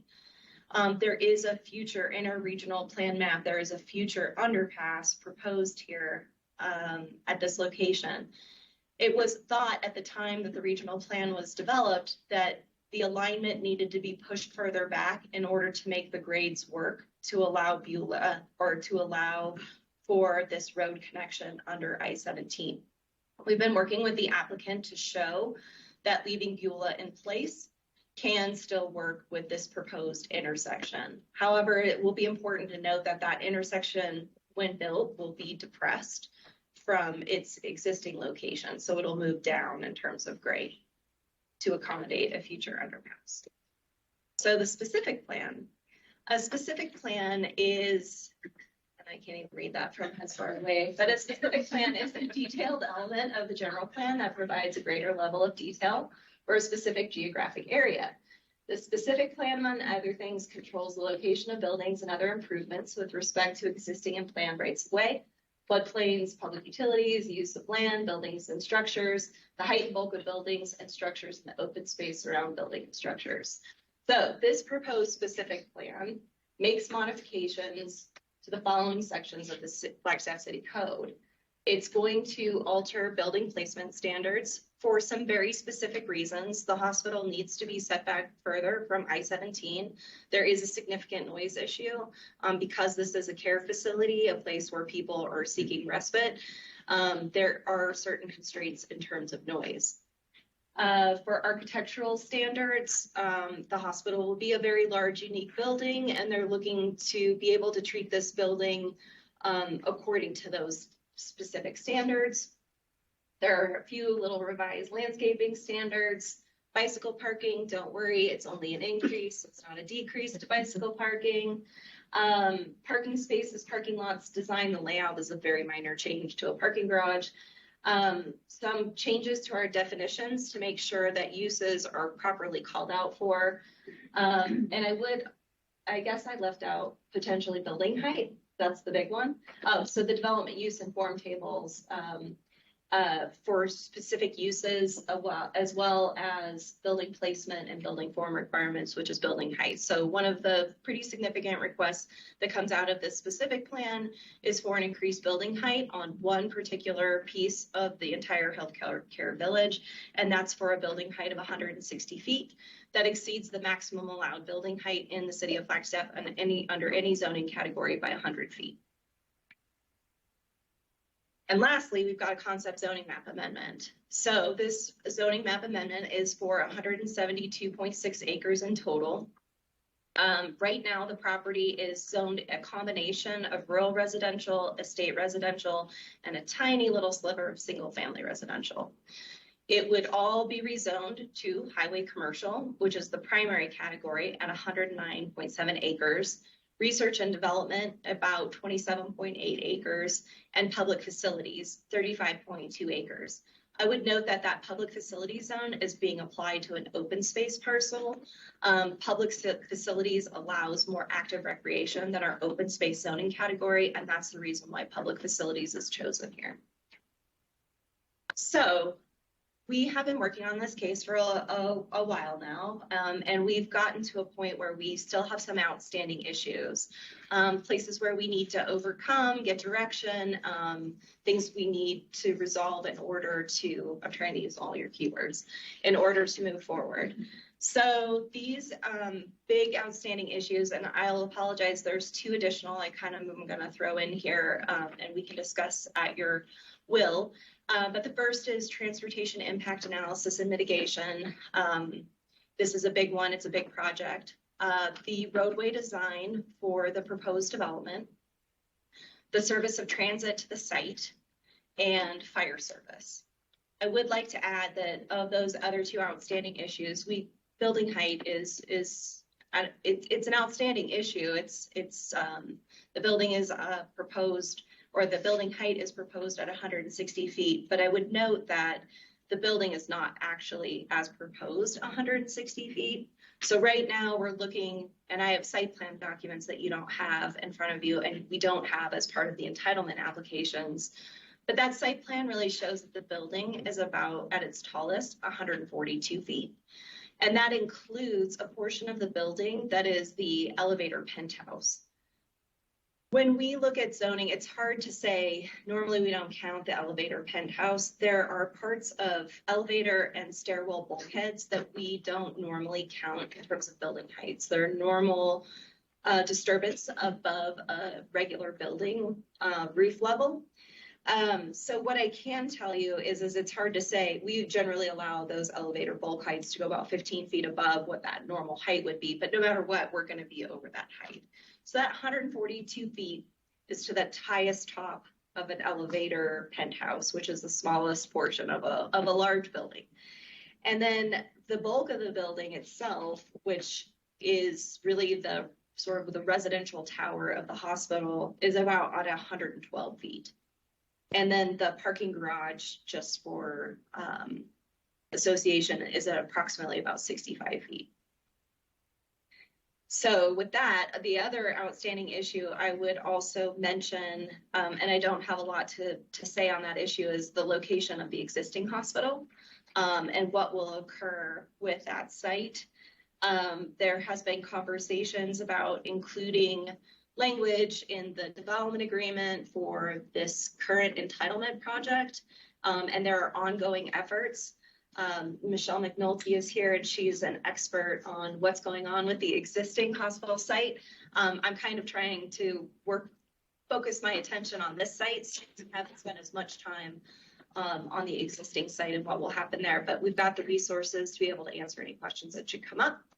So we're going to move on to the significant outstanding issues. First one is going to be the transportation impact analysis. Our transportation team is here. That's Jeff Bauman and Stephanie Santana. They helped prepare these slides. They didn't want to run up here, so I'm going to do this for them. Outstanding items that still need to be addressed include a segment analysis for the internal regional roadways. I'll break that down for you. What a segment analysis helps us determine is what the size of the road needs to be. Does it need to be 2 lanes? Does it need to be 4 lanes? A roundabout analysis for internal intersections. We're only looking at the places where there would be a potential for single lane roundabouts. We are not looking at the potential for dual lane roundabouts. The airport TI intersection and bridge and mitigated configurations. So we all know that ADOT is looking at replacing the intersection bridge coming up very soon. They're looking at replacing it with only a 2-lane bridge. It really will likely need to be a 4-lane bridge, if not now, very shortly in the future, if this project were to move forward. So we're looking at all possible avenues, but there are existing roundabouts that serve that particular bridge, and how those roundabouts might need to be mitigated and how they can fit in existing right-of-ways at existing locations. Also regional roadway intersection spacing analysis. So, and this has to do with roadway intersections located on site. And I have a map that I'll try to show what I'm talking about. And then off-site mitigation strategies. So on any development case, there are on-site mitigation and off-site mitigation strategies. So this is still one of the outstanding items that we need to come to conclusion on. And just as a note, the county has, Coconino County has requested that there be a special event scenario analysis. This was not a request. We documented it as part of the final TIA scoping document, but it has been an ongoing request by Coconino County to see some of this work completed. So let's talk about roadway designs. This map might be a little small for you, but there are 4 primary roads within the project boundary. Beulah Boulevard is the big one. And this looks at improving Beulah Boulevard through its entire extent, from Lake Mary Road out to the project location and beyond. Beulah is a minor arterial. It is a 4-lane roadway. Because Beulah is on one side with I-17, we are looking at approving a rural lane section on that side. No curb gutter sidewalk on the side closest to I-17, as there are no particular properties that access that location. Of course, bike lanes, and of course, a multimodal path on the alternative side. Healthcare Boulevard is the smallest leg of these roadways that you see. It's on the northern boundary of the property, but on this map, the way you're looking at it, north is that way. So healthcare is also a minor arterial intended. Yeah, oh, it's this way. I'm looking at it backwards. Perfect, thank you. That's that way. So Healthcare Boulevard is also a minor arterial designed to have 4 lanes as well. Multimodal paths on both sides, no on-street bike lanes. Healthcare Boulevard will be a roadway that eventually extends and connects with Woody Mountain Road. So it is another large arterial road connection that will eventually be made at Flagstaff. Lastly, you have Purple Sage, which is an existing road now, will be relocated from and improved, obviously, from its existing. It is a collector level roadway, along with Wellness Loop, which sort of the loop along the backside, which is also a collector roadway. What you'll see missing here is there's a missing connection link where the triangle doesn't close. And that is off of the Northern Arizona property site. This has been one of the continuing conversations between staff and the applicant. Right now, the planning documents have included roundabouts at the end of healthcare and at the end of Wellness Loop. Staff would still urge that these roadways be completed or that we reach some kind of agreement, as utilities also need to be extended in these corridors. at least within one corridor, and setting those utilities right in conjunction with what will be a future roadway bed will be extremely important, to not place an additional burden on an adjacent developer as they should move forward. And lastly, I was going to talk about the intersections. So what you don't see, what doesn't show well on this map are, of course, there are signalized intersections proposed at where both Purple Sage and Healthcare Boulevard connect with Beulah Boulevard. But internal to the site, there are signalized intersections proposed at the entrances for the hospital.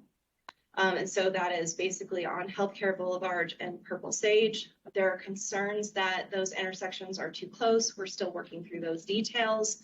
Roundabouts may be a resolution or maybe a possibility to solve some of those proximity issues.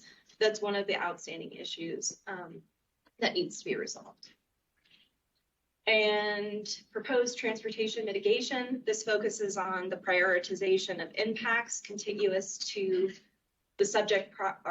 So in terms of the development agreement and what NIH has proposed to us today, the proposed transportation mitigation is looking at focusing on prioritization of impacts contiguous to the subject area over other areas in the city.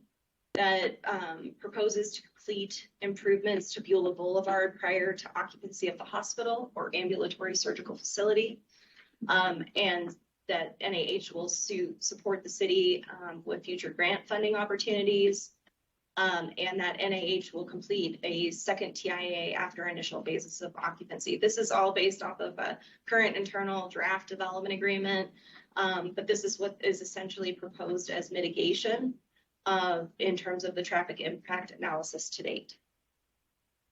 Transit has been one of the common themes in regards to this project.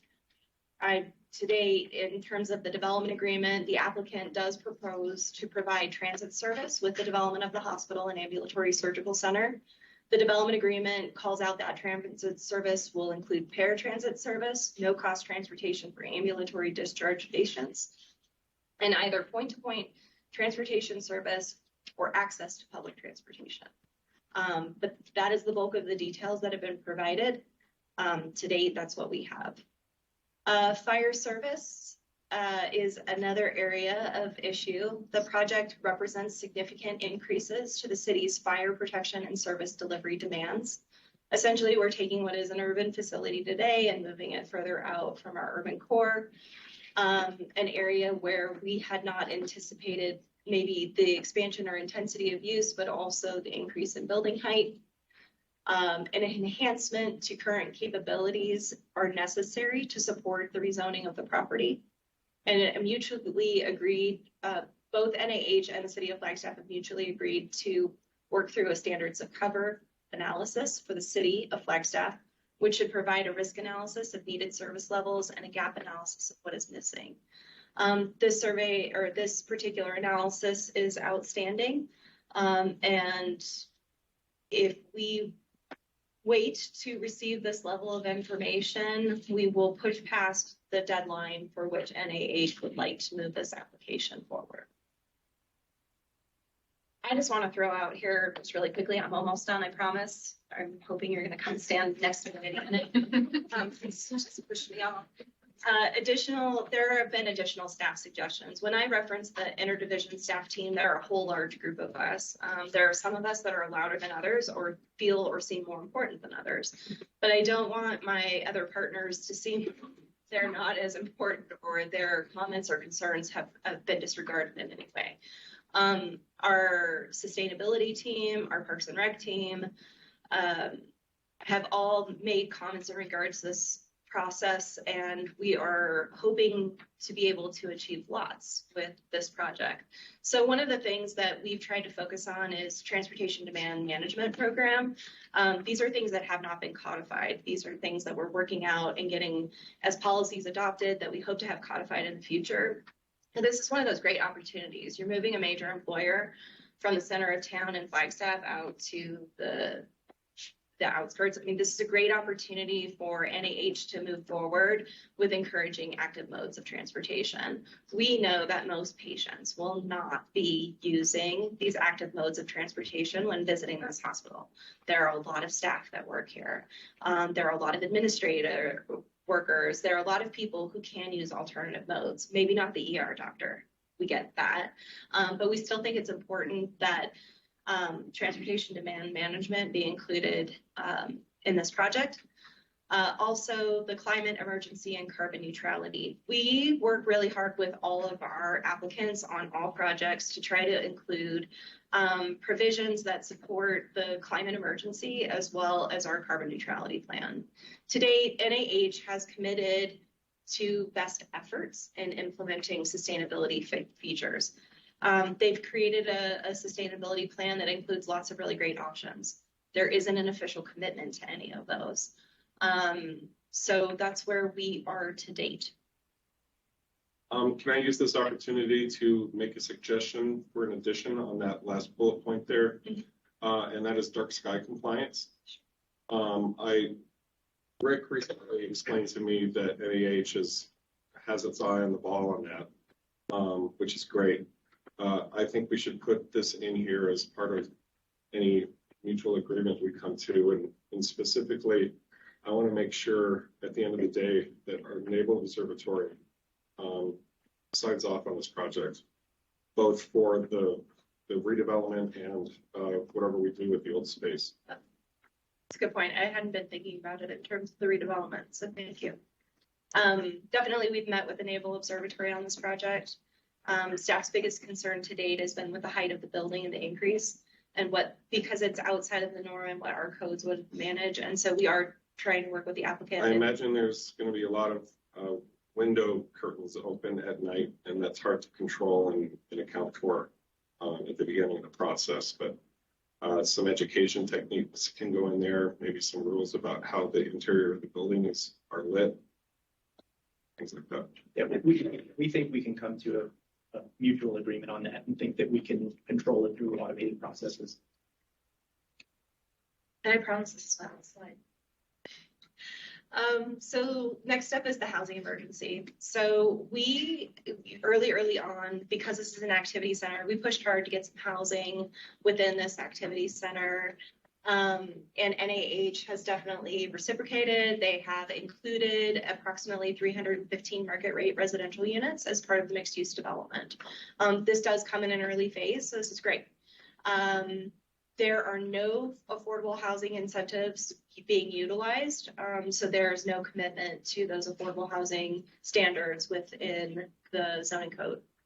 And then lastly, parks. The Parks and Recreation, this is a tough one.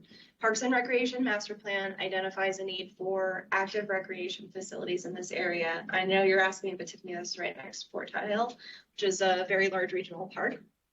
And we don't disagree.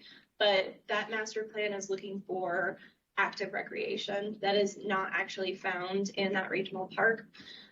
This development is including a park-like amenity, and we are working to encourage NAH to include some active recreational amenities. Our last review included items where there are small workout stations, along the foot trail at Buffalo Park. You see those workout stations, amenities. We're looking to see something like that. And we're excited that eventually I think we're going to get there. I'm just going to be real honestly optimistic. I agree with you. Okay, there we go. And then I'm good with what I have for you all, and the experts are here in the room. I didn't mean to misstep with the fire chief. He is here too. He didn't want to jump up and join me in the conversation, but everybody's here for questions. So before you go, can we first give a hand?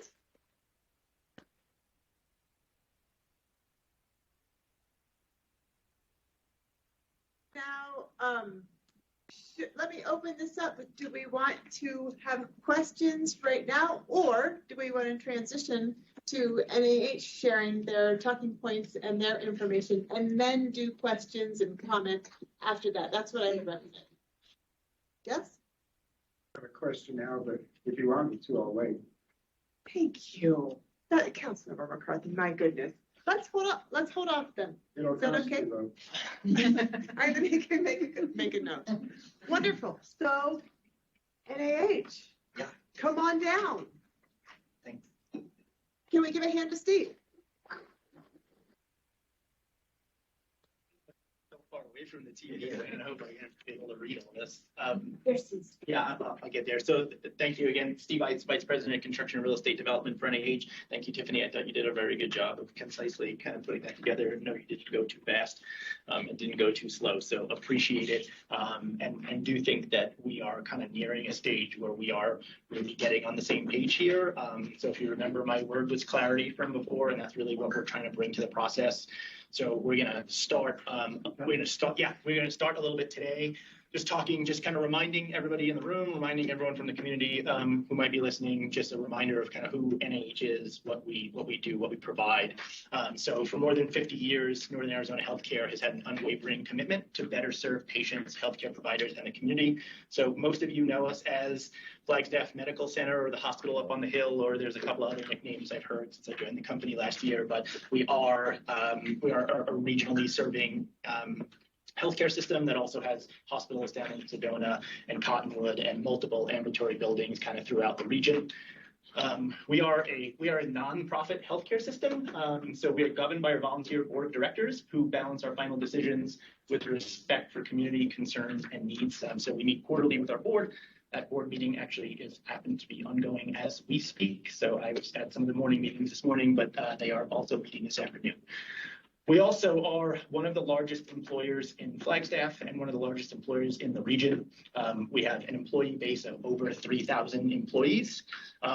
We would like to see that number even higher, by the way, and we'll touch on this in a little bit, but we also see not only as a community wellness component to what we plan to deliver, we also see this as a great recruitment and retention for great healthcare providers for the region. As part of our not-for-profit status, what that really means, we do make a profit. All nonprofits have to make a profit in some capacity. But what it means is we take all of our profit, we reinvest that revenue back into our company. So there's a couple of forms of what that looks like from a reinvestment perspective. A good bit of our profit gets reinvested into wages for our staff, so directly benefiting Flagstaff and the region by being able to continue to pay excellent wages to our teams. The rest of that money goes towards capital improvements for our facilities. So that is upgrades to facilities, it's upgrades to medical technology, it's upgrades to equipment. It's us kind of being able to continue to provide great healthcare for the community moving forward. Our emergency department is open to all, regardless of ability to pay, and I'll touch on that more in a second also. But we are a community hospital. We do not turn patients away. So if you come to our ED, we are going to serve you. And I'll talk later on in this presentation how we plan on serving you better at our new facility, specifically geared towards better wait times in our emergency department. And maybe one of the more important things that we service as not only for Flagstaff, but as a region, we are the only level 1 trauma facility north of Arizona. I don't think this point could be stressed enough. There are 13 level 1 trauma centers in the state of Arizona. 11 of them reside in Phoenix proper. One of them is in Tucson. We're the only one north of Phoenix for the entire northern half of the state, southern Utah, western New Mexico. We serve a 50,000 mile radius of patients. So a little bit about how we serve the community. 25% of our patients are considered financially disadvantaged. As I said earlier, we don't turn patients away. Serving an area of more than 50,000 square miles. We are a sole community provider health system in Northern Arizona, and 1/3 of our patients at FMC are enrolled members of Native American tribes. In addition to that, NAH provided more than $125 million in care for patients who would not have been able to afford these services otherwise in FY 2021. So that $125 million number, that was just for our fiscal year 2021, is how much we gave back in uncompensated care from Medicare, Medicaid, a mixture of that, community charity care, et cetera. So we consider ourselves a huge benefit to the community, not only from an economical perspective, but from a clinical perspective. A little bit about why we have to leave. I'm sure most everybody in this room has unfortunately probably had to use our services, or maybe fortunately in some cases for what we do. But we've really outgrown our home at Flagstaff Medical Center.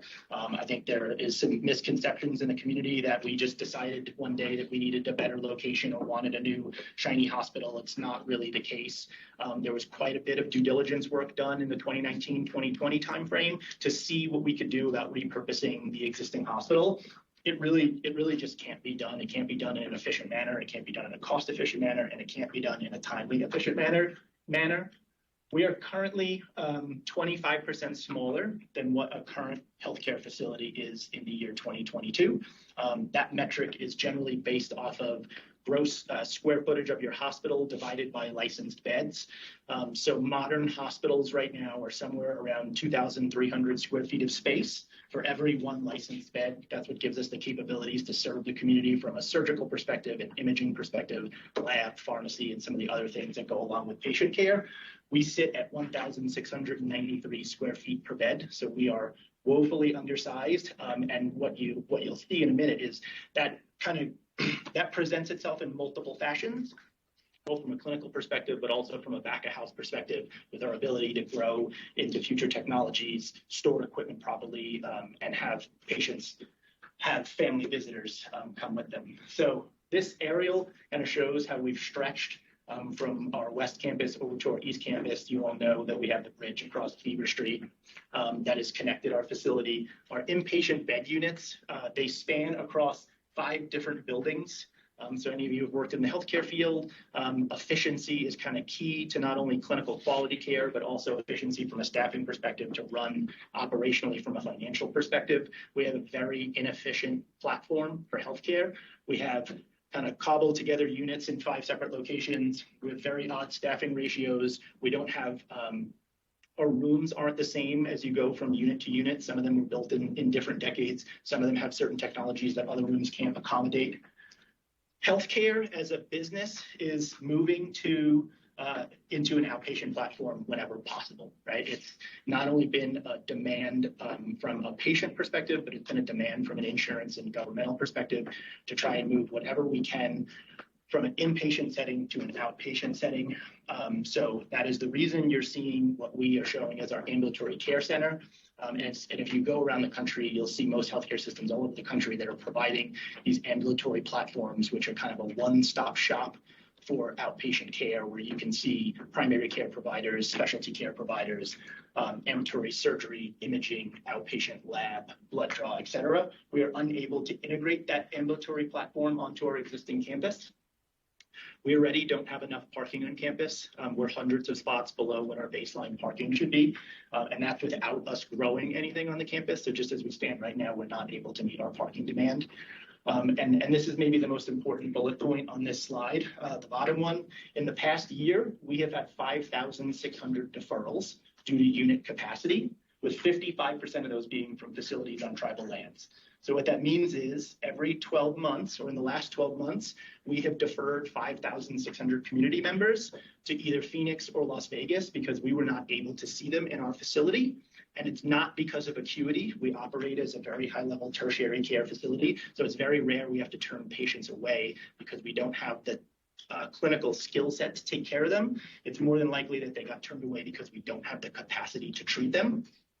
So as we start to look at that from a community perspective, that's kind of 14, 15 patients from our community every day that get sent somewhere else.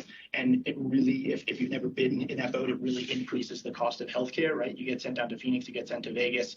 If your family can get up to see you or down to see you, there's increased costs in travel, hotel, et cetera. Yeah. Can you address the COVID factor in that number?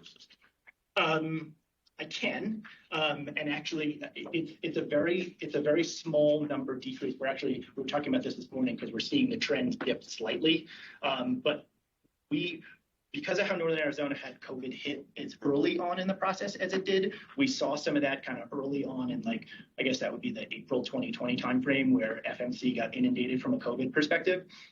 But we actually started to see that level out. So this 5,600, if we annualize it over years past, is actually pretty close to what our average is. And we see this number only going up in the future, even post-COVID, not going down in the future. So a few more just discussions on limitations. You'll see West Campus off to the left there, East Campus, that is our existing campus where our facilities are. It is true that we own the property further east across San Francisco in that health park. We did look at what we could do to try and build a new health village over there, including a new inpatient facility and outpatient facility. And it really just takes our problem right now and exacerbates the problem.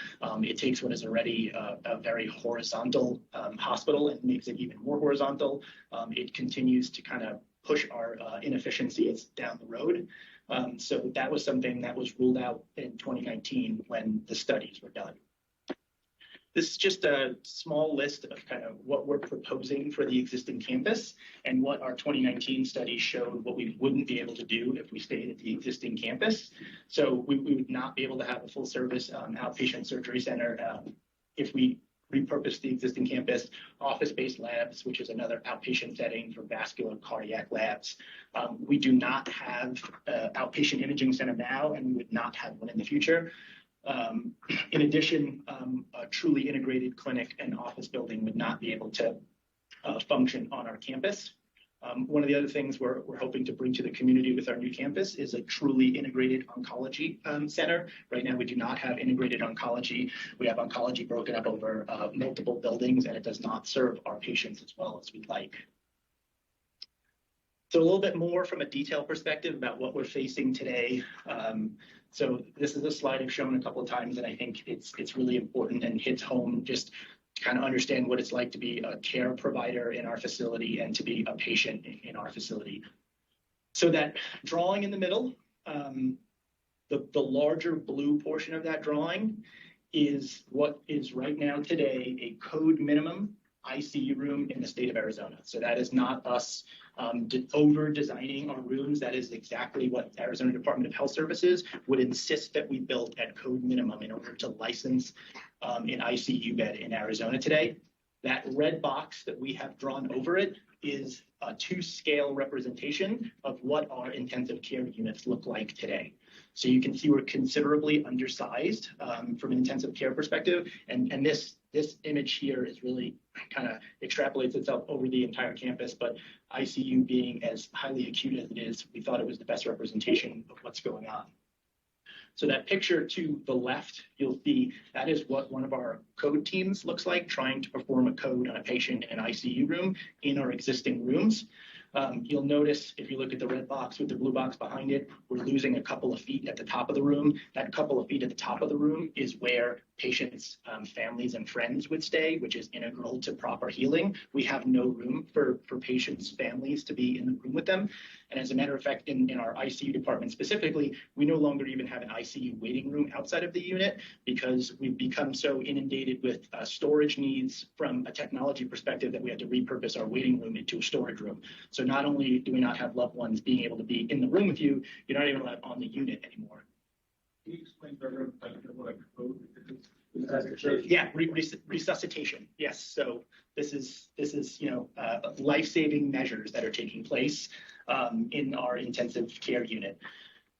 And then what you'll see off to the red there also is we're missing a couple of feet at the foot of a patient, and what that means from a clinical perspective, and you can see it in this picture. In that particular picture, you see what is the overbed table that's all the way over to the left. That is typically the overbed table for the patient where their food might go if they were up and eating. That has to be pushed out of the way. There's nowhere to put supplies and storage in the room, and it gives an inability for us to move our patients' beds front and back, and so we lose access to both the head and foot of the patient.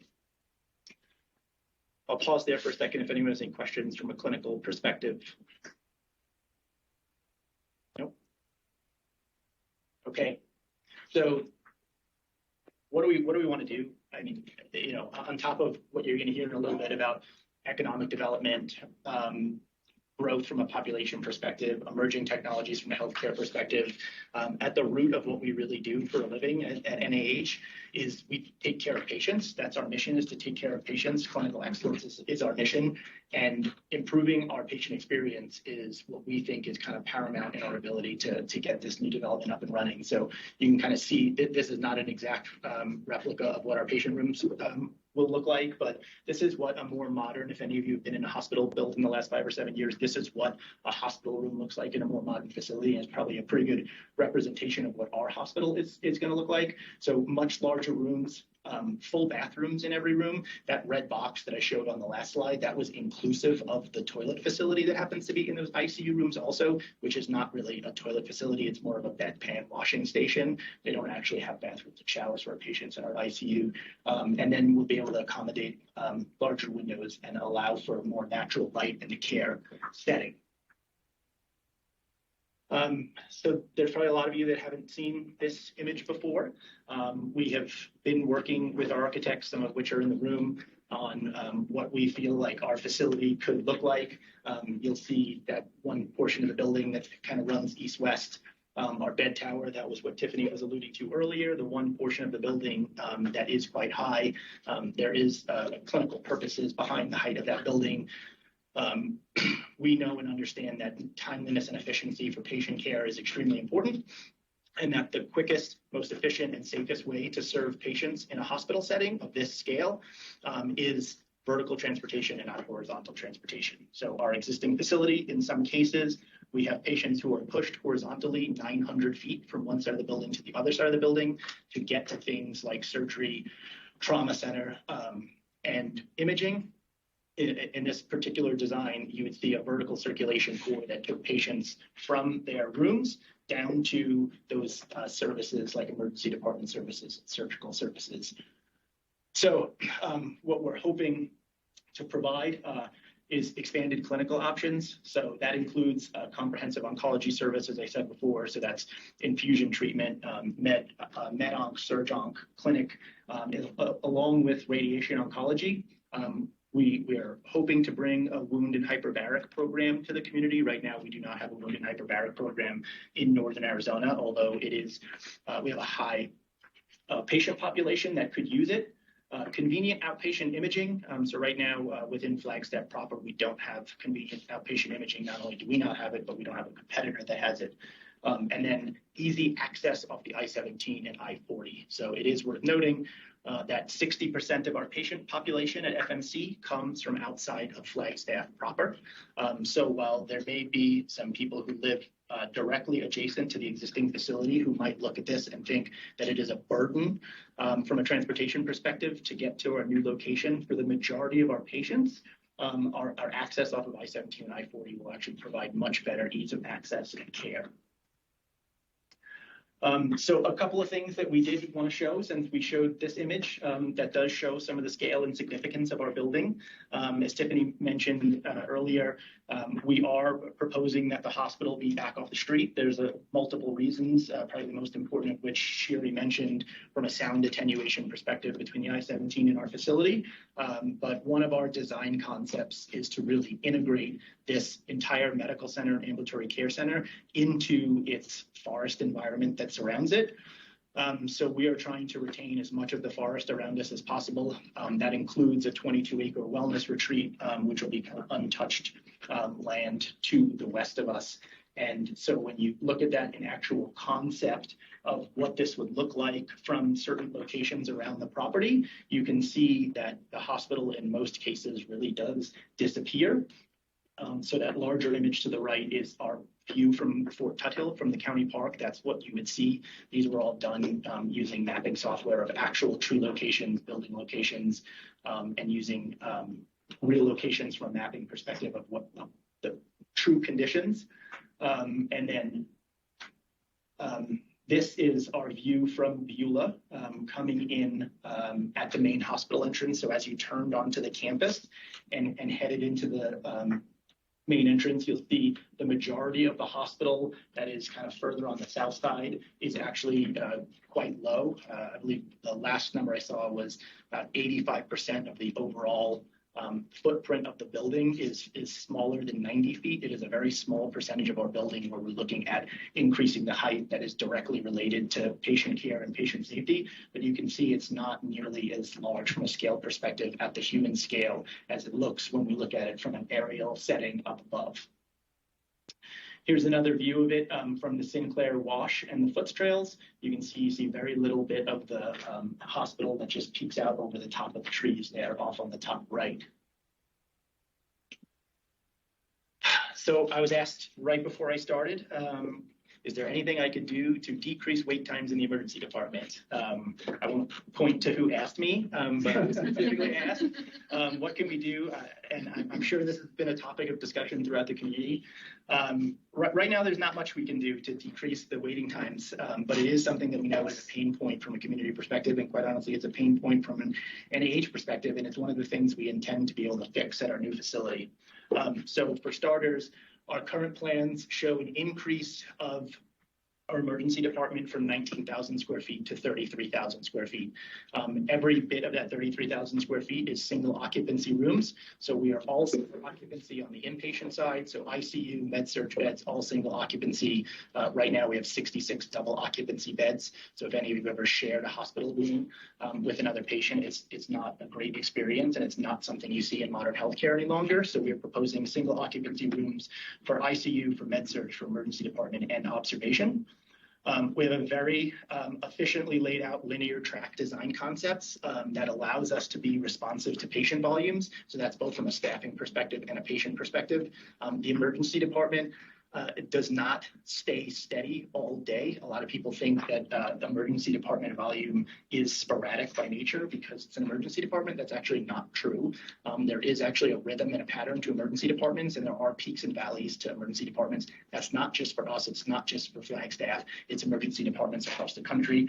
All do have their peaks and valleys, and our current emergency department does not allow us to respond to that from a patient care and staffing perspective. Switching to all universal exam and treatment rooms to maximize clinical and operational flexibility. That's not just true in the emergency department. That's true across the entire hospital. So we have committed to a universal room concept so that we can continue to flex with the needs of our community as they change in the future, whether acuity goes up or down for our region in the future. The introduction of a low acuity quick look bay fast track area to decrease wait times. So that's for our patients that are a little more in and out. Right now, our biggest problem in getting people out of the waiting room and into the emergency department isn't really the emergency department. It's the fact that we don't have enough licensed beds to handle all of our patients. So the emergency department backs up because we can't get them out of the emergency department and into the hospital proper. Thus, some of the things that lead to our 5,500 deferrals a year. So between more efficiently managing the front end of our emergency department and then having a relief valve with more licensed beds on the back end of our emergency department, we feel we can decrease wait times substantially and be at or below what national averages are from an emergency department perspective. And then separate areas to support intoxicated patients. If some of you have been in our emergency department, we do have a high volume of intoxicated patients, and right now we have nowhere to really separate them out, and it does cause troubles specifically with some of our patients on the pediatric side of things. So a little bit about where we are and kind of considering our aspects of development. We really are trying to respectfully integrate ourselves into the natural setting of Fort Tuthill. We feel the property itself is one of the most amazing things we have going for us as we continue to develop healthcare for the region. We have been proactively engaged with traffic, transportation, housing, sustainability, forestry, and numerous other experts and leaders through this 18 months. I think for those of you that are in the room, you can speak to that a little bit, but we have been trying to be as open and transparent with not only the city staff, but also the community as a whole. We've held, and Whitney will touch on this in a second, we've held numerous open houses. We've met with every community group that wanted to meet with us. And we have been as transparent as I think you'll see a development team be in our efforts to bring this development to the community. We are specifically working with an advisory council of Native American leaders and a Native American owned architecture firm to make sure that we respectfully integrate their culture into our healing processes. Seeking input and guidance to honor traditional healing practices and respect the culture of tribal communities. As I stated earlier, over 25% of our patients are from those tribal communities, and we take that relationship very seriously. And then a little bit about, I know we're not here to talk about the existing campus, we're here to talk about our new campus, but I know I can't get out of a room without at least talking about the existing campus for a little bit. So there's some of you in the room who are part of this process with us, and we appreciate that. We have been working to establish a redevelopment council with civic and community leaders. We've under contract with a group called Puma, who some of you might be familiar with. Puma is an urban management company that the City of Flagstaff and Downtown Business Alliance had actually hired pre-pandemic to look at what the future of downtown Flagstaff could be. We have contracted with them to ask them to kind of annex our property. It'll be a whole separate body of work than what the city's doing, but we thought they were best served to help us understand what the community needs of a piece of property that is that adjacent to downtown will be. So along with Puma's help and our development committee, we feel over the next few years that we'll be able to put together what we feel will be a very prosperous community development project with the existing campus. I'll turn it over to Whitney. Let's give a hand for Steve.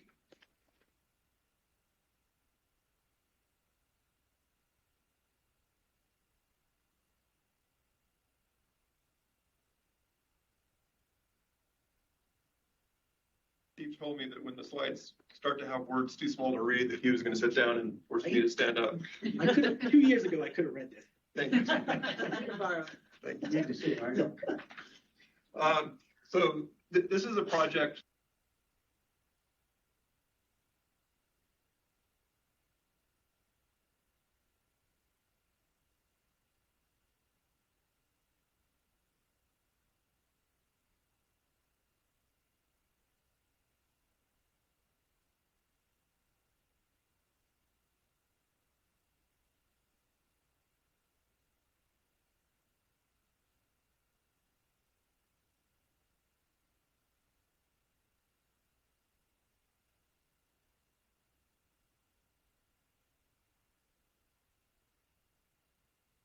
Portable program even better.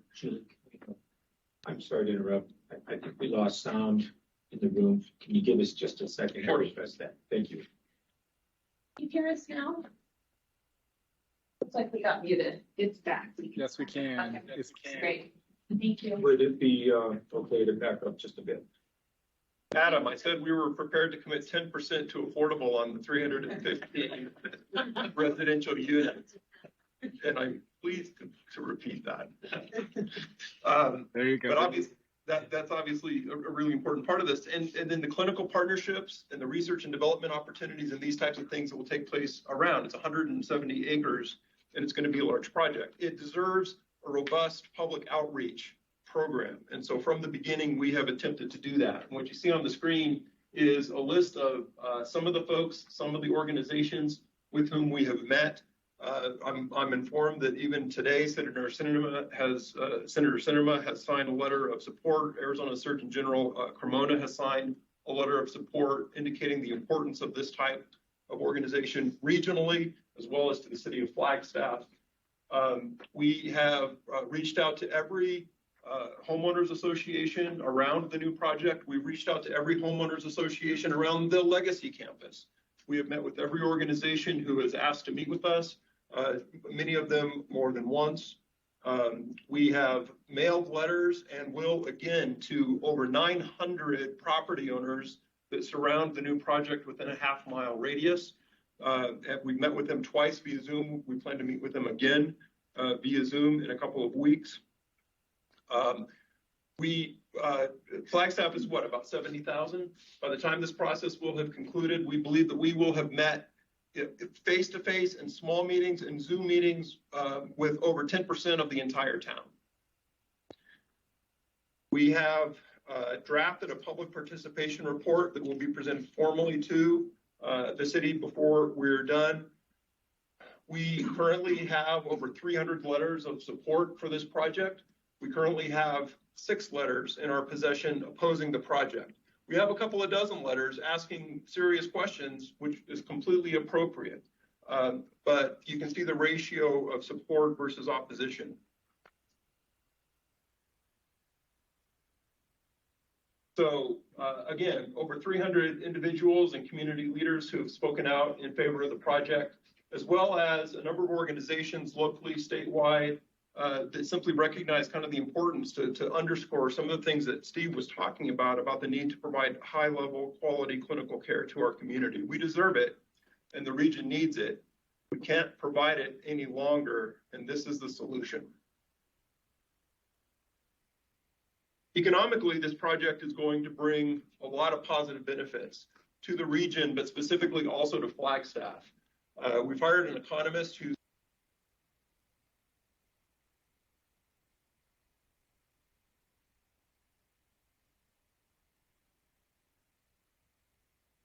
for the region. Over 10,000 jobs will be created, a majority of those jobs as part of this construction process. And that's important for some numbers I'll talk about here in just a minute, but it's going to be a huge economic driver. We asked our economist to go back and sharpen her pencil in terms of what dollars flow directly to the city of Flagstaff as a result of this project. And even though Northern Arizona Healthcare is a nonprofit, it doesn't mean that it evades all taxes. So for example, in the very complicated way that Arizona taxes construction, NAH gets some breaks as it concerns material, but turns out they will be paying sales tax, for example, on labor. And as a result, this project during construction will generate over $6.7 million of sales tax that flows directly to the city. That's not county, that's just to the city of Flagstaff.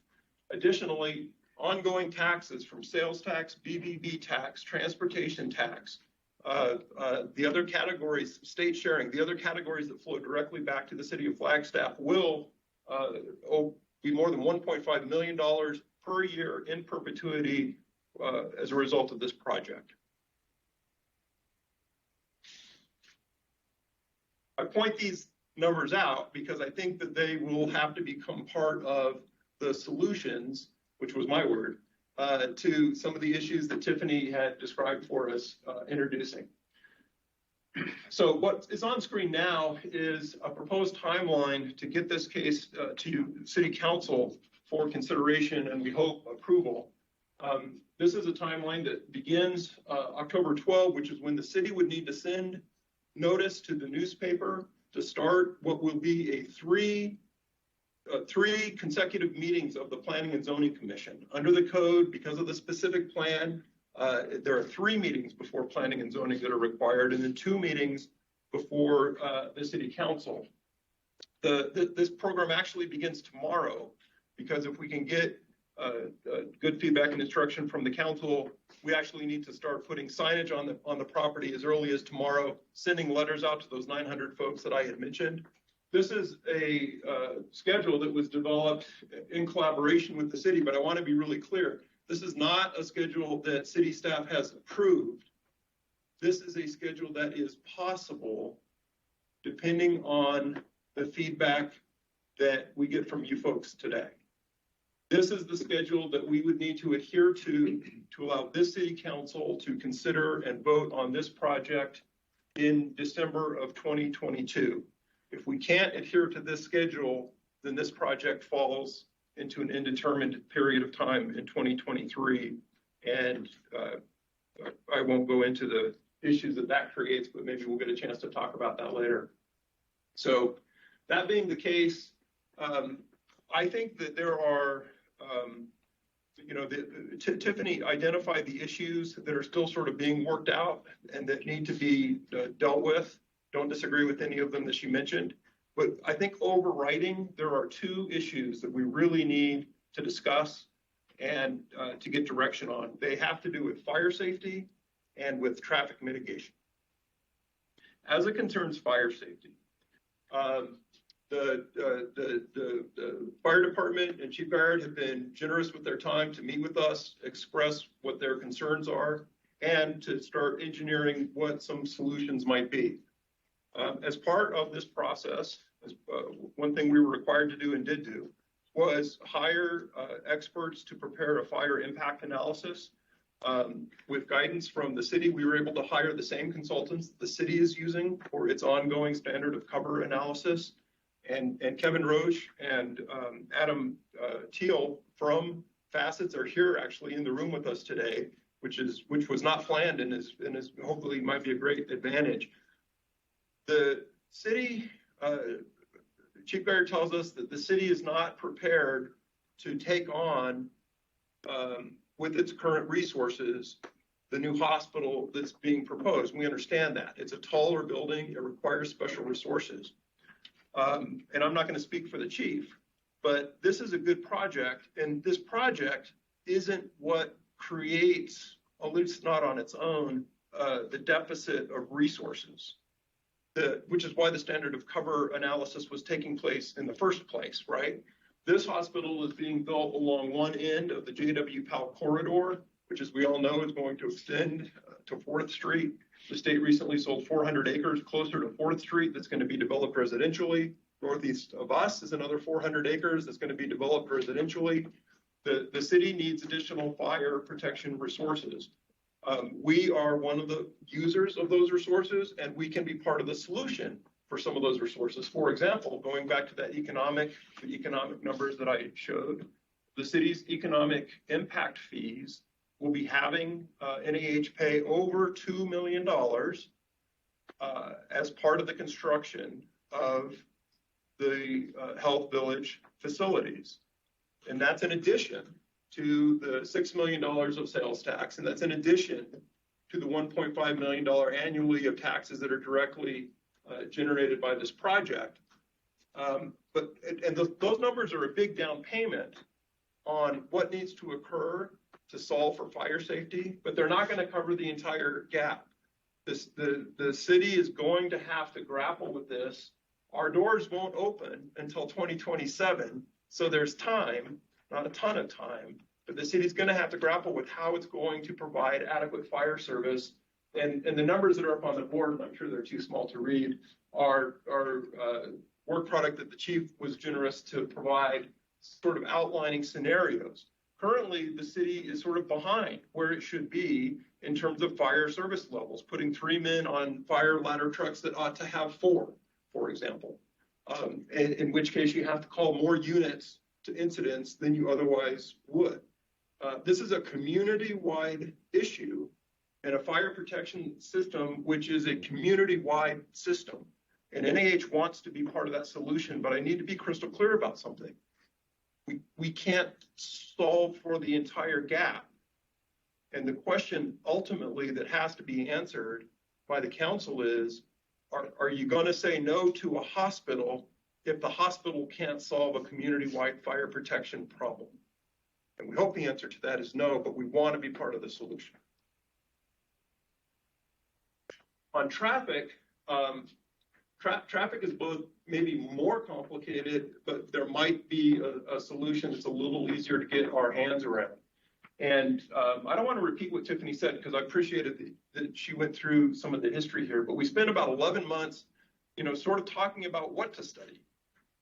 And it generated one of the largest traffic impact analyses, I think, in the history of the town. And it's been submitted 3 times to the city. Once even before the scope was finalized, once after, and then more recently here in September to address some follow-up questions that traffic staff has had. The scope of this study looked at 34 intersections and street segments in locations as far away as 10 miles from this project.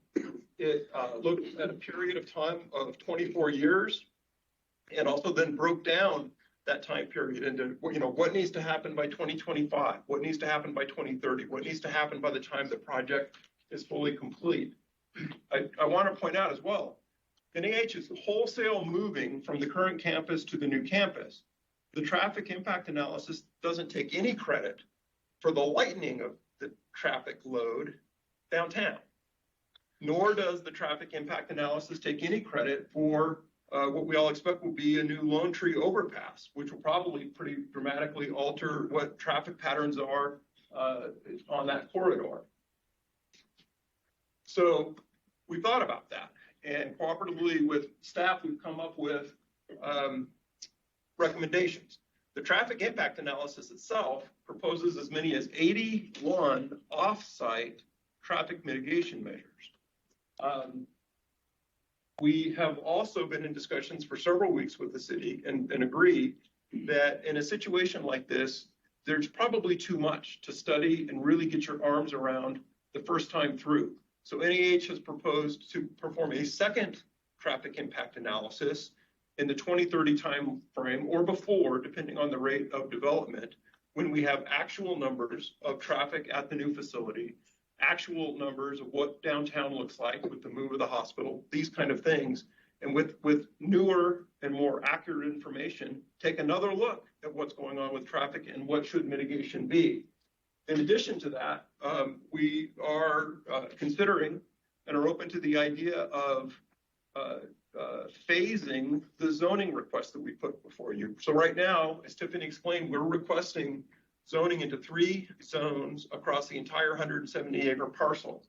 But if the needs of traffic analysis mean that we rezone the new hospital site and hold everything off for a little bit while we finish dotting I's and crossing T's, the hospital's open to that idea too. This is not a negotiation leverage point for us. We need to get the hospital built. We think we know what the mitigation needs to be to open the hospital.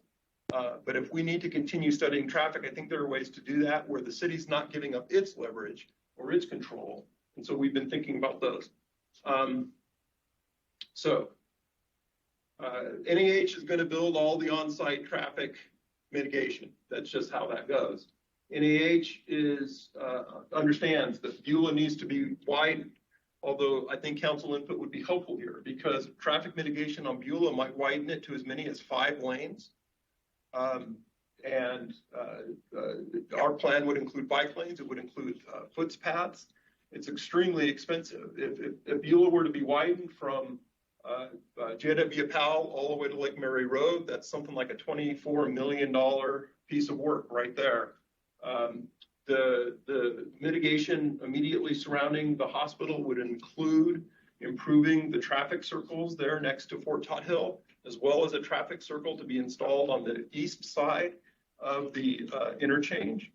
But just those improvements alone, making improvements on Beulah, making improvements to the interchange, and when you apply a proportionality ratio, what's the hospital's traffic contribution versus what's the background contribution? That's about a $28 million piece for the hospital. It's about a $12 million piece for the city. I'm not sure that it's a number that the hospital can afford. The good news is, with the infrastructure bill that was just passed, there are sources of money available today that weren't available prior to that. Senator Sinema has been instrumental in working with us to try to begin to access those. The hospital is very interested in partnering with the city to make sure that we're grant writing and accessing the funds that are available to us, so that if we can find sources where the city's not paying and the hospital's not paying, that's all the better. But what I just described on Beulah and the interchange is, $40 million of traffic mitigation. You have a study that reaches as far as I-40 and Continental. And if you add up the other parts of those 81 offsite potential traffic mitigation pieces, now you're talking tens and tens of millions of dollars, the vast majority of which would fall to the city and only a small sliver to NAH. So in our view, what we really want to do is focus on what's going to happen at the new hospital and make sure that it's mitigated appropriately.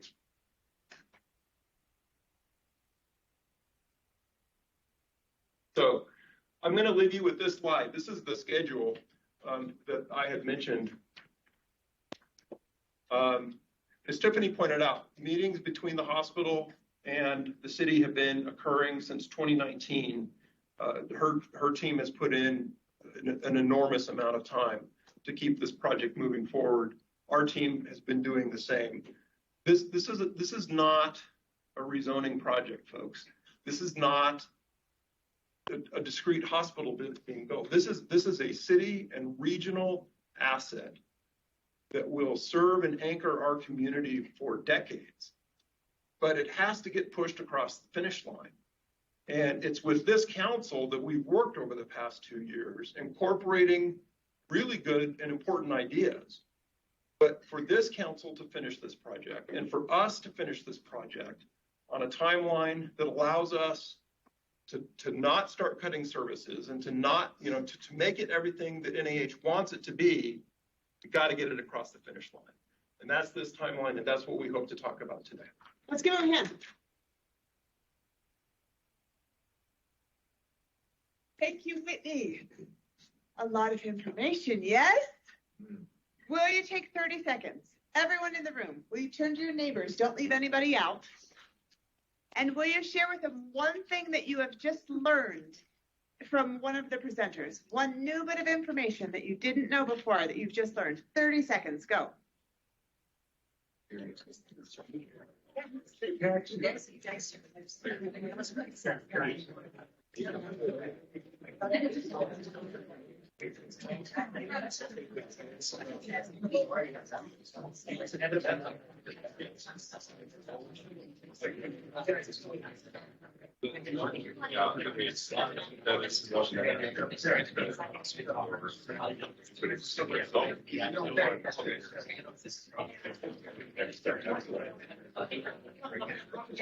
Well, we can. All right, let's come on back together. Thank you for your willingness to pay attention, to engage, and what an excellent discussion we're just about to have as soon as we have a break. We're going to take a 15-minute break, 5 minutes ahead of schedule. Incredible job, Whitney and Steve and Tiffany. So we're going to come back together at 3:10. Please notice there are drinks in the back. There are restrooms right here. Have a great conversation, and then we'll start sharply at 3:10 for discussion. Thanks, everybody. All right, everybody, welcome back. And now let's start having conversation. How wonderful that we're all on the same team, right? With a common goal, looking towards the future and getting some clarity. So let's start things off. We're going to kind of be focusing inward because the idea is for the council to make a decision. And so we want to be able to share more information, ask more questions. So Councilmember Aslan, would you mind starting us off? Oh, thank you very much. First thing I want to say is, Tiffany, you're a rock star. Thank you so much for representing the city's concerns as well as you did. And from such a distance, you did a very good job speaking off the cuff. This is clearly the water that you swim in, and you're very good at speaking to it. Also, Greg, I want to thank you for making the space available and the time to do this. This is a very important conversation. It's wonderful that we've been able to get together and make some decisions here. You deserve that clarity, and we deserve the opportunity to hear all sides of this and come to the most informed decision we possibly can. I want to start by saying I don't understand why the mayor recused himself from this conversation. I'm sure I'm not the only one. And so any additional clarity that Mayor Deasy might be able to offer on that front would be immensely appreciated. And I don't mean to wag a finger. I actually really happen to believe his input would be critical in this conversation. And I wish he were here. So, Julie asked us to sort of do a key takeaway from the first part of the conversation, the presentations. And Councilmember Salas and I were agreeing that we were sort of shocked by the room sizes, and it just really encapsulated the pressure you guys are under to grow and to expand and to meet the needs of the community. I haven't been a patient at NAH yet. I'm training for a half marathon right now, so that may change in the next 6 months. But joking aside, further into the future, should a hospital visit, overnight visit need arise, I would love the additional amenities that you guys are proposing. And I want to very much keep that in mind from the perspective of any constituent who lives from Flagstaff to the greater region. these are important matters, and you guys are trying to do an important thing, and you're at the table in good faith. And the constraints that you have voiced are very real. I do think there are still some sticky points to all this, and I hope, Council, that we're not going to rush into a decision today. And I'm not saying that this happened, it's just for lack of a better phraseology. I don't want to feel pressured or bullied or pushed or shamed into making a decision this big based off of some of the points that were very well made about how important the timing is here. But, you know, Council received a letter from the local fire union expressing some grave concerns over the additional burden they're going to be forced to shoulder without receiving sufficient support. And I want you guys to know that I deeply share that concern. As a first responder myself, I know what some of the things are they're talking about, and it's not just about the ladder truck. It's about the quality of life that they already feel is very strained, and just the level of support that they feel they're stretched too thin already to provide.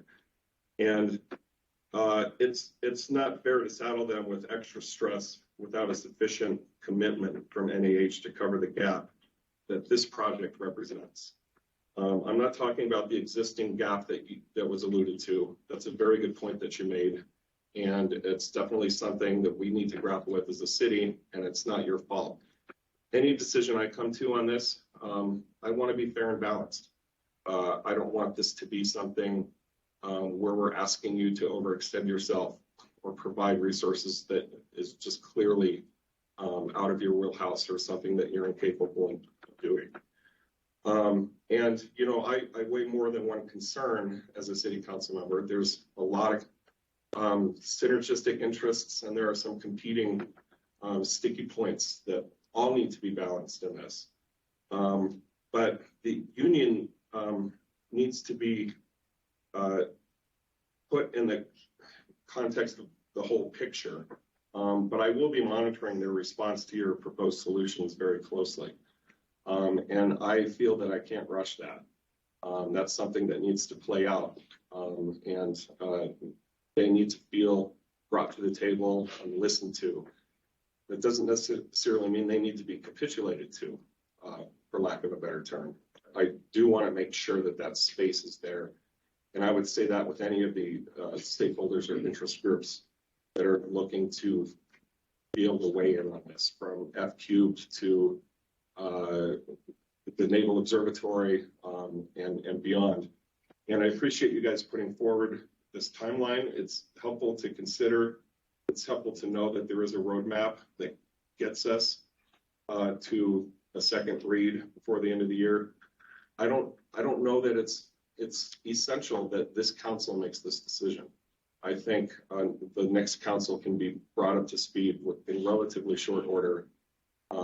And so that concern doesn't impress me much. And I'm looking forward to the conversation. I'll leave my thoughts there for now, but that's, I have some pretty strong feelings about this. And I do feel the level of tension there. And, you know, just to wrap up, I think the union's concerns is an early sticking point for me. And if we can get past that, I'm very much looking forward to being as supportive as I can to get us across the finish line, because I believe and I know that this project will be an enormous amenity to the community. But this is our opportunity to weigh in and create some space for that tension that needs to play out. And I feel that that's where we're at right now. Can I just add something to that? Yeah, I'm done. So we agree on the fire piece of things. When this was brought to NAH's attention, we immediately got facets under contract to do that conditions assessment. They're in the room with us today, and we already have them under contract to do that. We feel confident that that work can be done, digested, and coordinated with the fire department and still meet this schedule before we get to council. Can I interrupt for a moment? Can everyone hear? Yes? if you're, okay, so we're gonna all try and speak up, and also feel free to bring chairs down the middle if you're struggling to hear. Please continue. Good. Councilmember McCarthy. Thank you. I guess I'll put my camera on in case anybody cares. There's some big issues, but I want to talk about what I hope is a minor issue first. I heard both Steve and Tiffany bring up the issue of noise. Now, I know that in the city, we have some very serious noise issues where people can't sleep in their house. And so one way to solve that is you move music, loud music, which I like anybody else, out to Pepsi Amphitheater. And that's working out really well. I've never heard a single complaint about noise from Pepsi Amphitheater, and it's pretty loud out there. So I guess my question is, if noise is such a consideration, which Steve and Tiffany said that it is, are we going to have a situation where the hospital asks Pepsi Amphitheater to kind of tone down and not have so many concerts or put rules on the noise level? Even though I strongly support some of those rules for inside the city, I think they would be really burdensome in a place like Pepsi Amphitheater, which was specifically built away from town so that they wouldn't have these issues. So that's my question. Kind of makes sense. Yeah, I don't think we'll be making that request in the future. And our architecture team is here, but I think we can accommodate that from an acoustical perspective with the design of our building. Okay. All right. So moving on. Thank you. I guess I'll follow up in Mr. Aslan's comments a little bit. A phrase that I thought of a few minutes ago is proportional responsibility. I think it makes sense for the hospital to pay for the proportional responsibility for the various things. And in effect, that says, let's play fair. In my mind, to have the hospital be responsible for some interchange improvement out at Country Club Road or something seems a little absurd. If they're talking about, are they responsible for making Beulah into whatever it needs to be, 4 or 5 lane street? By proportional responsibility. I think the state's going to pay to replace the bridge that goes across the freeway by the airport. Maybe it makes sense to have, the state pay for that. What would that cost? And then they would pay the added cost of, well, we really need 4 lanes now. So I don't know what that proportion is, 30%, 60%, whatever. So philosophically, that's kind of where I'm at. I want to play fair. It sounds like we have, well, the next theme I want to bring up is, I don't know that today we have enough information to say this, that, or the other thing in any definitive way. For instance, I've heard some discussion about fire department issues, and I've heard some discussion about transportation issues, but I'm thinking that, in my mind, I need some more input from staff about what we really need, what the proposed the proportional responsibility is. So I can't say yes or no because we haven't been presented with anything specific. So, I'm very open-minded about these discussions. If we can meet that schedule, great. If we don't, like Mr. Aslan said, that's not the end of the world in my mind. So I guess, are we being asked to say, well, let's try to go for the schedule, if at all possible, that the transportation and fire and police or whatever needs to be worked out can be done in that amount of time? Yes, I'm very open-minded about that. But I'm ready to say, yes, I support this project as presented. Well, it isn't fully presented yet. So I'm kind of rambling a little bit, but I think you get the idea of where my head's at. Thank you. Councilmember Shimoni. Thank you. Thank you, Vice Mayor. And Julie, is there something else you wanted to add? Yep. Okay, very good. Good afternoon, everybody. Thank you for your time and your leadership and what you do in our community and the presentation that you've brought to us today. Very excited about the plans and the new location. As you know, Steve, obviously you and I have met many times over this past year plus, and the team, and I think you all have done a really good job thus far. So I do have some comments and I have some questions I'm going to kind of sprinkle in together and go through my little list. And so I want to start off by just saying that council's declared 2 emergencies, and that's been my lens on this whole question about the new campus from the beginning. Those emergencies being climate and housing, right? So those are at the front of my mind as I look through my lens as a council member at this project. So commitment and goals to be set for climate action, resiliency, and reducing greenhouse gas emissions for this project are a priority and a value of mine, and I believe this council's. So that needs to be set, and I know staff is working with you on it, but it sounds like we're not quite there yet. Buildings should strive for net zero. I'm sure, Stephen, you probably know, and I'd love for you to speak to that. Net zero healthcare is a growing movement, and that healthcare contributes about 10% of the country's greenhouse gas emissions. So this would be a huge way for us to really set a new standard and really a step forward when it comes to neutrality. Oakland has the first hospital to be a net zero hospital in the States, to my research, and it'd be great for Flagstaff to be second, or at least come close to that. So things like solar, Vice Mayor, I know you really like and appreciate solar use, and so solar, electrification where possible of the space and water heaters, whatever we can.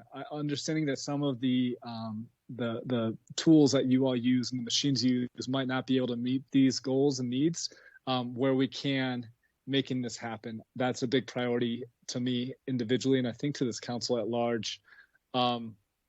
Creation of a transportation demand management program would go a long way here to reduce car travel to the site, which might result in a savings in terms of what is needed. But I think we need a transportation demand management program. And I know that staff is working with you on that as well, but that's not yet in place. I want to say thank you for your partnership and collaboration with Mountain Line and Mountain Line leadership. It's my understanding that you're hoping to do a more phased-in approach rather than a fixed route at the beginning, and I can appreciate that. But I just wanted to acknowledge that partnership and thank you for that. On the topic of roundabouts, I did hear, Tiffany, you say that they are single lane, and that's wonderful. But if we are struggling with that option, protected intersections is what I'd hope we also would consider if we go the intersection route. Love that we're talking about small workout stations along the foots, fully support that. And so here's a question, Steve, if you don't mind answering. So NAH is planning to employ around 4,000 employees, making you all the largest partner and employer in Northern Arizona, which is massive and wonderful. Are these mostly predominantly high-wage employees? And how does NAH plan to house these 4,000 employees? Okay, so just for clarification, the entire health and wellness village is proposed to have 4,000 employees when completely built out in the 2040, 2045 timeframe.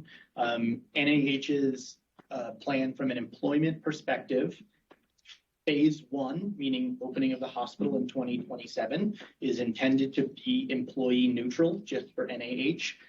While we are increasing in size, we are also increasing in efficiencies, which will help us to overcome the staffing challenges of staffing a larger facility. So we do have a proposed 315 unit multifamily housing development on our project. Right now, we have a development partner who is willing to commit to 10% of that being tax credit backed low-income housing. I think we would be open to investigating that further. It's hard to put together what the economics of that deal look like without a firm timeline and understanding of when it's going to happen and how it's going to roll out. So from NIH specifically, we don't see a large increase from an employment perspective in this phase one. We do show additional bed capacity in the future. So 44 beds of capacity that could grow within the confines of the building we're building that opens in 2027. And then ultimately a third bed tower that could include another 96 or so beds. We have employee growth built into the model moving forward. But the difference between our current employment and the 4,000 is some of the employees that are around the hospital themselves. Councilman Sherman, I think as you know, the hospital itself is a mix of salaries from an employment perspective. But I would think that a high percentage of our employment base would be considered in the middle income workforce model. Thank you for that. And Steve, so in that first phase, how many employees do you plan to have? Is it 315 or what do you think? What do you think that number will be? Oh, I think we'll be at about 2,000 employees when we move, but that's how many employees we have now. Right. At FNC. Right. And a lot of those individuals are going to move with the new location. I do not know that to be true. I would think that we would have some employees that would relocate. I would think that we have some employees who are currently either struggling to find housing in Flagstaff proper and or renting that might want to look at moving onto the new campus in the units that we're providing. But we have not done an internal housing assessment of what our employees are going to be doing in 5 years. Okay, so council, vice mayor, and everybody on this meeting, you know, I obviously, Steve, and you and I have talked a lot about housing on the site, and I've talked about that with the team, and I just don't know if 315 is adequate. I do have concerns about that. And I guess I'll just voice them here. I think, you know, we were talking about a LIHTC project, low income tax credit housing project that would maybe house 400, 500 individuals on the site, on the new site, not the old one. But we can circle back to that later. So I do have some concerns about the housing. Okay, so moving along almost to the end of my list. So in terms of the fire concerns, I think that they're very valid concerns, obviously. And given how big of a project this is, and that this is the second specific plan in our city of Flagstaff with this 112-foot, 160-foot height building, I think that we really do need to take the fire concerns seriously. And Councilmember Aslam, thank you for bringing that up. And so I think we need to work through that sticky point, as was mentioned, as well, a little bit further before I feel really comfortable about us moving forward here. And then transparency was mentioned. Steve, I think you were talking about transparency, and I do appreciate all the transparency and community engagement. I just will go ahead and share that I have heard rumblings about pressure to submit letters, pressure not to speak out.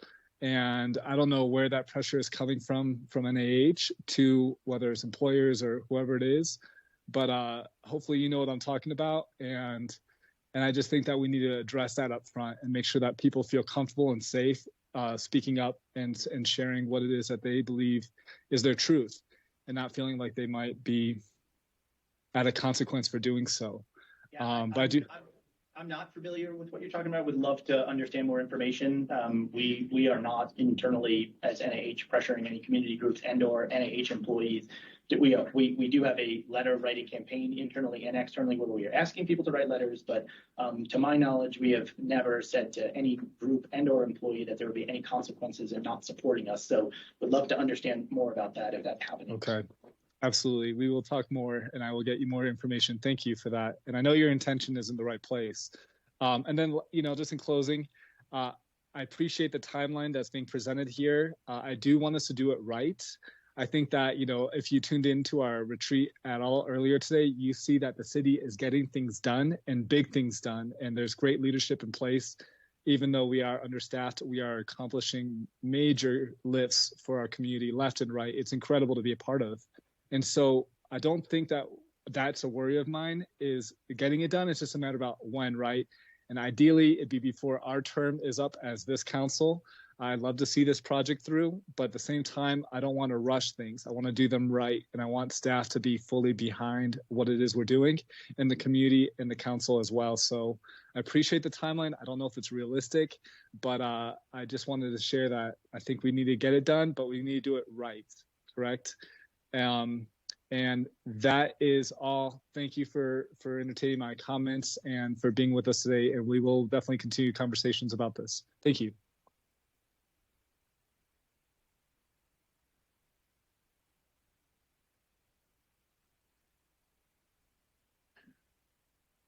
All done? Just kidding. Questions, comments, more things to share, more questions to ask. Vice Mayor Sweet. Thank you for being here and taking the immense amount of time to be transparent and be with the community council. I would like to see this move forward, and I'm okay with the timeline. However, as a council, it's sounding like we don't want to rush things, and I know you can appreciate that. We want it done right. I'm not positive it has to be with this council, but I too would like to see that timeline happen. However, I do feel that fire is definitely a big hurdle that maybe we're coming up against, and I don't know how to address that between now and that timeline. If we can do it, great. If we can move forward in the right manner, I would like to do that. I like the idea that Councilmember Shani brought up about the climate and the net zero healthcare. I would like to learn more about that. Mountain Line, I appreciate that you all are working with them in the phased-in approach. That goes a long way with me. As long as it's in the forefront of this project, I'm okay with phasing that. And the housing, I appreciate that you're tackling that, and it's crucial that that is part of the project. So that's kind of where I'm at. I'm excited for this project. I had to take my friend to the ER a year ago, and it was not the best experience.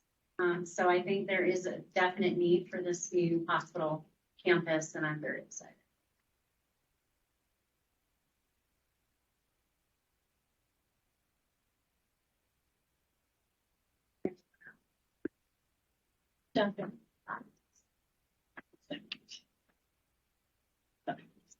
Just before I start. Thank you all for being here. I'm thankful, Mr. Clifton, that we have allowed for the time and space to have this discussion in an open meeting setting. And I was outspoken in letting council know and the city manager know that it's time to bring this discussion to the public, which is now.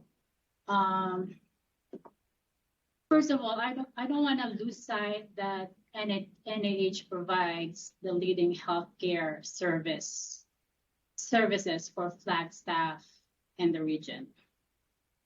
Providing critical services, especially to our Native American neighbors. I do understand that to meet current and the future needs of our community, NIH needs to grow and expand in another location. And I am impressed on the forecast of the economic impact. I believe, the $387 million in economic benefits for the community when completed, the $6.7 million construction-related sales tax to the city. And I have here in my notes, $4.5 million in annual tax revenue benefiting FUSD and Coconino Community College.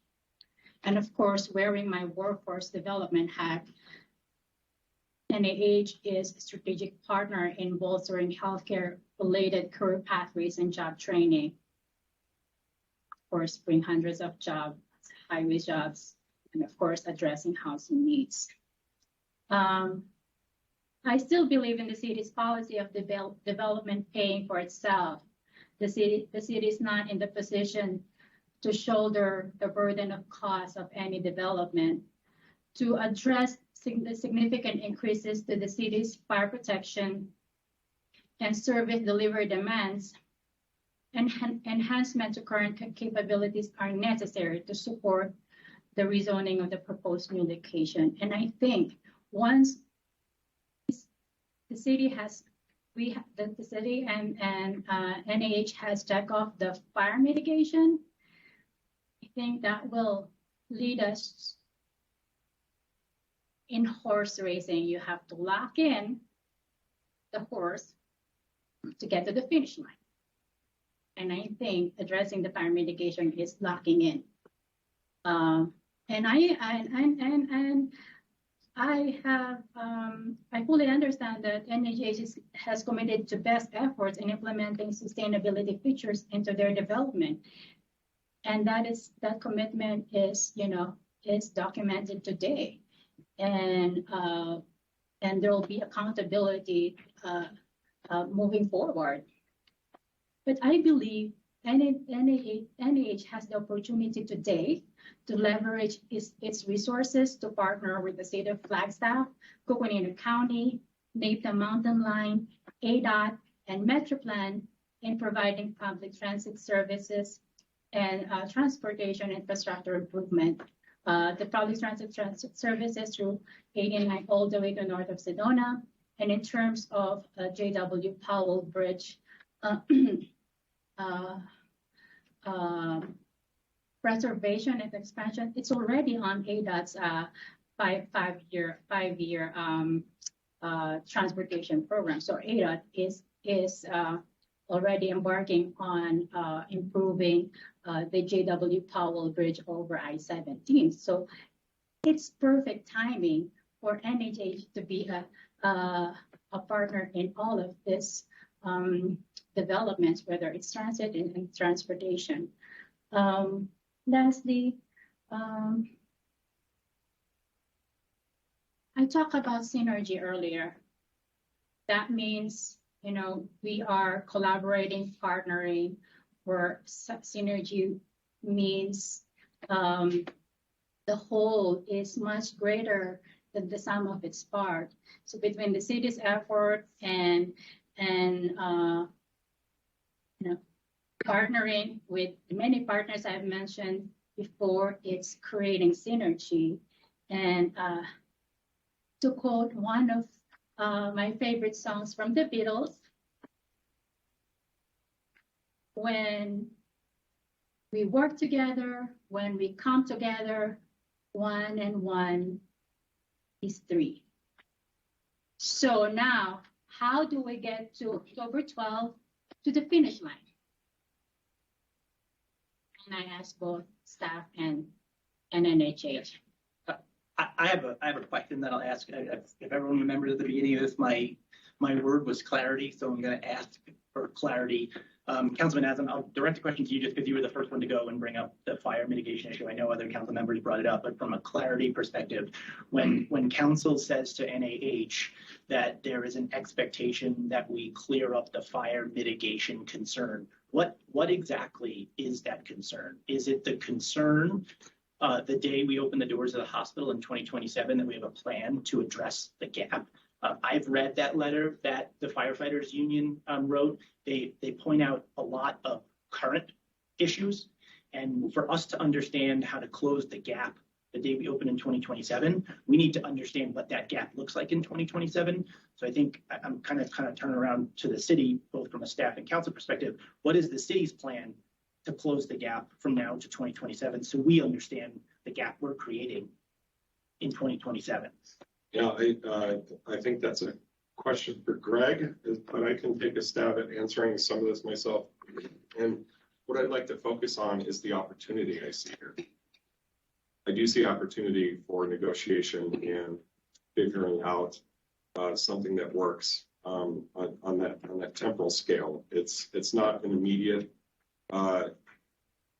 itch that needs to be scratched. But I do think our public safety personnel understand planning ahead. We need to start bearing our nuts for the winter here. To use an absurd analogy, it's already out there, so let's stick with it. So no, this is about the future. This is about down the road. Again, this comes back to the idea of synergy that Councilmember Salas brought up. We have our own heavy lift to do on that front. And we need to be working closely on that. But I don't want to get to an operational stage where our fire department and our public safety personnel are feeling attenuated and stretched thin because of the move that happened. And a commitment to getting there is really important to me. And I don't know procedurally how we come to an arrangement about that to trigger this timeline that you have. But I feel an organic opportunity to sort of go back and forth on that in the next hour here and see if we can come to something. And we agree. And I think that's why I wanted to maybe, and City Manager Clifton, maybe the question is for you. I think, if we're really seeking clarity here, right, the question I'm hearing the city ask of NAH is, are we willing to commit to our proportional share of the problem that we're creating by opening this campus in 2027? I don't know what that is because I can't state, or no one has stated for me, what the gap in 2027 is going to be from what the operating deficiencies of the fire department will be to what we are going to cause. So we sit here and we look at this schedule and we say we can't meet the schedule because we can't answer that question. I don't know what the question is to be answered right now because there's been no parameters put around it. So if the question is, are we willing to commit to the difference between a fully staffed, fully operational fire department and what we create with our development? I think the answer to that is yes. Are we willing to just go out into the space and not understand what that looks like? That's an impossible question for us to answer. I am open to suggestions. I was talking with the chief during the break. If we can somehow help and look at a fee structure that front loads some of those fees for us earlier on in the development than 2027, but still makes NIH only pay their proportional share, if that would help from a front loading perspective, that's absolutely a discussion that we'd be willing to have. But it's a really difficult question to answer because I still don't understand what the question is. And Greg, before you answer, I know Councilmember Shimoni had a question for the chief related to fire. It might be a nice opportunity to. I don't know what his question is, but it's time for you to come up. Thank you. And thank you, Councilmember Aslan. It is relevant. I think it would be helpful. Chief, I guess my question is I can lead you off with to jump in on this conversation is in regards to current levels of service and what if we were to lessen our standard in terms of what it is that we're asking NAH to provide to maybe something that's more relevant with our current levels across the city or relevant locations that are similar, however we calculate that, what would that look like? And would that help in terms of creating a more clear goalpost for NAH and the city to work towards and finding a compromise that we feel is a win-win, but yet maybe isn't exactly what we ideally would want, but also recognizes that we too are a little bit behind on staying on top of this ourselves. Go ahead. Thank you. Thank you, Council Member. Thank you for the question. Our last meeting with NAH, we talked about the levels of service shortfalls that we have in the city of Flagstaff, and clearly wanted to state that they did not cause it. We've been experiencing growth, and we haven't been increasing resources sufficient to that growth. Certainly, we wouldn't anticipate that they should make us whole for the policy questions of the past 10, 15 years.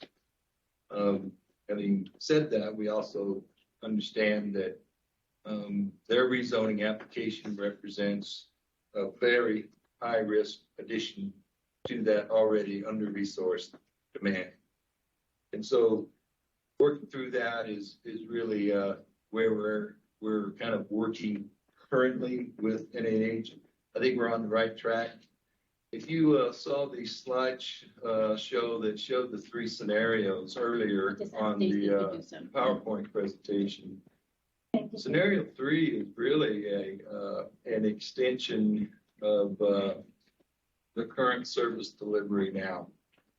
NAH's consultant report gave us a really nice heads up as far as beginning to articulate what the gap in service delivery is. That's noted by the scenario 1.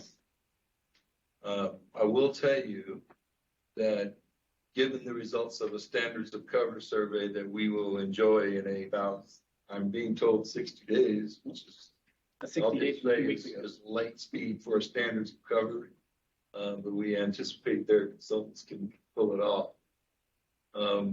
That will articulate that in a much more realistic level, a little less conceptual than the initial report.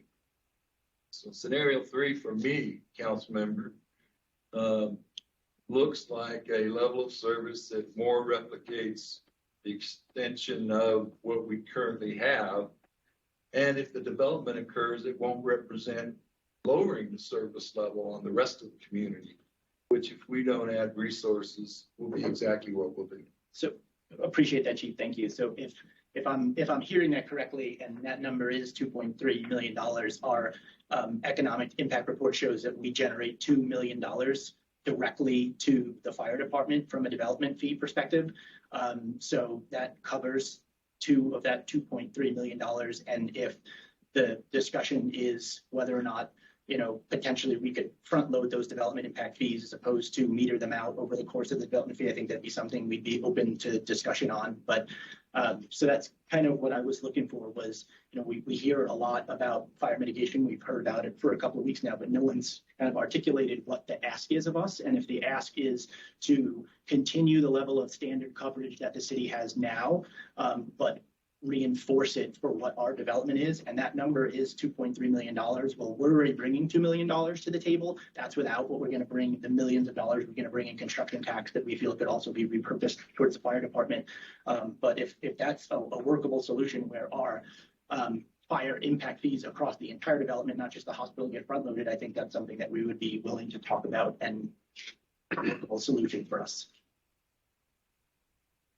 Vice Mayor. I apologize.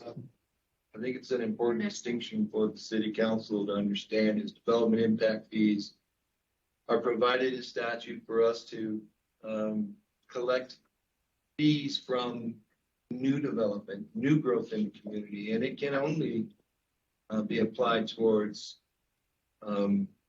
capital equipment, fire stations, fire trucks, things of that nature.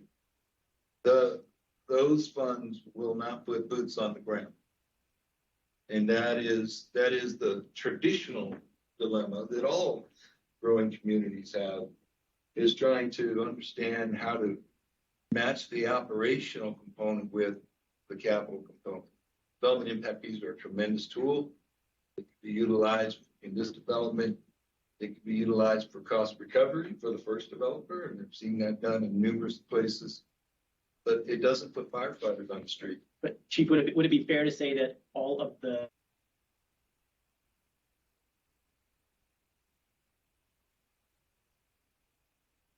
say that, and I believe that the next discussion that we'll be having with your team is trying to extrapolate what that looks like. That's an annual expense. That's not a one-time expense. And so we need to evaluate, and you've been sharpening your economic impact analysis. I think we're at a place where we may be able to do that. But we need to kind of, I think if we were talking about at the break, we need to kind of phase that and scale it. Yep. And then we can begin to see where the gap is and where the problem lies. Do you feel comfortable with facets on board, knowing what we're working on, knowing the discussions that are taking place, that you think we could get to that point and still meet that timeline and be in front of council? I think we're having the right conversations. As I mentioned at the break, it's an aggressive schedule. But I think we're talking about the right thing. Okay, thank you. Councilmember Shimoni and then McCarthy. You know what, Vice Mayor, why don't you come back to me? I think my questions on fire have been answered. Thank you. A couple of questions. Chief, is the concern mostly about having enough engines and enough manpower? Or are you also concerned about this high building and that might bring new challenges to your fire department? Are you concerned about that, or is it more just a manpower thing? It's both. Oh, it's both. The high rise presents problems of typical, and institutional high rise facilities, medical facilities are not immune from small emergencies. Small emergency on the top floor is a lot more difficult than going through the front door of Mrs. Smith's house or hospital. Much more resources are required. And so that becomes part of the issue. The other part of the issue is that we do not generate enough firefighting resources, manpower for existing risk, even without this development. right. So this development won't go on for 4 or 5 years, whatever it is. It would seem to me that in 4 or 5 years, we can work out our manpower issues. If Mr. Clifton's great at finding money, right? He jokes. But seriously, I would think that we could somehow address those issues. Now, if there's special issues because of the very high building, I don't know how that'll get addressed. Let me ask money about taxes. We've talked about tax. Okay, construction will generate a lot of tax money. And maybe that could go towards the fire department. But that'll be over by the time it's open. So the hospital itself, will it generate tax money that can cover the added manpower needed to cover the hospital? Or, and I understand that there's maybe some retail on site and everything. Yeah. I don't know if it's fair to count that because, that'll be its own demand and its own tax generation. So how do we cover the ongoing higher manpower costs that will go on, for 50 years? I think our economic development report kind of clearly outlines what we're going to generate from a tax perspective. What we can't say as a healthcare system is how the city directs those funds. We don't have say in how those funds are directed, so we know what we're going to generate from a construction sales tax perspective. We know what we're going to generate from a development fee perspective. We go into great detail on not only our property, but also the surrounding property into what taxes they are going to generate. But at some point, the city has to be the one that dictates that those funds flow to the fire department to fix this deficiency. That's not something NAH can be responsible. So just to close my comments, I think we can work this out. The fire issues. I agree. There's other issues maybe we can talk about next. But in my mind, I don't see an insurmountable problem here with the fire coverage. If there's issues that have nothing to do with the new hospital, that's not their problem. Thank you. City has a responsibility to work that out one way or the other. If there's problems about the high building, well, hopefully you can address that. But I think this can be resolved, in my opinion. I'll leave it at that. Thank you, Acting Mayor. Councilmember Essen. Thank you, Vice Mayor. I see that NAH is ready to move a little bit on this. I sense your eagerness to get to a yes. I don't know. I don't know how I feel about using a gentleman's agreement as enough to trigger this aggressive timeline years. So I'm still feeling a little stuck here, and I just wonder if there are ways that you could reassert as clearly as possible your commitment to your fair share of that goal, and keeping in mind that there may be some conflicting notions of what that fair share is. So there's going to be continued tension moving forward here. But if this is a conversation that you guys are really eager to put behind you, then yeah, I'm just wondering if that's enough or not. Yeah. I'm just thinking out loud here. I'm gonna give Whitney a second here. In 1 second, I just want to speak for from an NIH perspective, we're not looking for just a gentleman's agreement. We're looking for that clarity of what is the proportional share for us, and that's a question that's never been answered for us. And we're not looking to kind of kick the can down the road, right? If the question is that the city fully intends to fund the fire department to its full capacity to get rid of the current deficit by the time we open the doors, and the responsibility that you're asking us for is the difference between that and opening, then we're committed to helping with that. But we can't answer a question that hasn't been outlined. And Vice Mayor, this might be a good time to have the city manager chime in, because his name was invoked early on in this conversation, and he's been very patient with it. City manager? Well, thank you. Not having the numbers at hand, and which might be good because we're speaking at a very high level here. And by the way, I think this discussion is accomplishing exactly what we felt at the staff level needed to be accomplished, which is having clarity of more salient points and maybe even probing into possible solutions without necessarily immersing ourselves in the details. And there's a lot of details behind this. So at a high level, I think it is the city's responsibility to bring all of its divisions, and specifically public safety, to the status that is needed to serve our community at the level of service that is demanded upon us. I don't know exactly what that translates into in terms of personnel and equipment. You and I, Chief, have had talks about a new fire station, and we know that's out there on the horizon. That's a part of it. We've had some successes this year in equipment, but we know that's an ongoing thing. But we need to have discussion about the personnel and the operational cost. The city is obligated to try to close that gap. I'm stopping short of saying that we will completely close the gap. I think probably a more accurate statement is we need to make progress, significant progress, to close that gap, recognizing that it's going to be a journey and it's going to take some time. And by the time we get to where we need to be, it will probably continue. The gaps over time will widen because growth will not stop. And so I think that commitment is there.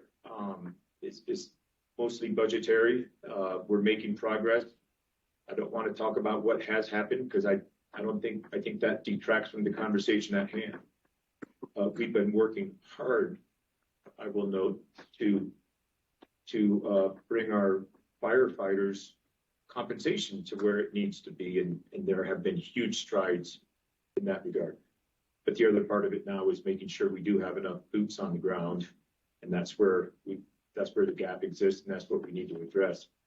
So I think the takeaway, what NAH should hear in all of that, is we don't have an expectation that any new development is going to be saddled with having to close a gap from an operational cost standpoint for city personnel that has come about for different reasons. That would not be fair.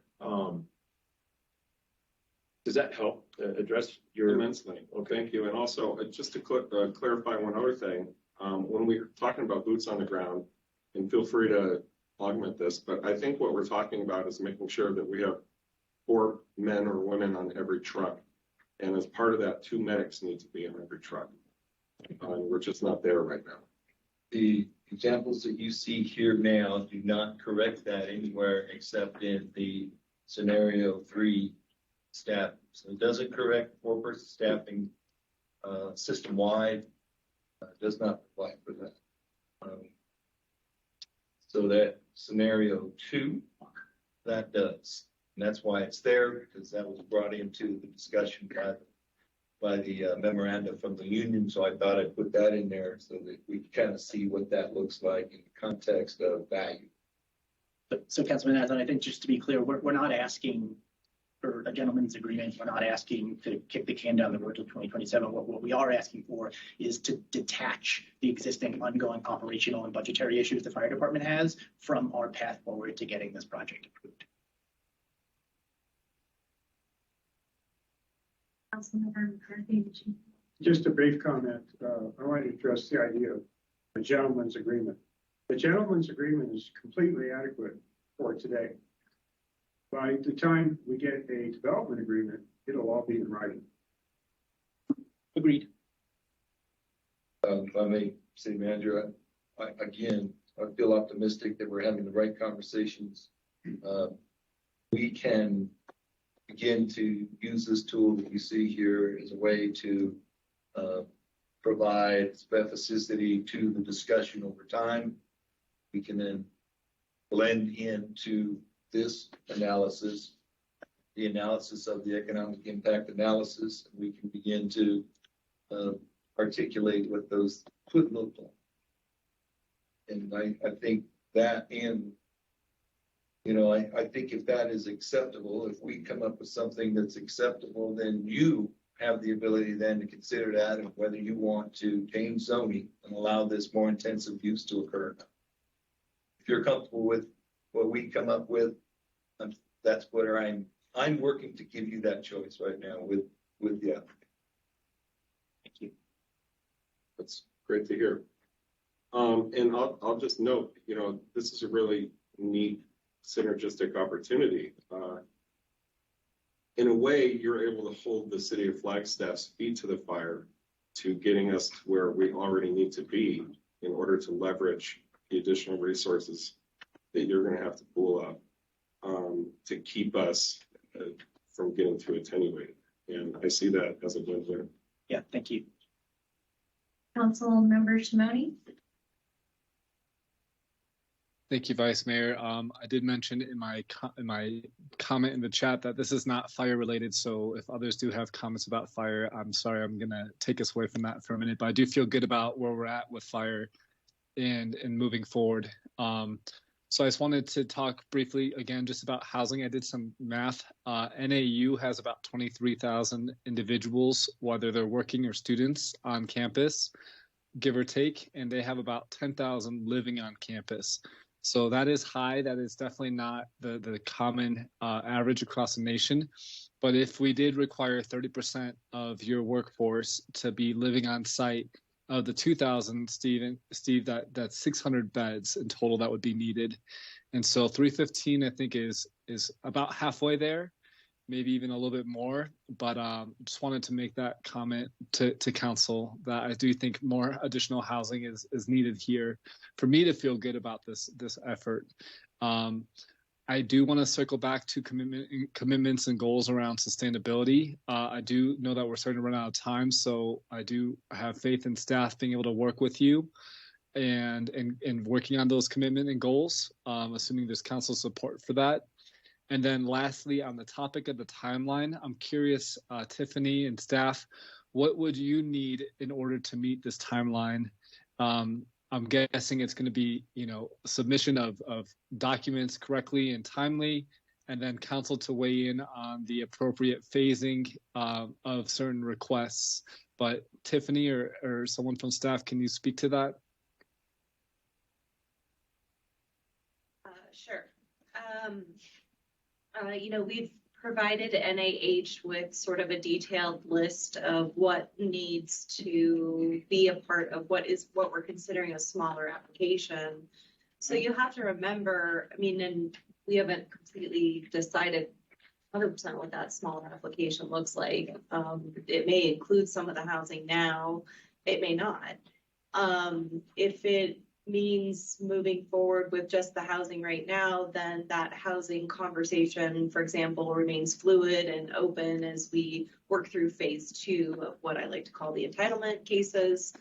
But really what we're looking for now, the hospital and the ambulatory surgical center really being the biggest component of this health village, trigger the most significant development requirements, impacts. And so figuring out what is the minimal mitigation that's required for that part of the facility. We've talked a lot about fire. Fire has been a big concern in terms of the hospital and ambulatory surgical center. Sounds like we're working on the process of getting towards development agreement. But the other big issue that is still an outlier is the transportation. And that transportation mitigation for the hospital also needs to be addressed adequately in something that staff feels comfortable in a development agreement. So I wink nudge to transportation staff if you're interested in having that conversation. But there are still few outstanding application items. I doubt you want me to bore you with. We're working on them now. I think Yeah, Tiffany did a finale. great job of outlining them for us. We've been, some of the teams in the room right now, we've been diligently working on them since her last list. We feel confident that we can get that list kicked off and over to her in the time frame that she's given us. It's where we are really, we're getting towards that place of dealing with mitigation and development agreement. And this schedule that's proposed means that we have to be more open to a fluid process, meaning we'll be at Planning and Zoning Commission trying to explain where and how all of these conversations have happened, how this is moving forward, because we may not have all of those details. I mean, I expect that this development agreement is going to continue through the negotiation process while we go through that public hearing process, and that will be interesting. So we'll put our best effort out. It will be a fluid process. It will be unique and different. I think that's where the synergy and transparency component that Councilwoman Salas brings up, that's where that comes into play, right? I think we are community partners to you. We are not real estate developers who are here to try and develop something for profit. We're developing. There is no profit here for us from a real estate development perspective. This is development that is community focused, health focused. So I think if there's a time to dabble in fluidity and transparency and synergy, I think we're the right partner for the city to do that with. And I think when you look at overall the scale of a project like this, regardless if it was us or a for-profit developer doing something different, that's what a development of this scale and scope takes. It's very difficult to check all the boxes, and there is some trust component, some fluidity component that I think has to play into the process. So that leads me to a question, Vice Mayor. So I see a path forward here for the end of the day. I do wonder how fragile this timeline is, irrespective of the fact that we're taking the next steps right now. I suppose it could drag on and fall apart at any one of those various stages or dates. That's my spidey sense on that. And I just want to articulate it. I think it's great to shoot for this, and I have no problem getting it done efficiently and quickly if we're able to. Yeah. But I just don't want it hanging out there unsaid that this means everything's going to finish by December 13th. I appreciate you saying it out loud, Councilman Naslin. I think we're knowledgeable of that fact, right? But I think we also feel like if we don't leave today with a goal, then we're not getting anywhere, right? Everyone said at the beginning, clarity, path forward, right? This is a path forward. Yeah, if we don't hit it to the date, I understand that. And I do understand the ramifications and implications of flipping over to new council. It's not what we desire. But I think if we don't set forth a path that we all agree on that is a goal, we're never really even going to get started. So what we're asking for is agreement from city staff, city council, and us giving you our kind of public acknowledgement that we are on board to try and meet this deadline. If things get in the way of it, I understand that process, but I still think it gets us in the process and it starts us moving forward, as opposed to the last 20 months of just kind of volleying the ball back and forth over the net. So I still think it's a realistic goal for us to set for ourselves, and understanding that it might not be met. So I want to jump in for a second. So look at all this incredible information sharing, curiosity, a desire to move forward together.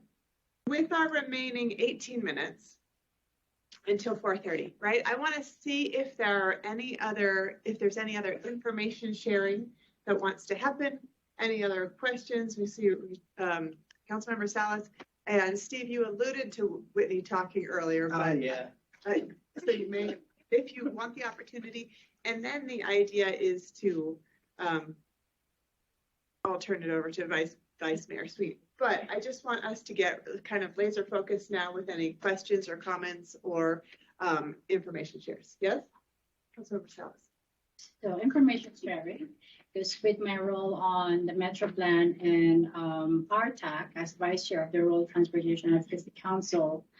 I took advantage of the opportunity to speak one-on-one with Director Holikowski of ADOT and our Federal Transit Administrator for Region 9. And I apologize, I'm blanking his last name, Mr. Ray, about the opportunity that's rising in Flagstaff. About it's not just about the hospital relocating, but it's the development of a health and wellness village. And again, I challenge ADOT and our FTA administrator. This is an opportunity to synergize with the hospital in terms of transportation infrastructure and transit services. We would love that.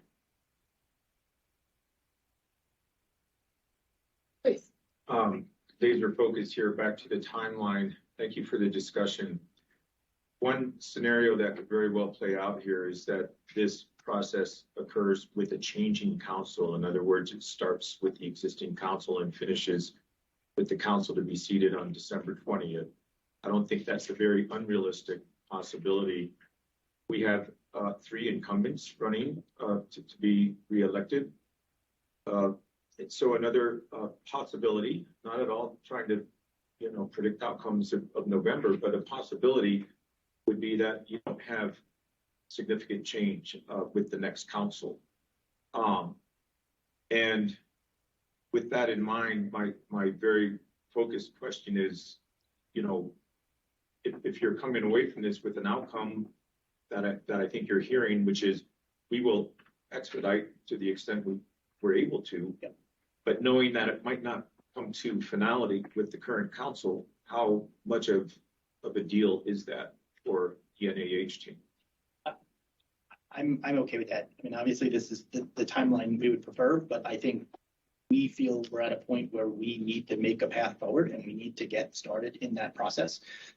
We feel that we have a very well thought out development and a very strong case that regardless of the council members who are healing it, although we would love for it to be this council with all the input they've given us over the last 2 years, that we have a project that we're putting forward that is just brimming with community benefit. So we understand that could potentially happen. We also understand that if we wait 3 more months to start the process, that we could be in front of a different council. So, I think we guarantee ourselves a different council if we don't start on this process. And in this case, we have an opportunity that it might happen. We're accepting of that and think that the more important focus for us is to get the process started. We showed a pretty good outline today of what we're dealing with from a community perspective and the deferrals we have. That number is only going to increase as our growth in the region increases. This isn't just Flagstaff growth, this is regional growth. It's going to play into that deferral number. So we're only going to continue to see increases in deferrals. We're only going to continue to see increases in either patient or staff dissatisfaction from current working environments. So we still see the light at the end of the tunnel that this project is the right thing to do for the city and the region, and feel we have a strong case with whoever we speak to about it. Thank you. Could I add to that to maybe put a little different focus on it? What Chief Guyard was telling us, I think helps sharpen this a little bit, because for staff to bring this application forward, they need to hear from their constituencies. Yeah, we think we have a plan, and how we're doing. And what you heard Chief Guyard say is NAH is bringing money to the table from economic development. NAH is willing to help its, bridge its gap, but it can't fund the pre-existing issues. And of course, Chief Guyard can't solve for those. That has to be this body. But if that is preventing him from giving a green light to Tiffany and her team, then we're stuck. And the traffic impact analysis is another good example. I mean, this is literally a document thousands of pages long, right? And Jeff Bauman and Stephanie Santana worked really hard to get through it. But if what they're asked to do is make sure that we know every mitigation that needs to be implemented over the next 20 years, in the radius that's being studied, that we could be at that for a long, long time, right? But if, as Tiffany has proposed, we take a narrower view of the project, get the hospital approved, and that is even if some, as I said when I talked, some remaining T's need to be crossed and I's need to be dotted on a bigger traffic impact analysis, we all know what the mitigation probably needs to be for the initial hospital and ambulatory care facility. But the traffic folks need to have that path so that they can give the green light to Tiffany, right? So that those applications then can come to the council. Again, these are policy decisions, and these are paths forward that can be put into a development agreement. Christina's really good at that. And so that, I think that's where we need to go forward. Transit is the same. We know that Mountain Line ultimately needs to be providing public transit to this project. We also know that we're not going to solve that problem in 2022. Might we solve it by 2027? Maybe. Will we solve it by 2030? I don't think without question.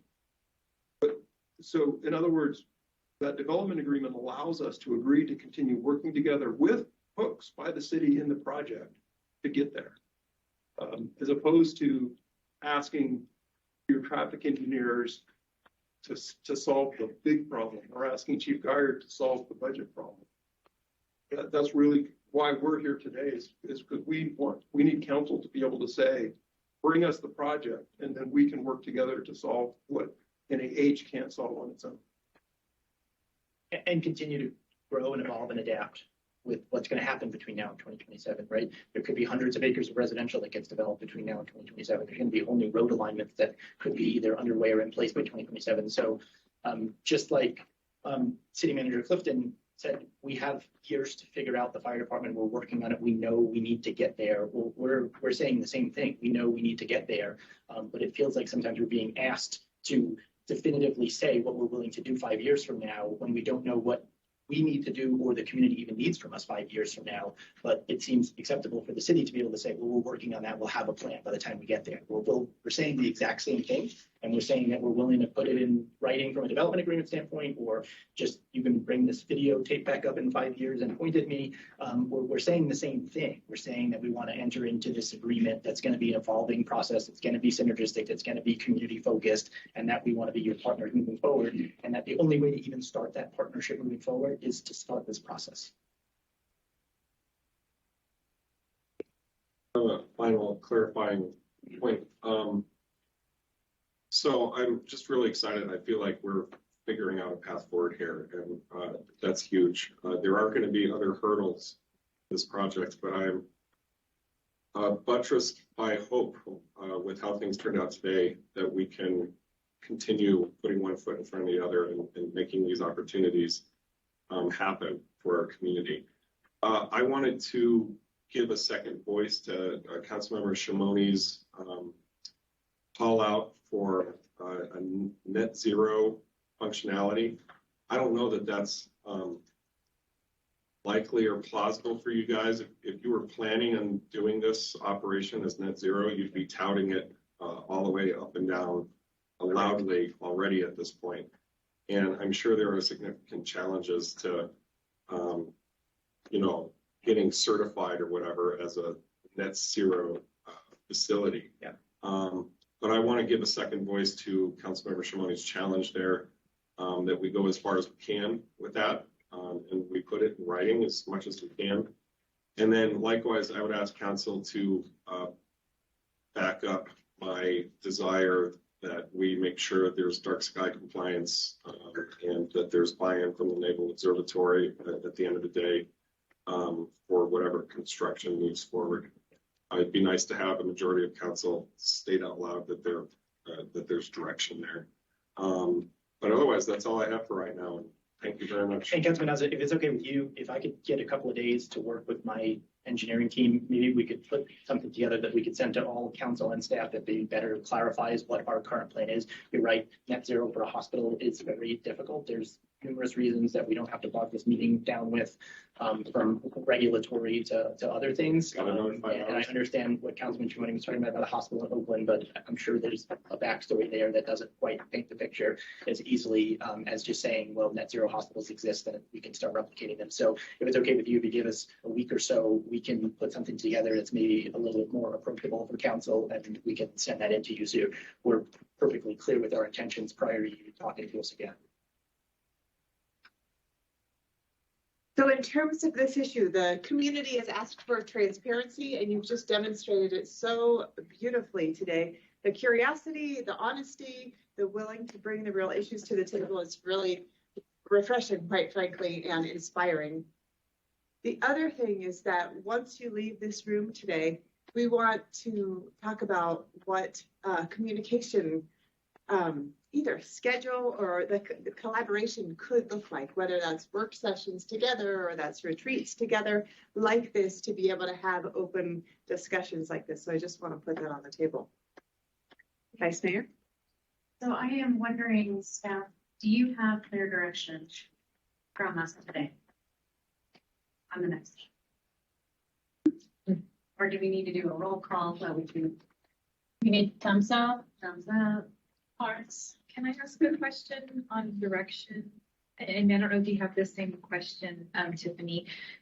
My understanding, correct me if I'm wrong, is that in order to meet the schedule, we have to start noticing before we're going to have some of the impact analyses complete, at least with respect for the fire. And so just wanting to, I just want to be clear that council is okay with starting the public hearing process before we have the impact analysis complete, understanding that before it gets to council, it'll be complete, but not with those three hearings before the planning and zoning commission. And thank you, Brett. And just to clarify, with that said, everything Christine said is absolutely 100% correct, but just for context, we, like I said earlier, facets in the room, we have them under contract, the work is underway. So we feel very confident that we're going to have a work product to you when we get to that process. But what we are asking is for the entire process to not be held up while we're doing that body of work that we've already committed to. So can I get a thumbs up or a heads nod? Councilmember Chimoni? Thumbs up. Thank you. Okay. Any other comments? Do you? It just follows along the same line. The development agreement will be, in the negotiation process as we move through. We might not have that fully vetted while we're in the planning and zoning commission public hearing. So it's the same issue, but again, they have to be able to make the findings and make a recommendation. So I think the applicant is well aware of what the risks are. Great. And I see Councilmember Chimoni has a comment.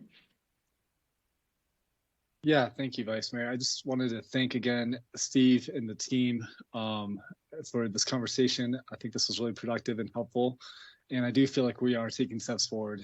And I just wanted to also voice support for what Councilmember Aslan was bringing up about the Naval Observatory and dark skies. Steve, I like to think that you are right there with us with that goal, and we'll meet that desire. But I just wanted to verbalize that support. But thank you all for the time today and the discussion and working with us to make this the best project for our community. We're excited about it. Thank you, Councilman Schumer. And I'll make the same offer on the dark skies piece as I did on the net zero piece. I'll get with our engineers and put something together so you understand what our intent is. We do intend on meeting the dark skies ordinances. We are a level 1 trauma center emergency department. We do have some oddities to what we do from a business perspective that some others don't. We have to keep kind of safety and security at the forefront, but we will draft something in short order with our intent. We have a third. Do we need to pass out? Direction. Sorry. Vice Mayor Sweet did 2 thumbs. So. We asked 7 thumbs. And we only have 6. Well, we have 5. But they did 2. So we only I did 2. And she did 2. Yeah. Sorry, Julie's asking about public comment. We don't want to curtail this discussion, but it would be good to open up public comment while we have the NAH team in the room. And I think there are some folks in the hallway, so. Thank you. Also requested, I know that I got 2 members of the public in our virtual room, so I've asked for them to indicate if they want to speak. I have not heard.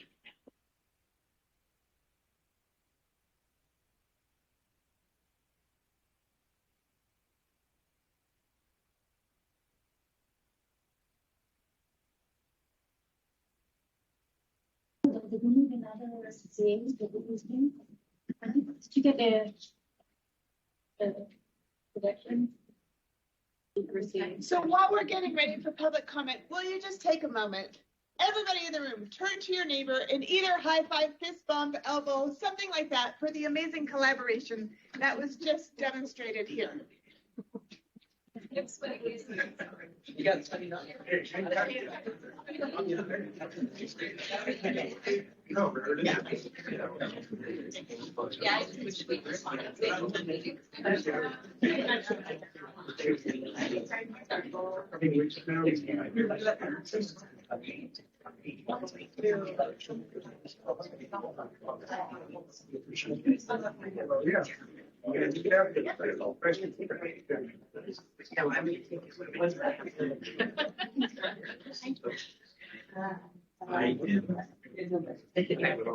I gotta leave in 5 minutes.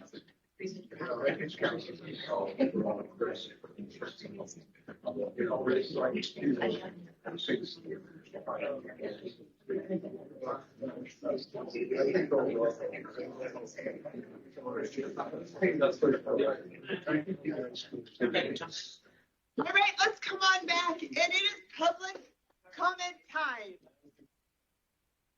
Let's take this out first. All right, so I do have one online commenter right now, so I'm going to go ahead and turn the time over to Michelle James. Michelle, you'll have 3 minutes to offer your comments. If you want to, I've got to allow her to do that. Sorry. Can I help, Stacy? No, I'm here. Apologies.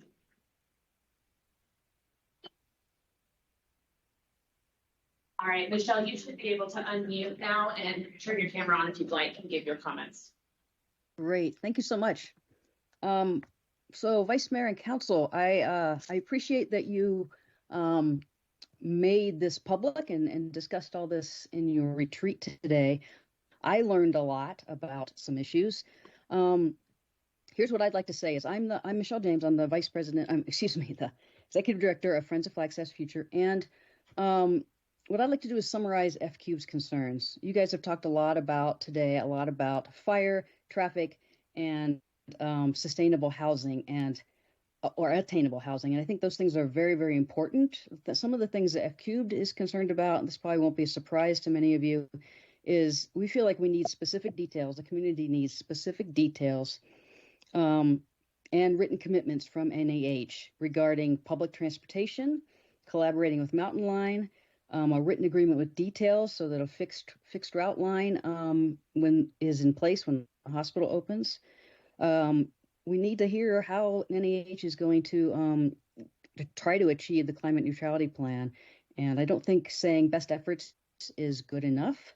And we also need a commitment to creating a plan with a rigorous community process to redevelop the existing campus and nearby properties. FCubed is feeling that until these details and commitment are received, NAH is not ready to go through with the rezoning process. Thank you. Thank you, Michelle. All right, it looks like I've got 3 members of the public that want to speak, and I am sorry if I get your names wrong, but I have Dustin Wendell. Excellent. If you want to come on up to the front, that way we can be sure that everyone can hear you.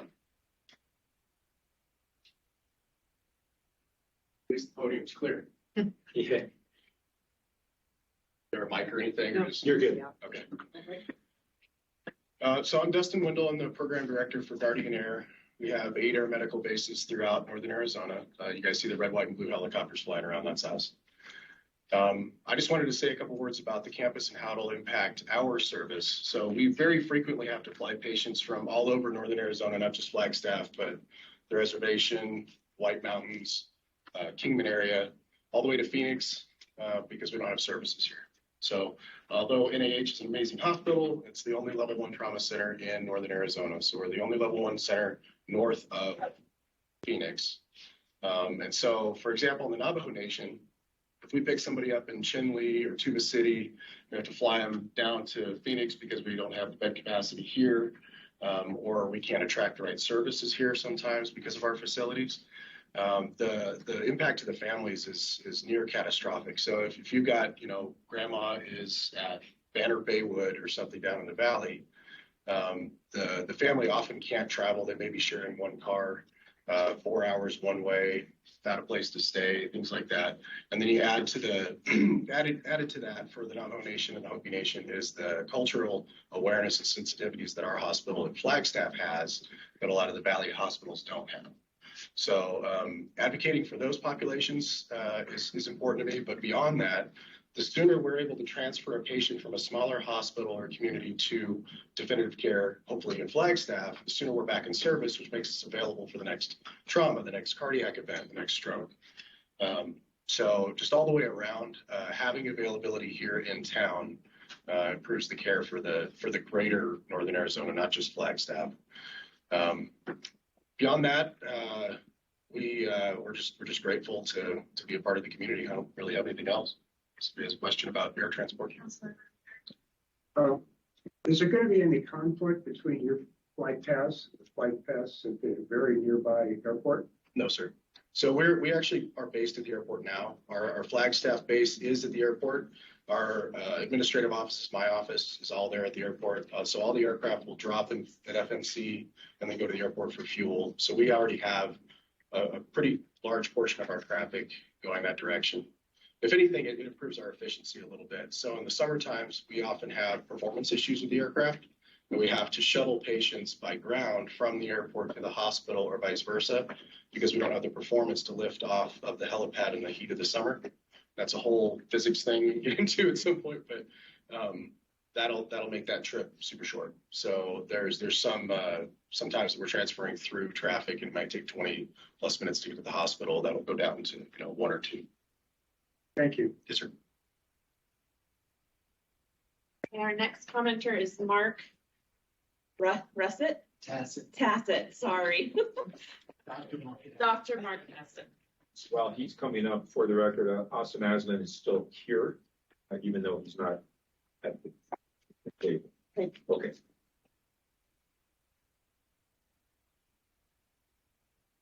Good evening. Thank you for allowing me to speak in support of the Northern Arizona Healthcare Health and Wellness Village. My name is Mark Tassa. I'm one of the cardiothoracic surgeons up here, and I've been practicing up here for about 12 years. So you want to imagine a scenario: you or a loved one has a major surgery or is in the hospital for a major illness that requires a hospitalization. Being in the hospital, as many people who have been in the hospital can appreciate, is uncomfortable, and pretty much your stay is riddled with interruptions and your rest, and it's hard to sleep.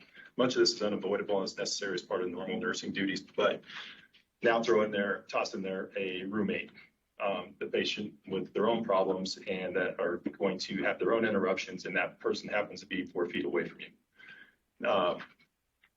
To rest in low levels of stress are important to anybody getting over a major illness or surgery, and people can say, I'm okay with having a roommate, and everybody's okay with a roommate until they're the one in the bed, and then you have everybody asking for their own private rooms. And unfortunately, the current hospital situation doesn't afford private rooms, and most people are doubled up in rooms in the current hospital. Flagstaff Medical Center saw its first patient in 1936, and since that time, the hospital's been growing. It's been expanding services, and it's been doing so in an effort to better care for the population of Northern Arizona. This needs to continue.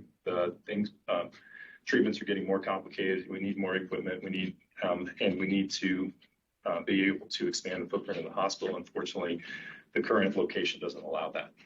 I believe that the proposed Northern Arizona Health and Wellness Village is necessary for multiple reasons. One is for what I mentioned before, where patients can convalesce in what should be reasonable privacy. The second is to consider that the medical field is constantly changing. We have some great providers in our hospital now, but these people aren't going to be there forever. People are going to retire. They're going to move on. You need to have an institution that's going to attract talent in medicine and nursing and physician talent, so that they are going to want to come here. People don't want to come to a hospital that's overcrowded, doesn't have any space for equipment, and doesn't have any way to grow or expand services. So I hope that's kind of my take on this as a physician, somebody who's been in the hospital for a long time, and happy to entertain any questions.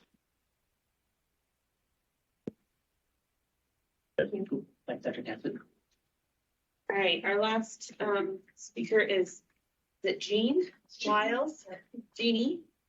Jeannie. This is why they don't give me the job all the time of calling the names. Hello, thank you for having me this evening. My name is Jeannie Wiles. I am currently the clinical manager in our special care nursery up here at the hospital, and I wanted to speak from the perspective of our families, our babies, and our children. Currently in our NICU right now, we do not have private rooms, so their babies are out in the open. They have a curtain, so if parents want privacy with their babies, we pull that curtain around them. And because we are so close in space, they go home at night. So they don't get to stay with their babies, their critically ill babies or their premature babies at night 24/7. So they're leaving their babies, praying that we are giving the care that we are trained to give. And this new hospital, the plans that we have, I'm so thrilled about, because they have private rooms for every patient, space that we can allow parents to have space and stay with their babies when they're here with us. And what we're seeing in so much research and other hospitals that have created spaces for families to be at the bedside is that babies are healing faster, they're growing better, they're being discharged from the hospital sooner, so they're going home with their families. We're seeing babies, their outcomes are just in general a lot better, but we're seeing families feel more comfortable taking home a premature baby, taking home a small baby who has a feeding tube or hasn't been feeding well for the past 3 months. We typically see premature babies in our unit stay for up to 5 months. And so it's a really long time to be separated from your family. And right now, because we're the only NICU in Northern Arizona, we have families come to us from Kingman and out on the reservation in Chinle and even up from South and Cottonwood. So they're spending a ton of money trying to stay locally with their baby, and we don't have the facility for them to be there. A benefit and a beautiful thing of being able to be in the room with your babies is parents will be learning how to take care of their babies while they're here with us. And so they feel much more competent going home, taking care of their babies, rather than, oh, hey, you're going to get to go home and be discharged today. And I'm going to teach you everything you need to know right now, and then we're sending you out the door because we need your bed, because we don't have enough beds in our hospital for all of our patients at times. And so having a space for everybody will be a huge blessing. And not only in our NICU world, but for our pediatric patient population right now, we only have 14 beds for pediatric patients in our current hospital. And so when our hospital gets full, our pediatric unit gets full, especially in the wintertime when it's high season, kids are sharing germs, and we see a lot of pediatric admissions, we separate children from their family again, and we send them south because we don't have places for them to stay. So support services, parents, siblings are here, and then we have to fly a baby or a child or a 15-year-old, and then mom or dad maybe drives down, hopefully, maybe, and has a place to stay in Phoenix. So having a new facility with room to grow, room to expand, room to support that family unit and that bonding would be huge. I think that's my time probably, huh? All right, I did get another request in. Heather Donlin.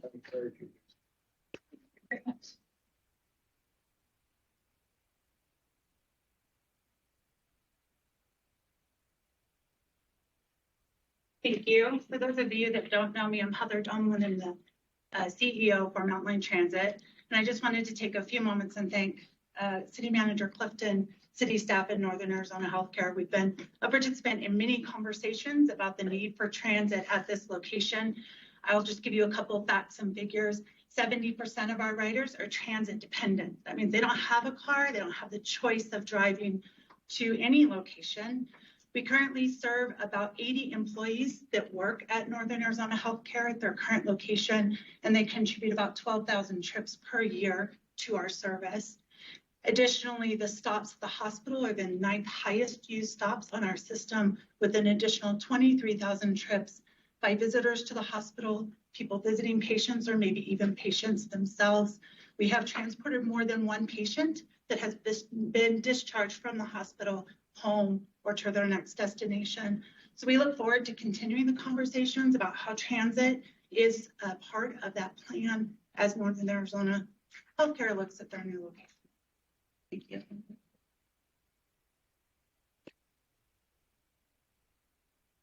I'm going to give just one quick. Anybody else would like to speak? Not seeing anybody else online. All right, thank you.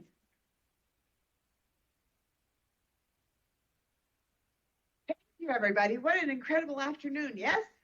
Yes. Clearly, this is important to the community. Way to turn out.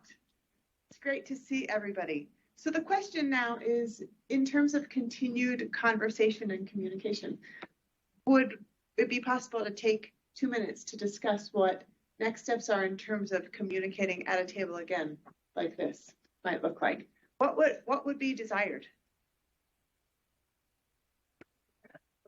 I would do this every day. Every day, every day. I don't know how you. I mean, we said earlier, I mean, I think we're committed to this fluid approach. We're not looking to get off the hook for anything. We're looking to get the process started. Tiffany and her team have been unbelievably transparent with. I talked about clarity earlier. Well, if ever done business with Tiffany, clarity is what you're going to get. She can tell you exactly what she needs and when she needs it by, and so which we appreciate. So we're working towards meeting that goal for her. And all we're asking moving forward is discussion like this when we hit a roadblock, instead of a series of Word document comments that we sit on for 2 weeks. And I think I feel confident that between us and the city, from a partnership perspective, that we can be in front of council on December 6th if the schedule holds, and that we can have answers to some of the questions that came up today. I think we displayed that we're willing participants in this process, and I think we also kind of broke through a little bit of a wall we had, that a lot of the issues that are perceived to be NIH issues on this project are actually kind of shared issues between us and the city, and without both of us participating in the process, it doesn't matter what we commit to. We have to come together to meet our intended goals. And I think today's the first time I really felt like everyone is committed to partnering through that process. So I appreciate everyone's time today. I would just add from a public and transparency position that when you look at that calendar, several of those dates, actually about 5 of them, are public hearings. So there's going to be a lot of opportunity for this group to come back together and have conversations about this with being open to the public. So.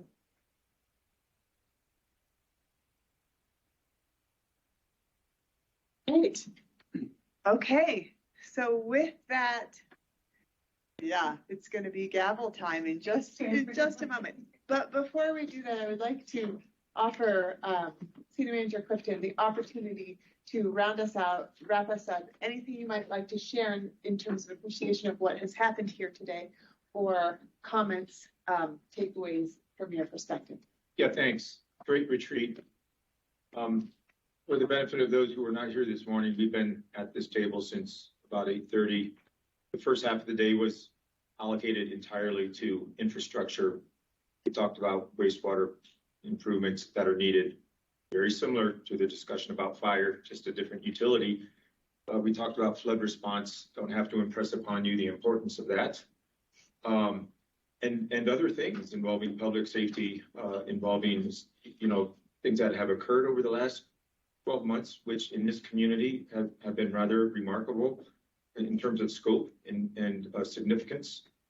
To segue into the discussion that occurred this afternoon is very cool, to say the least, because we've been looking behind over the last 12 months, talking a little bit about what lies ahead. This afternoon, we're talking about what lies ahead.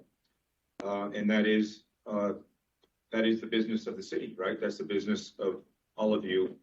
I want to thank our many guests in the room. It's unusual to have a turnout in a retreat like this. Usually our retreats, quite frankly, don't draw a big crowd because usually it's about budget stuff. This is very special to us. I think perhaps it's a template that should be replicated in the future as we have these very important topics that everybody wants to hear. I want to thank the council for your engagement. I especially want to thank staff for the preparation, framing the meeting, the NAH team for coming to the table and rolling up your sleeves and getting into some pretty important dialogue with us. Thank you for that. Lastly, I want to thank you, Julie Lancaster, for facilitating a great retreat as always. It's good to have you here. And I know we went a little bit over, but I think it was well worth it. So thank you. Great. Thank you. At that, meeting adjourned.